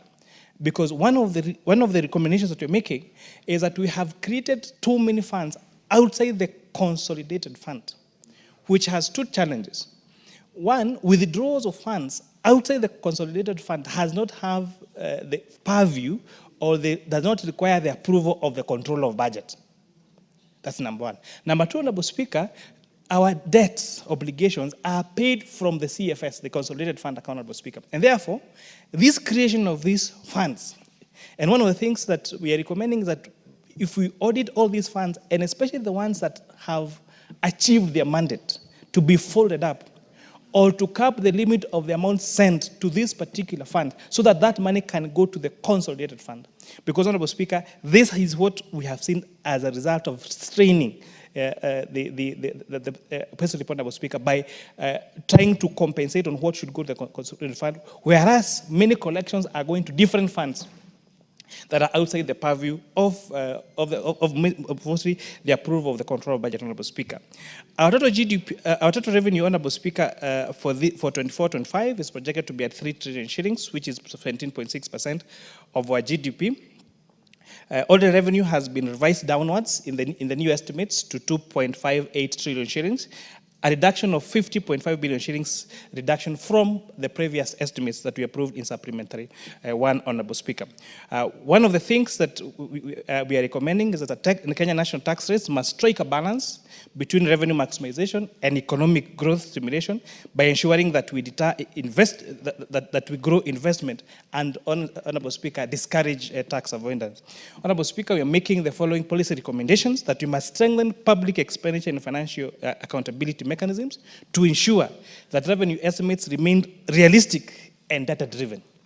And two, to improve expenditure tracking systems to align public spending with revenue collection cycles, Honorable Speaker. The reason why we tend to have these supplementary budgets all the time is also because we tend to over-predict, overstate our expected revenues, Honorable Speaker. And therefore, once now these revenues are not, it's not necessarily because, of course, there are inefficiencies, but this overstretching of the oversetting of our revenues means that we also over budget on our expenditure side, Honorable Speaker. And then reality comes and hits us that, oh, we do not have enough revenues, Honorable Speaker, to raise this expenditure. And it's notably so because every contribution here has been, we want more allocation for our roads, we want more allocation for water, we want more allocation for health, we want more allocation on critical services like energy, Honorable Speaker. But then that tends now to continuously stretch the budget on the other side. And what does National Treasury do? What does this House do? We now then, to handle that pressure, overstate the revenues, Honorable Speaker. And towards now, the middle of the year, towards the end of the year, we do not have the resources that we need to finance these expenditures, Honorable Speaker, and then end up, Honorable Speaker, on the pending means, Honorable Speaker. Government spending, Honorable Speaker, must be aligned with principles of allocative efficiency and intertemporal budget concept to prevent unsustainable fiscal imbalances, Honorable Speaker. The total next expenditures, Honorable Speaker, had said has been reduced, but Honorable Speaker, we saw in this particular supplementary one of the greatest use of Article 223 payments, Honorable Speaker. Although they are not unconstitutional, there is nothing illegal in what National Treasury did in making these Article 223 payments, Honorable Speaker. But you're saying there is need for better planning to make sure that we do not use Article 223 payments to make expenditures, Honorable Speaker, that could have been predicted, Honorable Speaker. Because, you know, the Committee of Finance and National Planning in our first year of term, Honorable Speaker, was the first time we actually made a contribution to this to reject an Article 223 payment. But, Honorable Speaker, the problem with Article 223 payment, even when they come to Parliament for approval and you reject them, it's almost an exercise in futility, because that payment has already been disbursed anyway. And they're not against the Constitution, because Article 223 of the Constitution is the one that gives National Treasury the power to allocate and disburse resources up to 10% of our budget, Honorable Speaker, without having to seek or without having to seek Parliament approval, but they have to come and report or seek Parliament approval after Honorable Speaker. And therefore, one of the notable payments that were made from our State Department was money that was given for Kenya Revenue Authority to cater for operations and salary shortfalls. Another one was to East African Development Bank, Honorable Speaker, for data analysis, Honorable Speaker. And these payments, Honorable Speaker, after we analyzed them, we found that they merited and we did approve. But we have strong recommendation that maybe we need to reduce the amounts, the percentage that the Treasury is allowed to disperse through Article 2 to 3 from 10% maybe to around 2 or 3%, or have National Assembly seek to have them seek prior approval for expenditure at above 5 billion shillings, Honorable Speaker. One of the great economists I like, called Wagner, said that economies develop, public expenditure increase as a share of GDP. However, spending must be directed towards productive investments rather than unproductive recurrent costs, Honorable Speaker. And I think the issue of budgetary allocation has been spoken greatly in this House. And whereas budget allocation is a political process, we must balance between our political interests, Honorable Speaker, and efficiencies. And we are seeing, Honorable Speaker, and this is the target, the challenge that we're giving to all committee chairs, and especially the ones that we've just been elected into, especially departmental chairs, Honorable Speaker, to not just balance political interests, but most importantly, allocate resources where there is efficiencies, Honorable Speaker, so that we have a budget that speaks to our country and speaks to growth of our GDP, Honorable Speaker.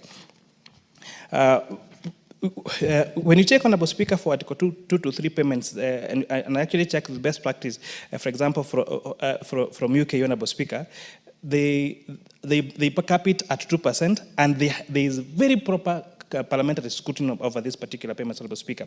Another challenge you found was, Honorable Speaker, in this supplementary estimate, and I think especially for beneficiaries of the equalization fund, this information is critical to you, that since the establishment of the equalization fund, only 13.43 billion shillings out of 62.4 billion shillings has been transferred. The 24 allocation has reduced the allocation of equalization fund from 8 billion to 2.5 billion shillings, which cites a 5.5 billion shillings reduction, Honorable Speaker. Is this reduction meant to reduce or to deny the equalization, the marginalized areas, these funds? The answer is not, Honorable Speaker. But it's good to know that this Honorable House, 2 weeks ago, through the Committee of Finance and National Planning, did pass a new law, because what lacked was also a legal framework. So with now a legal framework, that we're also saying, Honorable Speaker, and I remember your contribution on this particular debate, Honorable Speaker, saying that if this equalization fund must meet, because the drafters of our constitution intended that those areas that have been marginalized, that there be an affirmative action for them to get closer to the other areas of this republic. But you're saying, Honorable Speaker, the allocation of these particular funds is too thinly stretched to have any meaningful impact on these areas. When, Honorable Speaker, you take a county and you allocate 10 million shillings for a dam, that million shillings will never complete that dam, Honorable Speaker. And therefore, yes, there is money for that equalization fund, but it's so thinly stretched that even if the equalization fund would last for another 20 years, Honorable Speaker. And I think it's also important to note that equalization fund is coming to an end in 2030, Honorable Speaker. That if we do not allocate those resources in a way that they have a meaningful impact on those particular areas, Honorable Speaker, we will always continue talking about areas that are forever marginalizable, Speaker. Honorable Speaker, we made the following non-financial committee recommendation, Honorable Speaker, that one, as I said, Article 2 to 3 payments should have more stronger parliamentary oversight mechanism, that we must ensure there's digital revenue collection to improve tax buoyancy and compliance, that we must ensure the implementation of Public Procurement Disposal Act of 2024, that this Honorable House passed in December, to ensure that there's transparency and value for money in our procurement processes, that we must accelerate Kenya's transition from cash to accrual accounting system to ensure that there is financial reporting accuracy, and, Honorable Speaker, lastly, to strengthen fiscal decentralization by expediting equalization fund disbursement through a predictable transfer formula, Honorable Speaker. Kenya stands at a crossroads, Honorable Chair, Honorable Speaker, where fiscal discipline must be enforced to ensure macroeconomic stability and ensure there is sustainable development. The revenue shortfall and expenditure reallocations, they call for a data-driven decision-making, robust fiscal policies, and we must ensure there is accountability. As Winston Churchill said, the price of greatness is responsibility. Let us therefore exercise our legislative duty with diligence and ensure that every shilling is spent with transparency and impact, Honorable Speaker. As we move to the Committee of the Whole of the Supply on the budget, Honorable Speaker, I urge this House to scrutinize those votes and make sure they carry out their oversight role properly, ensure that resources are allocated as they should be, Honorable Speaker. And all of us that sit, especially in the oversight committees, ensure that we carry our oversight roles diligently. Because, Honorable Speaker, as you know, we all sit in very privileged situations where not other Kenyans do, to make sure we oversight not just revenue, but also expenditure, to make the budget and ensure that that money is spent fairly, efficiently, and there is value for money to the taxpayer. I thank you, Honorable Speaker. Honorable Kimani Kuria is always very good listening to you on matters finance. I wanted to pick your mind on this allocation for public participation. I don't know whether you thought about it. That is ring-fenced at 3 billion. Honorable Speaker, what is the legal underpinning, and to what extent, in your view, does it distort the budget? Honorable Speaker, public participation is enshrined in our Constitution. That for every legislation that has been put, there must be public participation. And the purpose of ring-fencing this money for public participation was so that when the budget committee, when they go to these rotating counties, I think they pick 5 counties every year, is that when those counties state what their priorities are for those counties, Honorable Speaker, it is not in vain. So the only thing that we need to make sure is that we need to put all, to scrutinize the projects on the public participation funds to make sure that they reflect the needs of the counties that that public participation exercise was carried into. The intention, Honorable Speaker, was that if every year they do 5 counties, in a cycle of 5 years, they would have done 25 counties. So in around 10 years, there would be enough affirmative action in every county in this country, in this country, Honorable Speaker. So it is enshrined in our Constitution, the need for public participation. We just need to make sure we have physical discipline, and as I said, balance, between political interest and making sure there is efficiency in budgetary allocation. Not just allocating because of our political interest, but ensuring there is efficiency, Honorable Speaker, and fairness in this allocation, Honorable Speaker.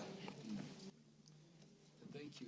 Now, the Honorable Catherine Omanyo, you will be followed by the Public Accounts Committee Chair. Thank you, Mr. Speaker. And then the Honorable Dr. Ivo Barra, because of gender considerations. Thank you. Chair, I have gone through the supplementary budget and stuck my nose mostly on the irrigation and reclamation. And why I have stressed and highlighted irrigation, floods in Budalangi have been like a chorus every time we have rains, any downpour. I'm thinking this time the over 600 million that has been allocated to reclaim such areas should be put in use so we can decongest cities. If we bad the overflow that happens every time, that sweeps homes, crops, animals from any flooded areas, and built these wetlands, changed them into agricultural land, and also made sure that we develop such areas, a few factories and industries, then we will be creating jobs and making sure that our country, especially those areas that are underserved, get the same cake that people in places that are affluent get. Otherwise, bridging the gap between the poor and the rich might never be possible if we continue having leaders who are greedy, selfish, egocentric, thinking of just taking to only their areas. I was utterly demolished when I realized that budget committee, some few people sat somewhere and decided to allocate themselves, and not realizing that they were put there to represent Kenya and make sure that every sector, every region in Kenya gets a fair share of this cake. So I really want this irrigation and land reclamation to be done well, thinking of the future and making sure that this time what we do with that money stands. Not every year we go to Budalangi, there's no change. In fact, it is getting worse.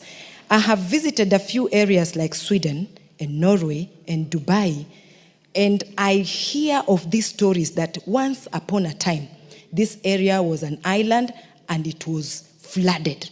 And once upon a time, and it is still like Dubai, is a desert. But it's a tourist attraction center. In fact, one of the highest. Every minute, Dubai is receiving so many tourists to go and just enjoy the sceneries that they have created. So people who will be involved in this sector, they need to be passionate about changing the lives of Kenyans in such underserved areas. And then wealth distribution in our nation has been as a nightmare. We have very few, 10% of the Kenyan population that make sure that they control the economy. But the majority of Kenyans are wallowing in the miasma of poverty because it is unequal. The distribution of wealth is very unequal, and those who are wealthier hardly want to participate or support social programs in those low-income areas where we have more low-income individuals. So if we could do something, even those who employ, if we could have real minimum wage, then we would curb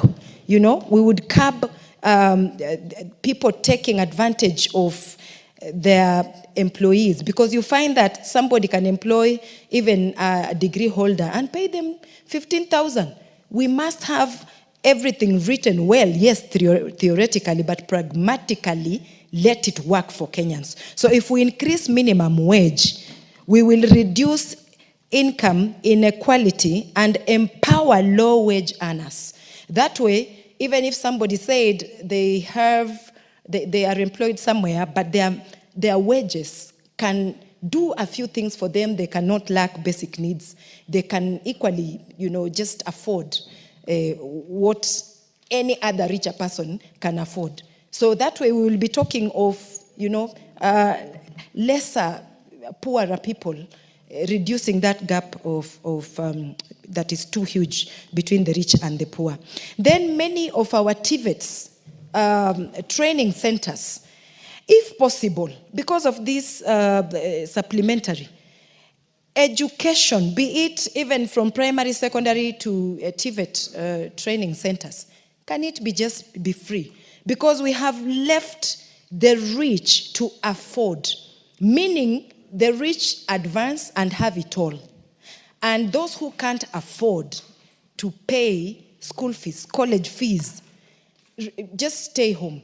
We are wasting a lot of skills. Young people are so creative, but they have not been given a chance, a fair leveled field to exercise, show their creativity, show their know-how, just like any other child whose dad, mom, guardians can afford, and these children maybe have whatever they want at their disposal. So for us to actually come up as a nation and have both people employed and those who are also employing people with various other skills. Let us continue training young people, those who dropped out in primary school, those who dropped out in secondary school, even in colleges. They can be trained and learn some skill to be part of a solution in our nation. Then, Mr. Speaker, education, we have teachers who should be promoted. And if they are promoted, they will be motivated to take care of our students, our children in various schools. And any motivated teacher handles their students even better, meaning they'll give their all to their students. And when students come out well furnished, well educated, civilized, some of the cultures that have been derailing us because of teachers maybe not really teaching well, they are so demoralized, delays in salaries, no promotions. If they are motivated, then we will have a civilized society that can articulate issues, disagree to agree, but moving forward progressively as a nation. That will curb also a lot that happens. We see there's a lot of biasness, especially on women, people living with disability and everything. So education is paramount. If we keep motivating teachers, promoting them on time, paying them on time, a lot will change. Infrastructure is also good because if we have better roads, it will attract investors. There are so many areas in Kenya that you can hardly go to. Especially the remote areas. We have neglected a bigger chunk of Kenya that is so resourceful. If we don't improve in all regions the infrastructure, from hospitals to roads, then we will be doing a lot of nothing, because if we don't attract investors, we are not attracting new money. We are not creating new money in the region. Only old money will be circulating, and that means poverty won't be escaped. So, Mr. Speaker, I have a lot about economic reforms, but I want to just stop there and leave my colleagues as well. Thank you, Mr. Speaker. Chair, Public Accounts Committee, the Honorable Ndindi Mwale. Thank you very much, Honorable Speaker. I'm very grateful that you have acknowledged me as the chairman of Public Accounts Committee, because I saw my sister Irene Mayaka only congratulated the budget chairman. And I also want to congratulate her for being the chair lady for regional integration. And also congratulate my brother Nabina Bwera and Marianne Kaitan for being members of the Public Accounts Committee. And I want to assure my sister, Honorable Marianne Kaitan, that I'm a consultative and team-spirited leader. Because I can see you're asking me, how are you going? Are you going to work with me? I want to assure you, and I want it to be on record, that we are going to work together. Mr. Speaker, I want to first of all comment on the issue of the public participation, because I've seen my brother and counterpart for finance, chair for finance, he has tried to elaborate issues concerning public participation. But the truth of the matter is that public participation needs to be streamlined, as in it needs to be fair. Because what we see in public participation is where leaders send or coach public to come and say exactly, even they write for them. So you find Mama Mboga, she's the one articulating issues in public participation, but she has been told what to say. So we need to streamline to know exactly what is supposed, how we can get the raw facts from the common mwananchi when it comes to public participation. Then, Mr. Speaker, I want to thank the Liaison Committee on what they have done on the second supplementary estimates for finance, for for financial year 2024-2025. As much as it's a good work, but we in Public Accounts Committee, we look at the mistakes that are raised by the Auditor General. And when you look at some of the issues that are normally raised by the Office of the Auditor General, the issue of pending bills has been a thorn in the flesh. And this one affects even the economy. Because you find, for example, someone built a road, maybe that company went to the bank, it got a loan, and it gave security, maybe a building or the tractors and the farm equipments. But you find once the road is done, government takes a lot of time to pay, and certificates are raised, but the pending bills take even 5 to 6 years or 10 years without being serviced. And you'll find, Honorable Speaker, that most of these problems of pending bills are addressed in the PFM Act, where it is stipulated clearly that the accounting officer is supposed to treat pending bills as a first charge when it comes to budgeting. But the problem is also the allocation of the amount of money which has been allocated, which has been allocated for budgeting. Because you find if the accounting officer is to allocate all the pending bills as a first charge, then that state department might not have anything to run any other business in terms of finances. And therefore, the issue of pending bills has been addressed lightly in the second supplementary estimates for 2024-2025. And my brother, the CS, Honorable John Mbadi, was the chairman of this Public Accounts Committee. I was his vice chair. And we used to complain about pending bills. And I'm very sure wherever he is, he's working on it. And we are hoping that the next budget, which is coming in June, July, will have addressed the issue of pending bills. Mr. Speaker, also the issue of stalled projects. You find government starts a project, it finances maybe quarterly, and then the project stalls. And then again, the same state department goes and starts another project in a different place. These stalled projects, Mr. Speaker, because of climatic conditions and weather, you will find if it's a road or a building, the condition becomes very much in a way that you cannot even contain.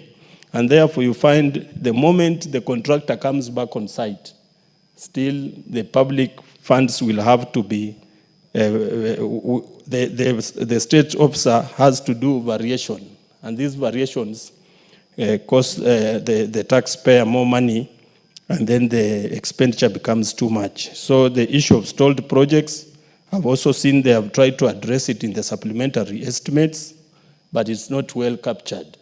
So I hope next time when we do budgeting, those who are in the Committee of Budget, you can also ask for some insight from either Marianne or Nabi, members of Public Accounts Committee, and then we are able to also guide them on how to make sure that these stalled projects are revived. Mr. Speaker, the supplementary budget is supposed to address expenditure which was not budgeted for, especially the emergencies. And therefore, if you want to reduce of expenditure or misuse of public resources, we need to get it right when it comes to supplementary budget. Because if we don't, then we encourage corruption and misuse of public resources. Mr. Speaker, I also want to join my colleagues who have requested that the 50 million that had been allocated for electricity connectivity be returned or put in the next budget so that we find a way in which we can make the common Kenyan access the electricity. Mr. Speaker, with those few remarks, I want to commend the liaison committee and support the second supplementary estimates for financial year 2024-2025. Thank you very much. The Honorable Dr. Ivo Bara had been recognized. Thank you very much, Mr. Speaker, for giving me the opportunity to also contribute. At an onset, let me also appreciate the liaison committee and support the report. Mr. Speaker, looking at it generally, supplementary budget is supposed to take care of some of the unforeseen expenditure that was not captured in the main budget. But looking generally at what has been presented here, there are certain gaps that we have noted. Mr. Speaker, the first one are the challenges on financial management. Mr. Speaker, it appears that we have a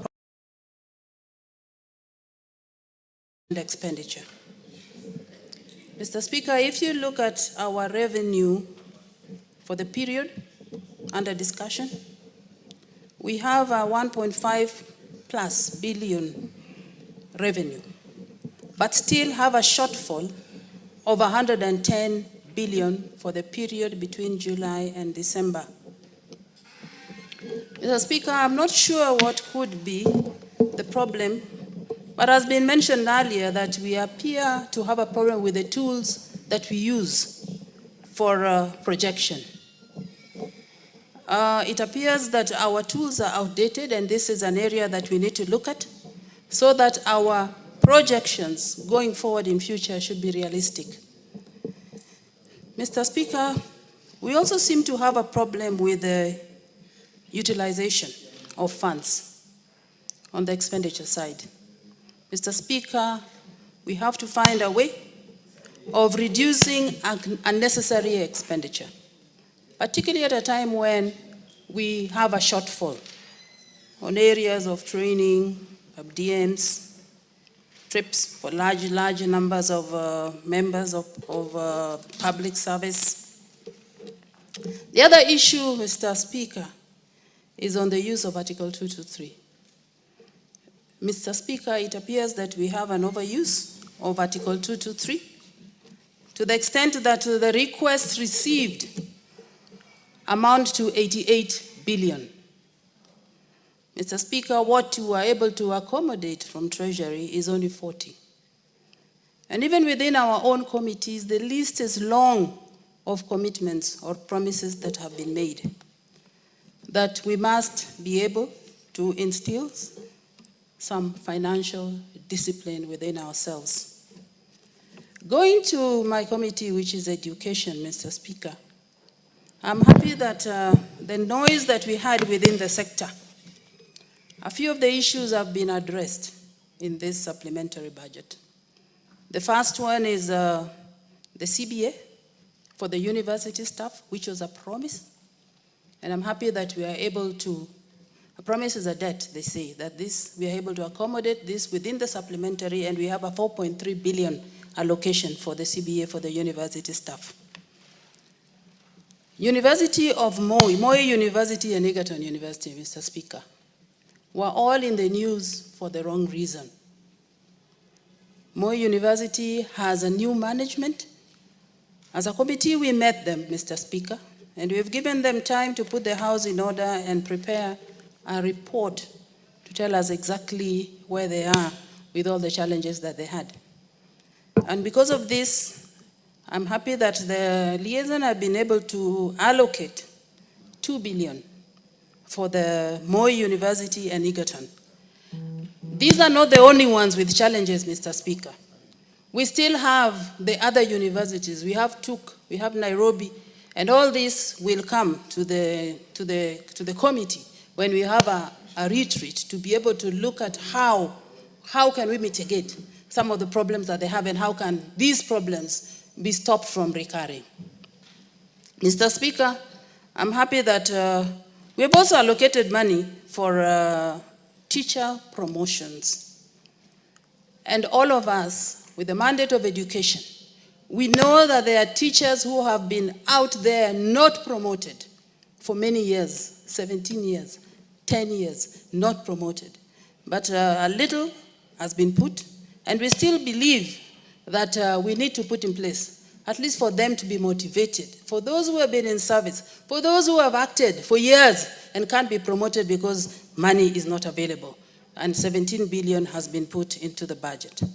School infrastructure, with the JSS, we are aware that most of them, there are no classes. Some teachers, some schools have used the primary school classrooms to put their JSS. But again here, there's some little money, 500 million has been, this is a little, but 500 has been put in this supplementary budget as we look for the main budget to see how the matter can be addressed. Finally, Mr. Speaker, I listened to what the Chair of Finance was saying about being happy about the A&A. And even within the education sector, we were informed that 15 billion will be raised from the sagas and including universities. But Mr. Speaker, our challenge was they were not able to produce the amount that they raised between July and December for us to assess the accuracy of their projections. And so we asked those institutions to be able to give us this information, even as we approve 15 billion as being A&A that has been received from this institution. Finally, for the examinations, there is 5.9 billion. And as a committee, Mr. Speaker, we said that exams are there every year. And it should not be treated as an emergency or unforeseen. That this must be factored every year when we are doing the budget because it is known. With those remarks, Mr. Speaker, finally, I want to talk about the allocation of resources. Yesterday, we had a heated debate in this House about imbalances in the allocation of resources. Mr. Speaker, as a House, we need to take this very, very seriously. And when budgets are being presented, it must be itemized so that we know exactly where is it going. And even as we speak, there are those areas which have been left behind, Mr. Speaker. What do we do as a House? I believe that we need to have affirmative action for these areas that have been left behind. And there must be a threshold for areas that have received those resources. They should be stopped for a while and let these other ones catch up with a certain threshold being put by the committees, relevant committees.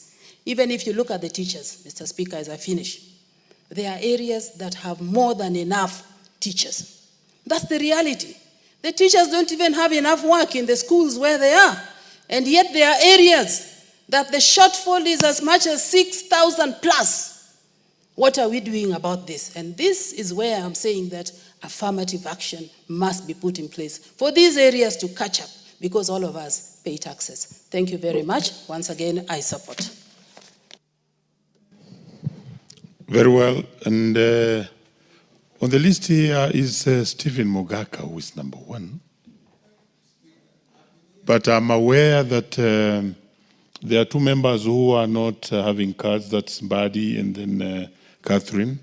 And I can also not see you, Nabi, despite the fact that I left you here. But meanwhile, let's have Mogaka speak on this, and then I deal with the other members. Mogaka, you may take this place.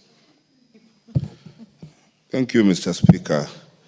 And Mr. Speaker, I thank you for giving me this chance. I do sympathize with my colleagues who do not have the cards because we queue using cards. And I'm sure we have enough time for everyone to contribute. But Mr. Speaker, more importantly, on behalf of the great people of West Mogrango, I stand to support the supplementary estimate to enable government to complete the remaining piece of the financial year. The commitments the government has made, and because we plan as accountants on a year-to-year basis, the commitments the government has made have got to be fulfilled before the close of this financial year on 30th of June this year. And Mr. Speaker, in particular, I am happy that there is a supplementary budget provision for the Ministry of Roads and Public Works. Because this is the biggest challenge that we have, particularly in the Gusii region, that falls within the Lake Victoria rain belt, where regular rains, regular heavy rains wash away whatever roads that are made for bitumen. And Mr. Speaker, while I appreciate that the provision for the Ministry of Public Works and Roads will go a long way to complete the little bitumen road that is being done in Nyamira municipality, which covers from Shivling to Nyangoso and now going to extend